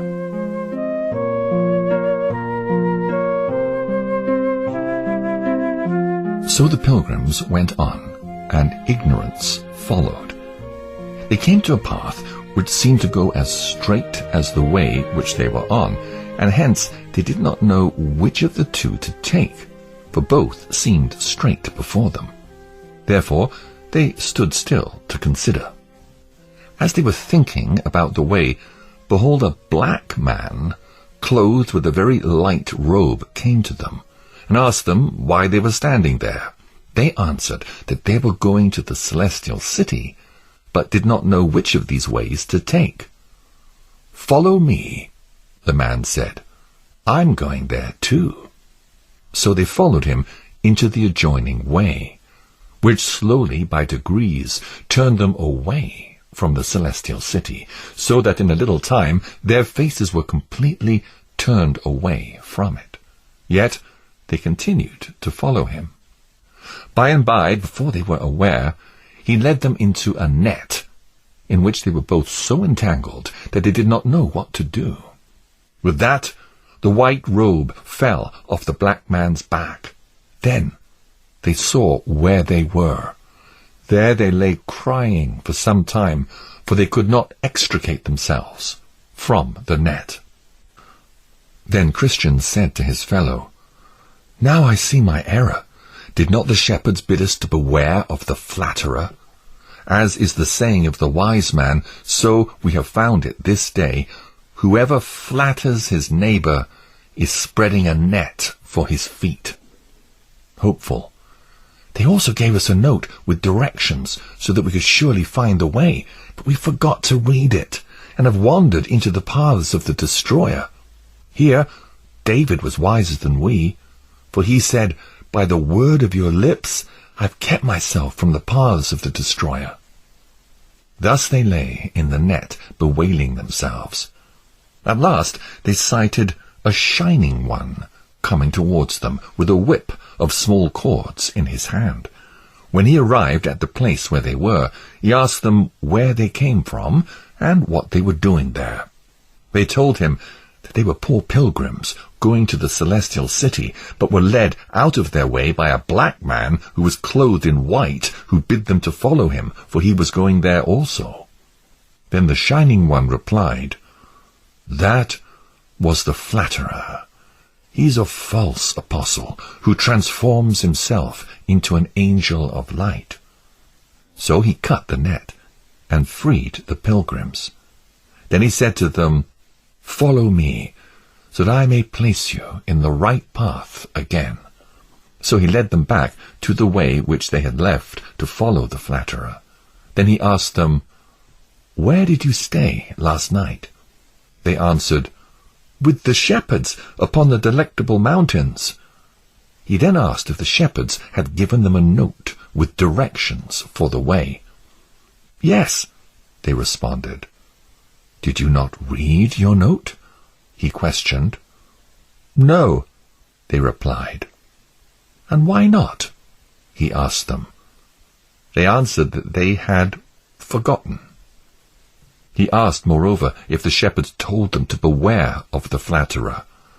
"Yes," they explained, "but we did not imagine that he was this fine-spoken man." Then I saw in my dream that he commanded the pilgrims to lie down.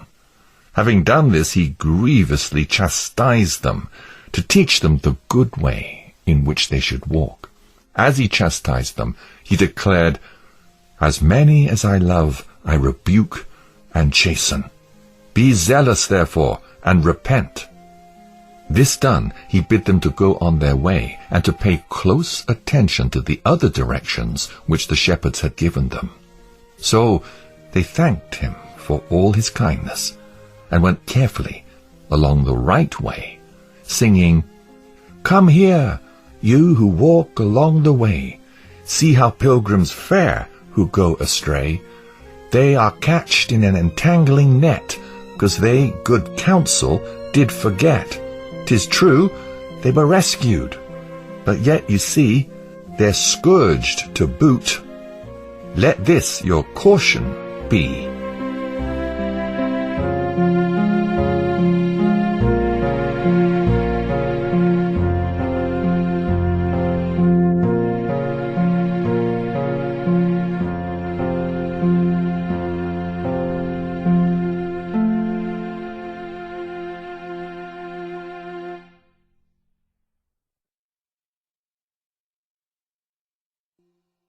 Atheist.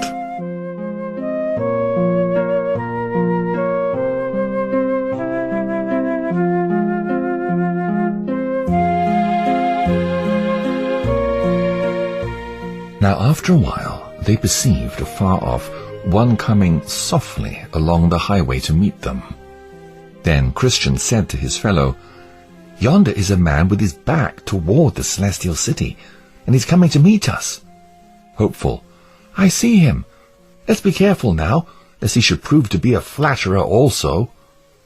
So the man drew nearer and nearer, and at last came up to them. His name was Atheist, and he asked them where they were going. Christian, "We're going to the celestial city." Then Atheist burst into laughter. Christian, "What's the meaning of your laughter?" Atheist, "I laugh because I see what ignorant people you are, to take so tedious a journey, and yet are likely to gain nothing for your travel but pains." Christian, "Why do you think we shall not be received?" Atheist, "Received? There's no such place as you dream of in all this world." Christian, "That's true, but there is in the world to come." Atheist, "When I was home in my own country, I heard of that place which you speak of, so I went out to find it, and I've been seeking this city for these past 20 years, but I've not found it in all this time." Christian, "We've both heard and believe that there is such a place to be found." Atheist, "Had not I, when at home, also believed, I would not have come thus far to seek it. If there had been such a place, I would have surely found it by now, for I've gone much further than you. So not finding it, I'm going back home again, and will seek the pleasures which I had then cast away, for the vain hope of a world to come." Then Christian said to Hopeful, "Do you think that what this man has said is true?" Hopeful, "Take heed. He's one of the flatterers. Remember what it has cost us once already for our hearkening to such a fellow." "What? No celestial city? Did we not see from the delectable mountains the gate of the city? Also, we're now to walk by faith. Let us go on, lest the man with the whip overtake us again." "You should have taught me that lesson which I now remind you of. Do not listen to any advice which would lead you to stray from the words of knowledge. I say, my brother, do not listen to him, but let us believe to the saving of our souls." Christian, "My brother, I did not ask the question of you because I doubted the truth myself, but to test you, and to hear your heartfelt response. As for this man, I know that he's blinded by the God of this world. Let us go on, knowing that we believe the truth, and that no lie is of the truth." Hopeful, "Now I rejoice in the hope of the glory of God." So they turned away from the man, and he, laughing at them, went on his way back home.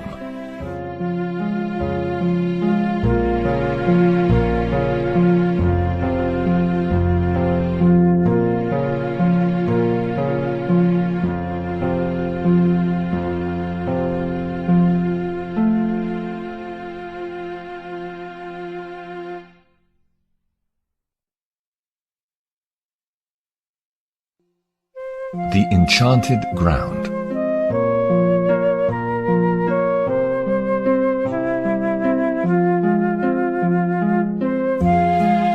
Then I saw in my dream that they went on until they came to a certain country whose air naturally tended to make the travellers drowsy. So Hopeful began to be very dull and sleepy, and said to Christian, "I'm starting to grow so drowsy I can hardly hold my eyes open. Let's lay down here and take a nap." Christian, "By no means, lest by sleeping we never wake up again." Hopeful, "Why, my brother, sleep is sweet to the labouring man. We may be refreshed if we take a nap." Christian, "Do you not remember that one of the shepherds warned us to beware of the enchanted ground? Therefore, Let us not sleep as others do, but let us keep awake and watch. Hopeful. I acknowledge my fault. Had I been here alone, I would have slept and been in danger of death. I see what the wise man said is true. 2 are better than 1. Your company has been a mercy to me, and you shall have a good reward for your labour.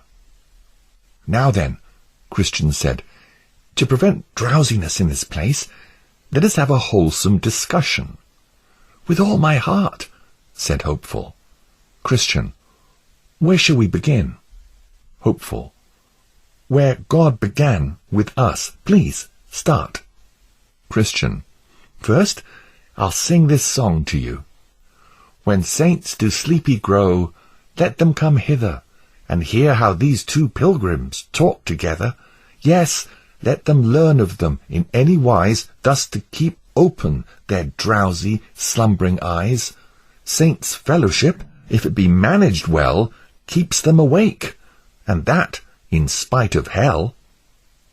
Then Christian began, I will ask you a question.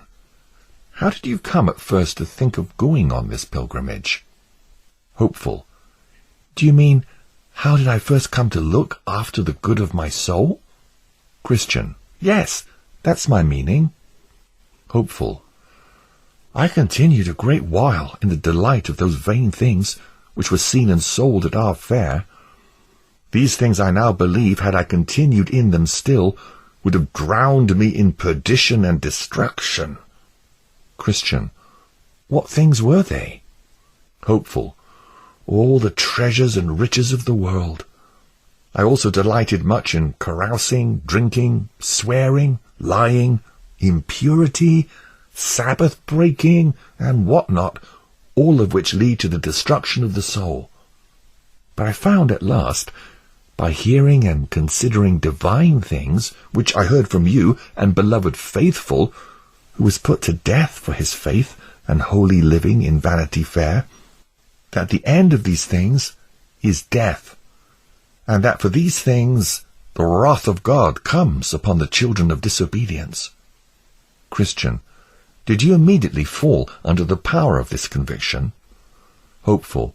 No, I was not initially willing to know the evil of sin, nor the damnation which follows the commission of sin. Rather, when my mind at first began to be shaken with the word, I endeavoured to shut my eyes against its light. Christian. But what was the cause of your resistance to the first workings of God's blessed Spirit upon you? Hopeful. There were several causes. First, I was ignorant that this was the work of God upon me. I never thought that God begins the conversion of a sinner through convictions of sin. Secondly, sin was yet very sweet to my flesh, and I was reluctant to leave it. Thirdly, I could not tell how to part with my old companions. Their presence and actions were so desirable to me.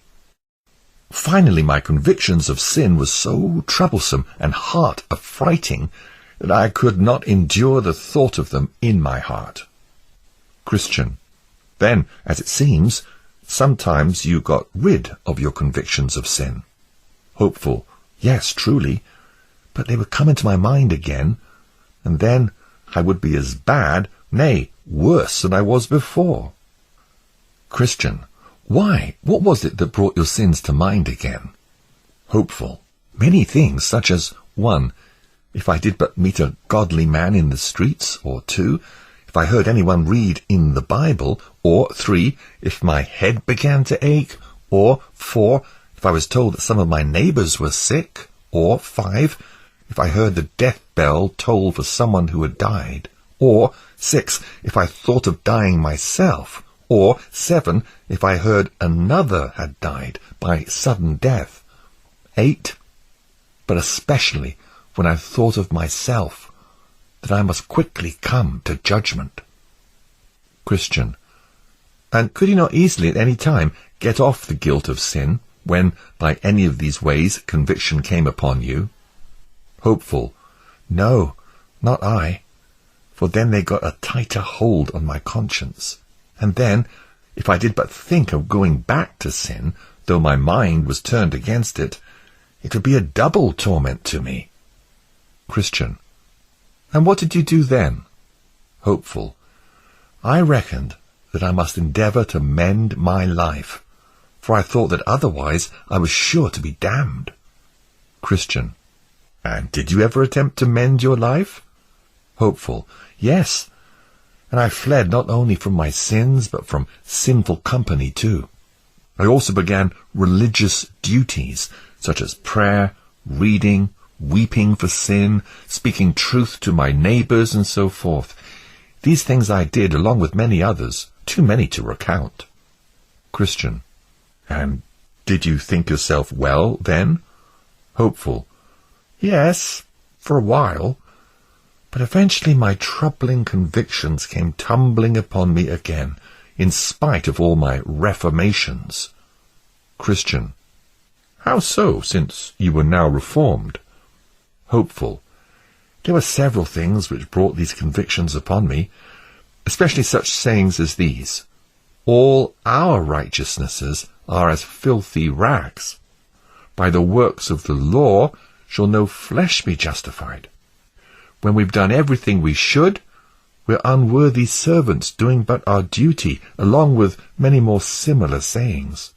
Hence I began to reason thus with myself: if all my righteousnesses are filthy rags, and if by the deeds of the law no man can be justified, and if when we've done all our duty we're yet unprofitable servants, then it is but folly to think of gaining heaven by keeping the law. I further thought thus: if a man runs $100 into debt to the shopkeeper, and from then on he pays for everything that he purchases, yet if his old debt still remains unpaid in the ledger book, the shopkeeper will sue him for that, and cast him into prison until he shall pay the full debt. Christian. So how did you apply this to yourself? Hopeful. Why, I thought thus with myself: I have by my sins accumulated a great debt in God's book, and that my now reforming will not pay off that debt. Therefore, even with all my present amendments, I would not be freed from that damnation which my former transgressions still deserved. Christian. A very good application. But please, go on. Hopeful. Another thing which troubled me, even since my recent amendments, is that I look closely into the best of whatever I do, I still see sin, new sin, mixing itself with my best deeds.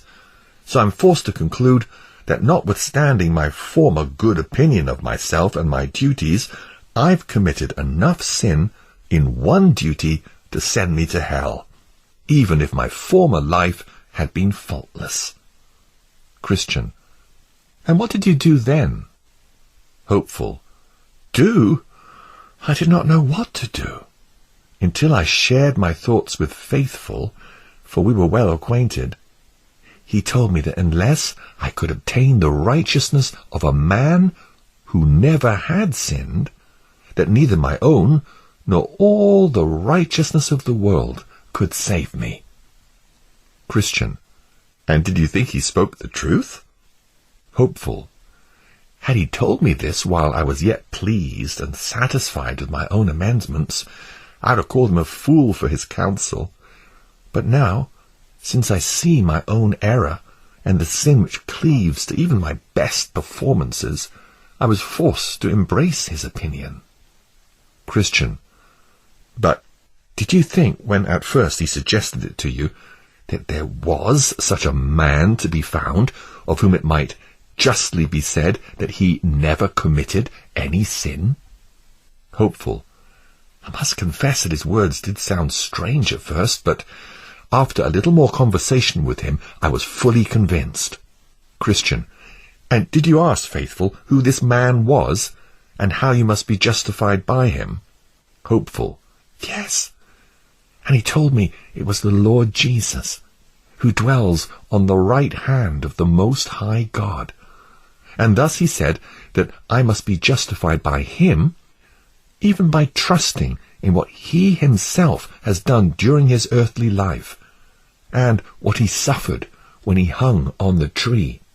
I asked him further how that man's righteousness could be effectual to justify another before God. And he told me that he was the mighty God, and that both his life and his death was not for himself, but for me, to whom the worthiness of his doings would be imputed if I believed on him. Christian. And what did you do then? Hopeful. I made objections against my believing, for I thought that he was not willing to save me. Christian. And what did Faithful say to you then? Hopeful. He bid me to go to him and see, and I told him this would be presumption, but he said, not so, for I was invited to come. Then he gave me a book of Jesus, in his own words, to encourage me to come the more freely. He also said, concerning that book, that its every jot and tittle stood firmer than heaven and earth. Then I asked Faithful what I must do when I go to him. He told me that I must entreat the Father upon my knees and with all my heart and soul to reveal the Lord Jesus to me. Then I asked him further how I must make my petition to him, and he said, Go, and you shall find him upon a mercy seat, where he sits all the year long, to give pardon and forgiveness to those who come. I told him that I did not know what to say when I go, and he bid me to say something to this effect: God, be merciful to me a sinner, and make me to know and believe in Jesus Christ. For I see that if he has not provided his perfect righteousness, or if I have not faith in his righteousness, then I'm utterly cast away. Lord, I've heard that you are a merciful God, and have ordained that your Son Jesus Christ should be the Saviour of the world, and moreover, that you're willing to bestow him upon such a poor sinner as I am, and I am a poor sinner indeed. Lord, be pleased to magnify your grace in the salvation of my soul, through your Son, Jesus Christ. Amen. Christian. And did you do as you were bidden? Hopeful. Yes, over and over and over. Christian. And did the Father reveal his Son to you? Hopeful. Not at the first, nor the second, nor the third, nor the fourth, nor the fifth. No, not even at the sixth time. Christian. What did you do then? Hopeful. What? Why, I could not tell what to do. Christian. Did you ever consider giving up praying? Hopeful. Yes, 100 times, twice over. Christian. And what was the reason why you did not? Hopeful. I believed that what Faithful told me was true, namely, that without the righteousness of Christ, all the world could not save me. Therefore I thought that if I ceased praying, I would die, and I dare not die except at the throne of grace. Then this thought came to my mind, though it seems slow in coming, wait patiently, for it will surely take place. So I continued praying until the Father revealed his Son to me. Christian. And how was he revealed unto you? Hopeful. I did not see him with my bodily eyes, but with the eyes of my understanding. It happened in this way. One day I was very sad, perhaps sadder than at any other time in my life. This sadness sprang from a fresh sight of the immensity and vileness of my sins. As I was then expecting nothing but hell and the everlasting damnation of my soul, suddenly I thought I saw the Lord Jesus look down from heaven upon me and say, "Believe on the Lord Jesus Christ, and you shall be saved." But I replied, "Lord, I'm a dreadful sinner, a very dreadful sinner." And he answered, "My grace is sufficient for you." Then I said, "But Lord, what is believing?" And then I saw from that saying, "He who comes to me shall never hunger, and he who believes on me shall never thirst," that believing and coming were one and the same. And that he who came, that is, he who ran out in his heart and affections after salvation by Christ, he indeed believed in Christ. Then the water stood in my eyes, and I asked further, "But Lord, may such a vile sinner as I am indeed be accepted by you, and be saved by you?" And I heard him say, "Whoever comes to me, I will never cast out." Then I said, "But how, Lord, in my coming to you must I properly think of you, that my faith may be rightly placed upon you?" And he said, "Christ Jesus came into the world to save sinners. He is the end of the law for righteousness for everyone who believes. He died for our sins and rose again for our justification. He loved us and washed us from our sins in his own blood. He is the mediator between God and men. He ever lives to make intercession for us." From all of this, I gather that I must look for righteousness in his person, and for atonement for my sins by his blood. Also, that what he did in obedience to his Father's law and in submitting to its penalty was not for himself, but for the one who will accept it for his salvation and be thankful. And now my heart was full of joy, my eyes were full of tears, and my affections were running over with love to the name, ways, and people of Jesus Christ. Christian: This was a revelation of Christ to your soul indeed. But tell me particularly what effect this encounter had upon your spirit.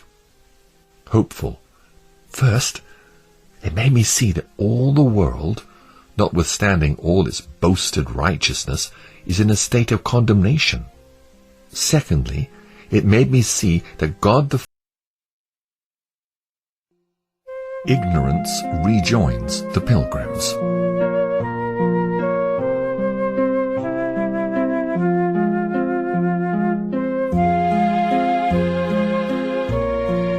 Then I saw in my dream that Hopeful looked back and saw Ignorance, whom they'd left behind, following after them. "Look," he said to Christian, "Ignorance is still lagging behind us." Christian: Yes, I see him. He does not care for our company." Hopeful: "It would not have hurt him had he stayed with us thus far." Christian: "That is true, but I guarantee he thinks otherwise." Hopeful: "I agree. However, let's wait for him." So they did. Then Christian called to Ignorance. "Come, join us. Why do you stay so far behind?" Ignorance: "It pleases me to walk alone, rather than in company, unless, of course, the company suits me better." Then Christian whispered to Hopeful, "Did I not tell you that he did not care for our company?" Then calling out to Ignorance, Christian said, "Come up, and let us talk away the time in this solitary place. Say, how are you doing? How does it now stand between God and your soul?" Ignorance: "I hope well, for I'm always full of good notions that come to my mind to comfort me as I walk." Christian: "What good notions? Please tell us." Ignorance: "Why, I think of God and heaven." Christian: "So do the devils and damned souls." Ignorance: "But I think of them and desire them." Christian: "So do many, who are never likely to get to heaven. The soul of the sluggard desires and gets nothing. Ignorance. But I think of God and heaven, and leave all for them. Christian. That I doubt, for leaving all is a hard matter. Yes, a harder matter than many are aware of. But why do you think that you've left all for God and heaven? Ignorance. Because my heart tells me so. Christian. But the wise man says, he who trusts in his own heart is a fool. Ignorance. That was spoken of an evil heart, but mine is a good one. Christian. But how do you prove that? Ignorance. It comforts me in hopes of heaven. Christian. That may be through your heart's deceitfulness. For a man's heart may minister comfort to him in the hope of heaven, and yet be a false hope. Ignorance. But my heart and my life agree together, and therefore my hope is well grounded. Christian. Who told you that your heart and life agree together? Ignorance. My heart tells me so. Christian. Your heart tells you so. Except the word of God bears witness in this matter, any other testimony is of no value. Ignorance. But is it not a good heart, which has good thoughts? And is it not a good life, which is according to God's commandments?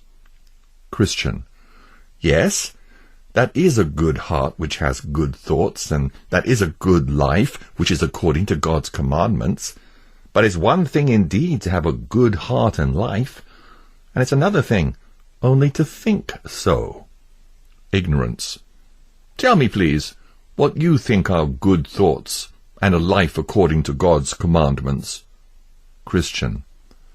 There are good thoughts of many kinds, some respecting ourselves, some of God, some of Christ, and some of other things. Ignorance.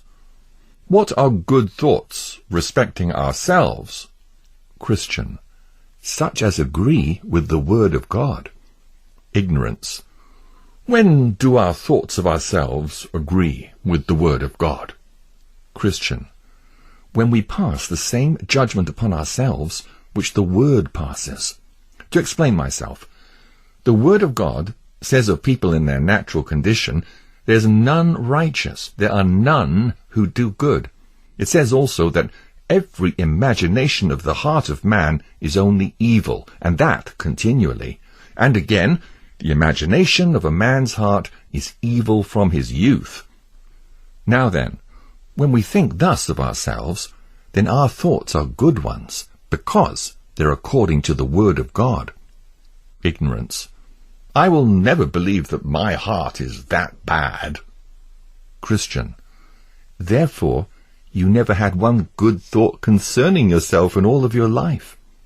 But let me go on. As the word passes a judgment upon our heart, so it passes a judgment upon our ways. When our thoughts concerning our hearts and our ways agree with the judgment which the word gives of both, then are both good, because they are in agreement with the word of God. Ignorance. Explain what you mean by this. Christian. Why, the word of God says that man's ways are crooked and perverse and not good. It says that no one seeks God, but all have turned away from him. Now when a man sincerely thinks thus of his ways, and with heart humiliation, then his thoughts now agree with the judgment of the word of God. Ignorance. Further, what are good thoughts concerning God? Christian. Just as I have said concerning ourselves, when our thoughts of God agree with what the word says of him, that is, when we think of his being and attributes just as the word teaches, of which I cannot presently discourse at length. To speak of him with reference to ourselves, we have right thoughts of God when we understand that he knows us better than we know ourselves, and can see sin in us, when and where we can see no sin in ourselves. Also we realize that he knows our innermost thoughts, and that our heart, with all its depths, is always open before his eyes. Also, when we think that all our righteousness is a stench in his nostrils, and that therefore he cannot endure to have us stand before him in any self-confidence, even in all our best duties. Ignorance. Do you think that I am such a fool as to imagine that God can see no further than I can, or that I would come to God in the best of my duties? Christian. Well, what do you think concerning this matter? Ignorance. Why, to be brief, I think I must believe in Christ for justification. Christian. How can you believe in Christ when you do not see your need of him? You neither see your original nor actual sins. You have such a high opinion of yourself and of what you do, so that you never see the necessity of Christ's personal righteousness to justify you before God. How then can you say that you believe in Christ? Ignorance. My beliefs are fine, in spite of all you've just said. Christian. What exactly then do you believe? Ignorance. I believe that Christ died for sinners, and that I shall be justified before God from the curse through his gracious acceptance of my obedience to his law. To state it another way, Christ makes my religious duties acceptable to his Father by virtue of his merits, and so I shall be justified. Christian. Let me give an answer to your beliefs on this issue. First, you believe with an imaginary faith, for this faith is nowhere described in the Word. Secondly, you believe with a false faith, because you trust that you're justified by your own righteousness rather than the righteousness of Christ. Thirdly, your beliefs make Christ a justifier of your actions, but not of your person. You think that your person is justified for your actions' sake, which is false. Therefore your faith is deceitful, even such as will leave you under divine wrath in the day of Almighty God's judgment. For true, justifying faith causes the soul, being sensible of its lost condition by the law, to flee for refuge unto Christ's righteousness. It's not that Christ graciously makes a person's obedience acceptable to God, but true faith accepts Christ's righteousness by his personal obedience to the law in doing and suffering for us what that law required at our hands. The soul, thus covered in Christ's righteousness and presented as spotless before God, is accepted by God and acquitted from condemnation. Ignorance. What? Would you have us trust to only what Christ in his own person has done for us? This belief would loosen the reins of our lusts and allow us to live any sinful way we desire. For what would it matter how we live if we believe that we're justified by Christ's personal righteousness alone? Christian. Ignorance is your name, and as your name is, so you are. Your answer demonstrates what I say. You're ignorant of what justifying righteousness is, and just as ignorant how to secure your soul from the dreadful wrath of God through Christ's righteousness alone. Yes, you're also ignorant of the true effects of saving faith, such as to submit the heart to God, to love his name, his word, his ways, and his people, and not as you ignorantly imagine. Hopeful then joined in and asked, Ignorance, has God ever revealed Christ to your heart? Ignorance. What? You're a man for revelations? I think that what both of you and all the rest of your kind say is but the fruit of your disordered brains. Hopeful.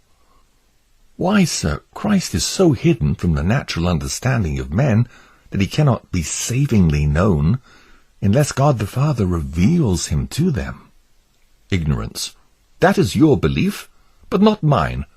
My beliefs are as good as yours, though I do not have so many foolish notions in my head as you do. Christian, allow me to put in a word. You ought not to speak of this matter so lightly. I will boldly affirm, even as my good companion has done, that no man can know Jesus Christ but by the revelation of the Father. Also, that faith by which a soul truly lays hold upon Christ must be wrought by the exceeding greatness of God's mighty power. Poor ignorance, I perceive that you are ignorant of the working of this faith in your own soul. Be awakened then. See your own wretchedness and flee to the Lord Jesus. By his divine righteousness alone can you be delivered from condemnation. Ignorance. You go too fast. I cannot keep pace with you. Go ahead of me. I must stay behind for a while.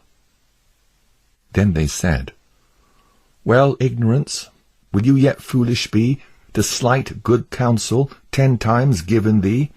And if you yet refuse it, you shall know before long the evil of your doing so. Remember, man, in time bow. Do not fear. Good counsel well taken saves. Therefore hear. But if you yet shall slight it, you will be the loser, ignorance. I'll warrant thee. Christian then addressed Hopeful. Come, my good fellow, I see that you and I must walk by ourselves again. So I saw in my dream that they went on quickly, while ignorance lagged behind. Then Christian said to his companion, I feel much pity for this poor man. It will certainly go badly with him at the last. Hopeful. Alas, there are many in our town in his condition. Whole families, yes, whole streets, and some claiming to be pilgrims also. If there are so many in our parts, how many do you think must there be in the place where ignorance was born? Christian. Indeed, the word says, He's blinded their eyes and hardened their hearts, lest they see with their eyes and understand with their hearts and turn, and I would heal them. But now that we're by ourselves, what do you think of such men as ignorance? Do you think that they ever have real convictions of sin and subsequent fears that their state is dangerous? Hopeful.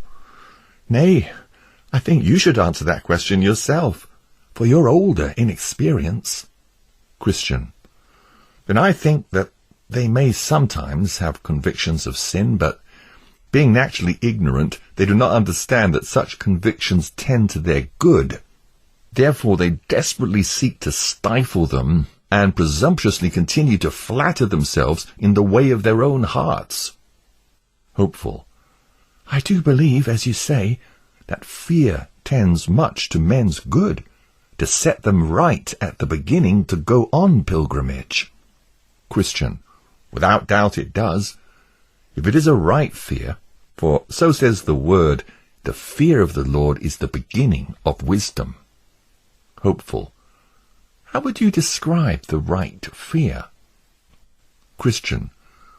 True or right fear is manifested by 3 things. First, by its rise, it's caused by saving convictions for sin. Second, it drives the soul to lay fast hold on Christ for salvation. Third, it begets and continues in the soul a great reverence of God, His Word, and His ways, keeping the soul tender and making it afraid to turn from them to the right hand or to the left, to anything that may dishonor God, break its peace, grieve the Spirit, or cause the enemy to speak reproachfully. Hopeful. Well said. I believe you've explained the truth. Have we now almost gotten past the enchanted ground? Christian. Why, are you weary of this discourse? Hopeful. No, truly. I would only like to know where we are. Christian. We have less than 2 miles further to go, so let's return to our discussion. Now, the ignorant do not understand that such convictions which tend to put them in fear are for their good, and therefore they seek to stifle them. Hopeful. How do they seek to stifle them? So Christian explained. First, they think that those fears are wrought by the devil, though they're actually wrought by God, and thinking so, they resist them as things which directly tend to their overthrow. Secondly, they also think that these fears tend to the destruction of their faith, when, alas for them, poor men that they are, they have no faith at all. So therefore they harden their hearts against them. Thirdly, they presume that they ought not to fear. Therefore, despite their fears, they increasingly become more presumptuous and self-confident. Finally, they see that those fears tend to take away their pathetic former self-righteousness, and therefore they resist them with all their might. Hopeful. I know something of this myself, for before I truly knew myself, it was the same with me. Christian. Well, let us now leave our neighbour ignorance to himself, and talk about another profitable question. Hopeful. With all my heart, and you shall begin. Christian. Well then, did you know about 10 years ago one named Temporary in your parts, who was then a prominent man in religion? Hopeful. Know him? Yes, he dwelt in Graceless, a town about 2 miles away from Honesty, and he lived next door to a person named Turnback. Christian. Yes, and he actually dwelt under the same roof with Turnback. Well, that man was once much awakened. I believe he then had some sight of his sins, and of the wages which were due for them. Hopeful. I agree. For my house, being less than 3 miles from his, he would often visit me with many tears. Truly I pitied the man, and had some hope for him, but as you know, not everyone who cries, Lord, Lord, is saved. Christian. He once told me that he was resolved to go on pilgrimage, just as we are now doing, but all of a sudden he grew acquainted with one named Save Self, and then he became as a stranger to me. Hopeful. Now, since we're talking about him, let us investigate into the reason of his sudden backsliding, and others like him. Christian. This may be very profitable, so please begin. Hopeful. Well then, in my judgment, there are 4 reasons for backsliding. First, though the consciences of such men are awakened, yet their minds are not changed. Therefore, when the power of guilt wears off, then that which caused them to become religious ceases, and they naturally turn to their own sinful course again. We see this illustrated in how a sick dog vomits what he's eaten because it troubles his stomach. When his sickness is over and his stomach is eased, the desire for what he has vomited returns, and he licks it all up. And so, that which is written is true, the dog returns to his own vomit. They initially are eager for heaven, but only out of the fear of the torments of hell. And when their sense of hell and their fears of damnation chill and cool, so their desires for heaven and salvation cool also. It then comes to pass that when their guilt and fear is gone, their desires for heaven and its happiness die, and they return to their sinful course again. Another reason for backsliding is that they have slavish fears which overmaster them. I speak now of the fears that they have of men, for the fear of man brings a snare.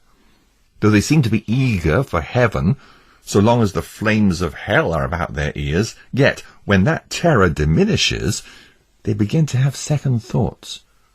They then think that it's wise not to run the hazard of losing all, or at least of bringing themselves into unavoidable and unnecessary troubles, and so they return to their worldly ways again. Another stumbling block which lies in their way is the shame which attends religion. They are proud and haughty, and religion is base and contemptible in their eyes. Therefore, when they've lost their sense of hell and the wrath to come, they return again to their former sinful course. And finally, the feelings of guilt and meditation on terrifying things are grievous to them. They do not like to see their misery before they come into it, though perhaps if they truly believe the sight of their coming misery, it might make them flee where the righteous flee and are safe. But, as I hinted before, because they shun even the thoughts of guilt and terror, when once they're rid of their awakenings about the terrors and wrath of God, they gladly harden their hearts and choose such ways as will harden them more and more. Christian, you're pretty near the root of the issue, which is their lack of a true change of mind and will.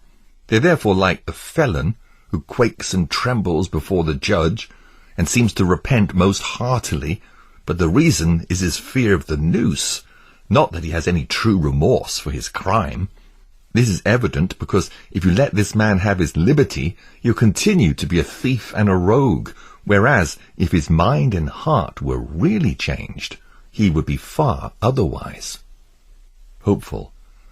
I've shown you my reasons for their going back to their sinful course. Now, please show me the path of their backsliding. Christian. So I will gladly. 1. They purposely draw off their thoughts from any remembrance of God, death, and the judgment to come. 2.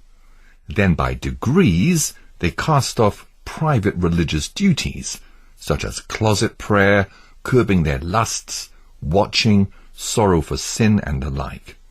3. They then shun the company of enthusiastic and fervent Christians. 4. After that, they grow cold in public religious duties, such as hearing the word preached, reading the word, godly fellowship, and the like. 5. They then begin, as we say, to pick holes in the coats of some of the godly, trying to find some blemish in them.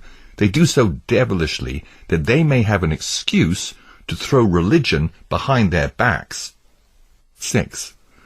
They then begin to associate and join themselves with fleshly, immoral, and worldly men. 7. Then they give way to fleshly and immoral discourses in secret. They're glad if they can see such things in any who are reputed to be honest, for the example of these hypocrites emboldens them. 8. After this, they begin to openly play with little sins. 9. Being hardened, they then show themselves as they truly are. Thus, being launched again into the gulf of misery, they will everlastingly perish by their own deceptions, unless a miracle of grace prevents it.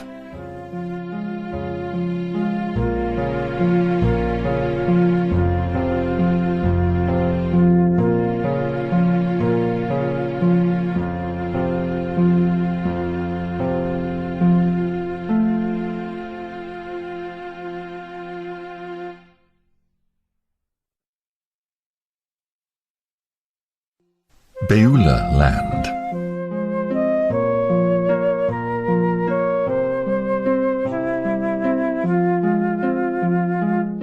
Now I saw in my dream that by this time the pilgrims were now beyond the enchanted ground, and had entered into the country of Beulah, whose air was very sweet and pleasant. As their way went directly through Beulah land, they delighted themselves there for a season. Yes, here they continually heard the singing of birds, and every day saw new flowers appear, and heard the song of the turtle-dove in the land. In this country the sun shines night and day. It was beyond the valley of the shadow of death, and also out of reach of giant despair. They could not so much as see Doubting Castle. Here they were within sight of the city they were travelling to. They also met some of the inhabitants of that city, for in this land the Shining Ones commonly walked, because it was upon the borders of heaven. In this land also, the contract between the bride and the bridegroom was renewed. Yes, here, as the bridegroom rejoices over his bride, so does their God rejoice over them. Here they had no lack of grain or wine, for in this place they met with abundance of what they'd sought for in all their pilgrimage. Here they heard voices from out of the city, loud voices, saying, "Say to the daughter of Zion, Behold, your salvation comes. Behold, his reward is with him." Here all the inhabitants of the country called them the holy people, the redeemed of the Lord, sought out ones. Now as they walked in this land, they rejoiced more than they had in all the former parts of their journey. Drawing near to the city, they had even a more perfect view of it. It was built of pearls and precious stones, and the great street of the city was pure gold. So by reason of the natural splendor of the city and the reflection of the sunbeams upon it, Christian became lovesick with longing for it. Hopeful also had a fit or two of the same lovesickness. Therefore they stayed here for a while, calling out because of their longings, "If you find my beloved, tell him that I am lovesick." Now, being a little strengthened and better able to bear their lovesickness, they walked on their way and came yet nearer and nearer. They saw orchards, vineyards, and gardens, and their gates opened into the highway. Now, as they came up to these places, behold, the gardener was standing there. And the pilgrims asked, "Whose lovely vineyards and gardens are these?"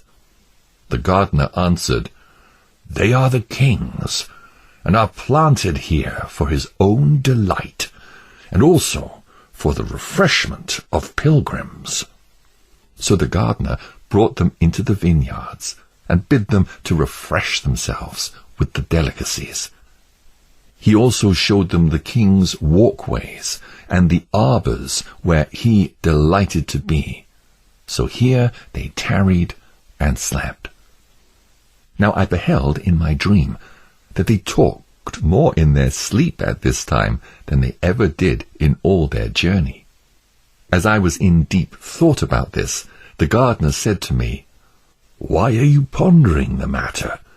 It is the nature of the grapes of these vineyards to go down sweetly, as to cause the lips of those who are asleep to speak." So I saw that when the pilgrims awoke, they prepared to go up to the city. But, as I said, the reflection of the sun upon the city, for the city was pure gold, was so resplendent that they could not as yet behold it with open face, but only through an instrument made for that purpose.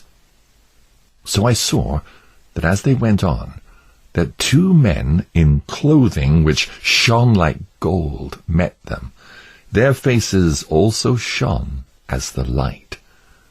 These men asked the pilgrims where they came from, and they told them. They also asked them where they had lodged, what difficulties and dangers, and what comforts and pleasures they met with along the way, and they told them. Then the men said, "You have but 2 more difficulties to meet with, and then you are in the city." Christian and Hopeful asked the men to go along with them, and they told them that they would. "But," said they, "you must obtain it by your own faith." So I saw in my dream that they went on together until they came within sight of the gate of the city.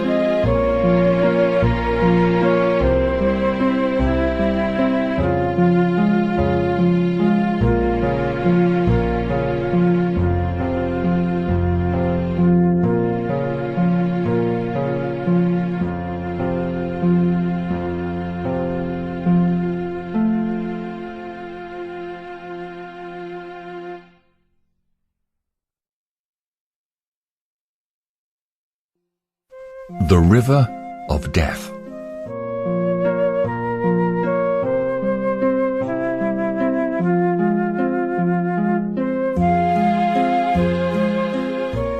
Now I further saw that between them and the gate was a river, but there was no bridge to pass over it, and the river was very deep.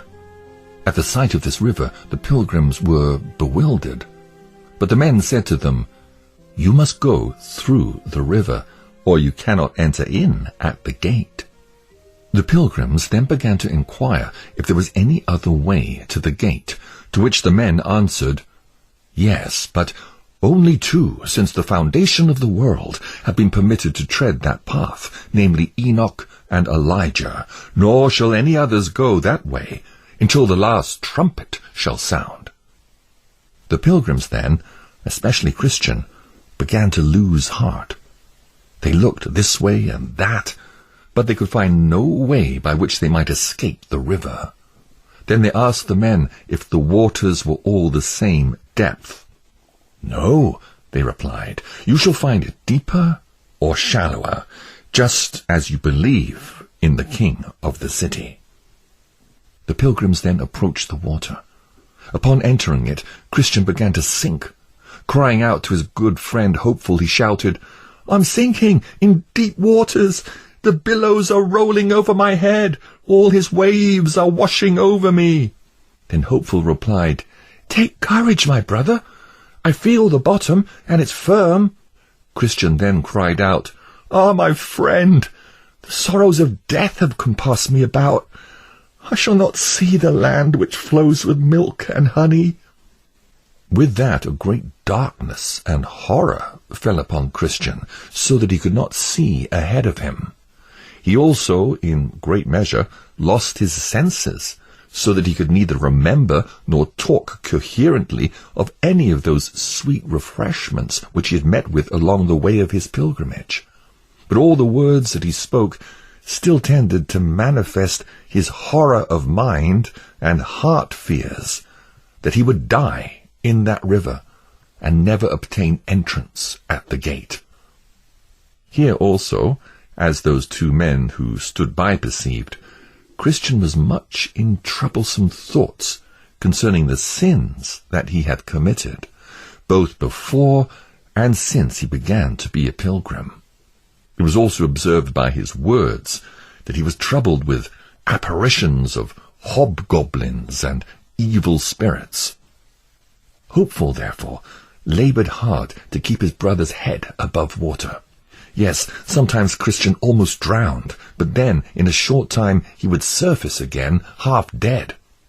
Hopeful would also endeavour to encourage him, saying, "Brother, I see the gate, and the men standing ready to receive us."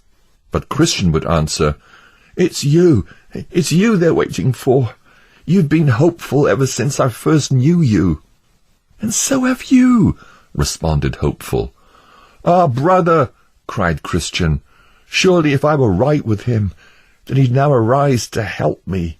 Because of my sins he's brought me into the snare and has left me." Hopeful reminded him, "My brother, you've quite forgotten the text where it said of the wicked, they have no struggles in their death, but their strength is firm. They're not troubled as other men, neither are they plagued like other men. These troubles and distresses that you're going through in these waters are no indication that God has forsaken you. Rather, they're only meant to test you as to whether you will call to mind what you've hitherto received of his goodness and live upon them in your present distresses." Then I saw in my dream that Christian was in deep thought for a while.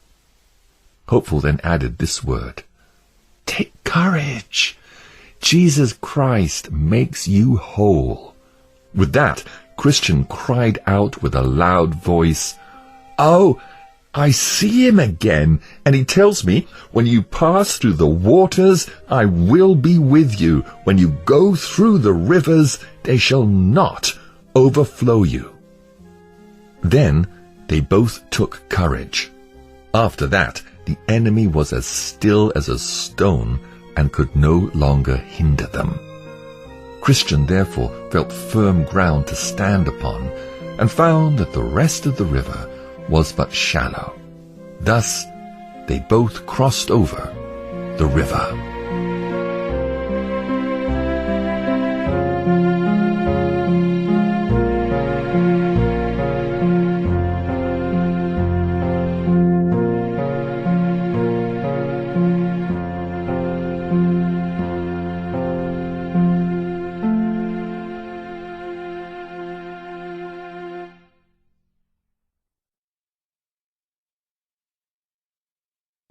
The Celestial City.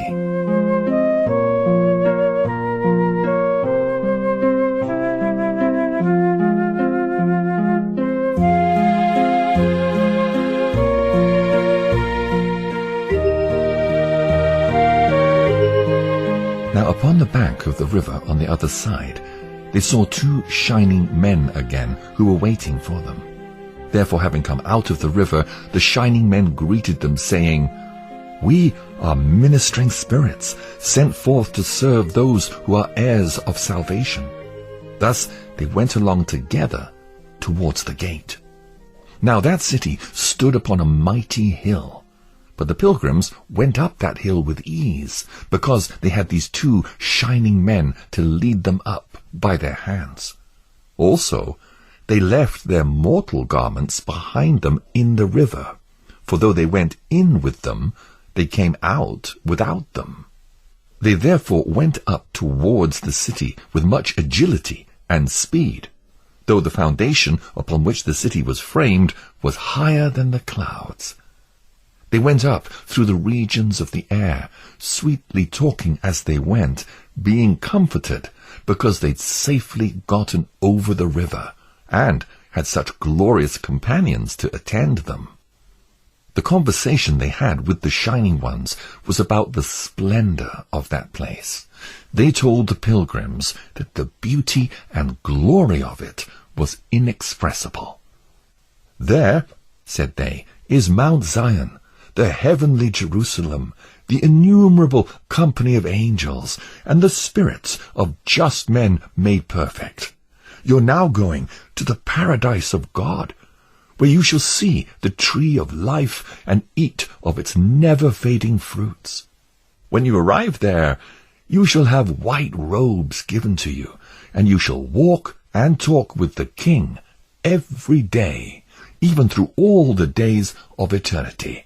There you shall never again see such things as you saw when you were in the lower region of earth, namely sorrow, sickness, affliction, and death, for the former things have passed away. You're now going to Abraham, to Isaac, and to Jacob, and to the prophets, men whom God has taken away from the evil to come, and who are now at rest, each one walking in his righteousness." The pilgrims then asked, "What will we do in the holy city?" The Shining Ones answered, "You will there receive the comforts of all your toil, and have joy for all your sorrow. You will reap what you have sown, even the fruit of all your prayers and tears and sufferings for the King along the way. In that place you will wear crowns of gold and enjoy the perpetual sight and vision of the Holy One, for there you shall see him as he is. You shall also serve him, whom you desired to serve while in the world, though with much difficulty, because of the infirmity of your flesh. There you shall continually worship him with praise and shouting and thanksgiving. There your eyes will be delighted with seeing him, and your ears with hearing the pleasant voice of the Mighty One. There you shall enjoy your friends again, who've gone there before you, and you shall joyfully receive everyone who follows you into that holy place. There also you shall be clothed with glory and majesty, fit to accompany the King of glory, when he shall come with trumpet sound in the clouds, as upon the wings of the wind you shall come with him. And when he shall sit on the throne of judgment, you shall sit with him. Yes, and when he shall pass sentence upon all the workers of iniquity, whether they are angels or men, you also shall have a voice in that judgment, because they were both his and your enemies, and so you will be with the Lord forever. Now, while they were thus drawing towards the gate, behold, a company of the heavenly hosts came out to meet them. The two shining ones exclaimed, These are the men who have loved our Lord while they were in the world, and who have left all for his holy name. He sent us to fetch them, and we brought them thus far on their desired journey, that they may go in and look upon their Redeemer's face with joy. Then the heavenly hosts gave a great shout, saying, Blessed are those who are invited to the marriage supper of the Lamb. At this time, several of the king's trumpeters came out to meet them. They were arrayed in shining white clothing, and with loud and melodious voices they made even the heavens to echo with their sound. These trumpeters greeted Christian and Hopeful with 10,000 welcomes. This done, they surrounded the pilgrims so as to guard them through the upper regions, continually singing with melodious voices as they went, as if heaven itself had come down to meet them. Thus, therefore, they walked on together. As they walked, these trumpeters with joyful sound would always, by mixing their music with pleasant looks and gestures, signify to Christian and Hopeful how welcome they were in their company, and with what gladness they came to receive them. Now Christian and Hopeful were as if in heaven before they came there, being swallowed up with the sight of angels and with the hearing of their melodious voices. Here also they had the city fully in view, and they thought that they heard all the city bells ringing to welcome them in. But above all, they were encouraged by the warm and joyful thoughts of their own dwelling there, with such company, and that for ever and ever. Oh, what tongue or pen could express their glorious joy! And thus they came up to the gate. Now there was written over the gate in letters of gold, Blessed are those who obey his commandments, that they may have the right to the tree of life, and may enter through the gates into the city. Then I saw in my dream that the shining men bid them to call at the gate. And when they did, some looked over the gate, namely Enoch, Moses, Elijah, and others, to whom it was told, These pilgrims have come from the city of destruction for the love that they bear to the king of this place. Then each pilgrim handed in their certificate, which they had received in the beginning of their journey.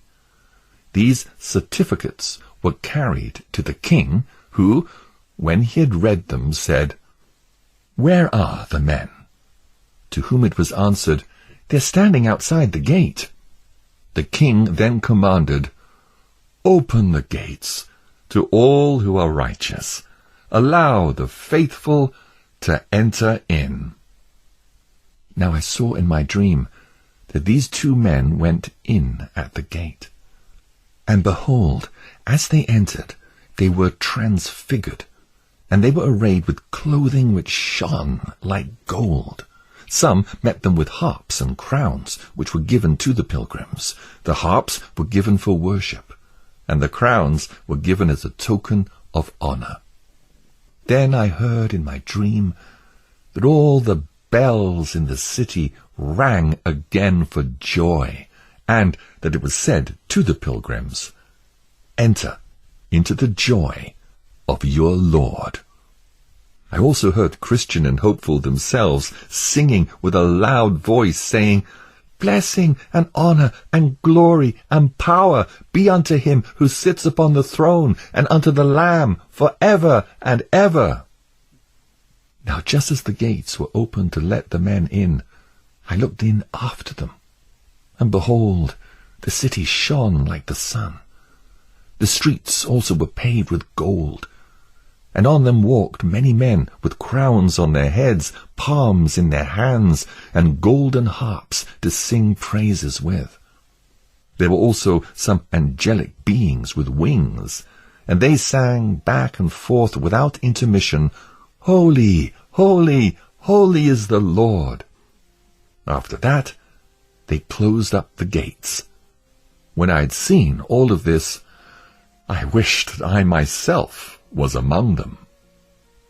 Now, while I was gazing upon all these things, I turned my head to look back, and saw Ignorance come up to the riverside. He soon got over the river, and without half of the difficulty which Christian and Hopeful met with. For it happened that one called Vain Hope, a ferryman, was there, and with his boat he helped Ignorance cross the river. Then I saw that Ignorance ascended the hill, and came up to the gate all alone. There was no man to meet him with the least encouragement. When he arrived at the gate, he looked up to the writing that was above it, and then began to knock, supposing that entrance would quickly be given to him. But he was asked by the men who looked over the top of the gate, "Where have you come from? What do you want?" He answered them, "I have eaten and drank in the presence of the king, and he has taught in our streets." They then asked him for his certificate, that they might go in and show it to the king.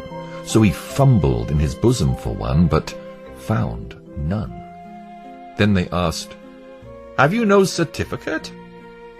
But the man answered not a word.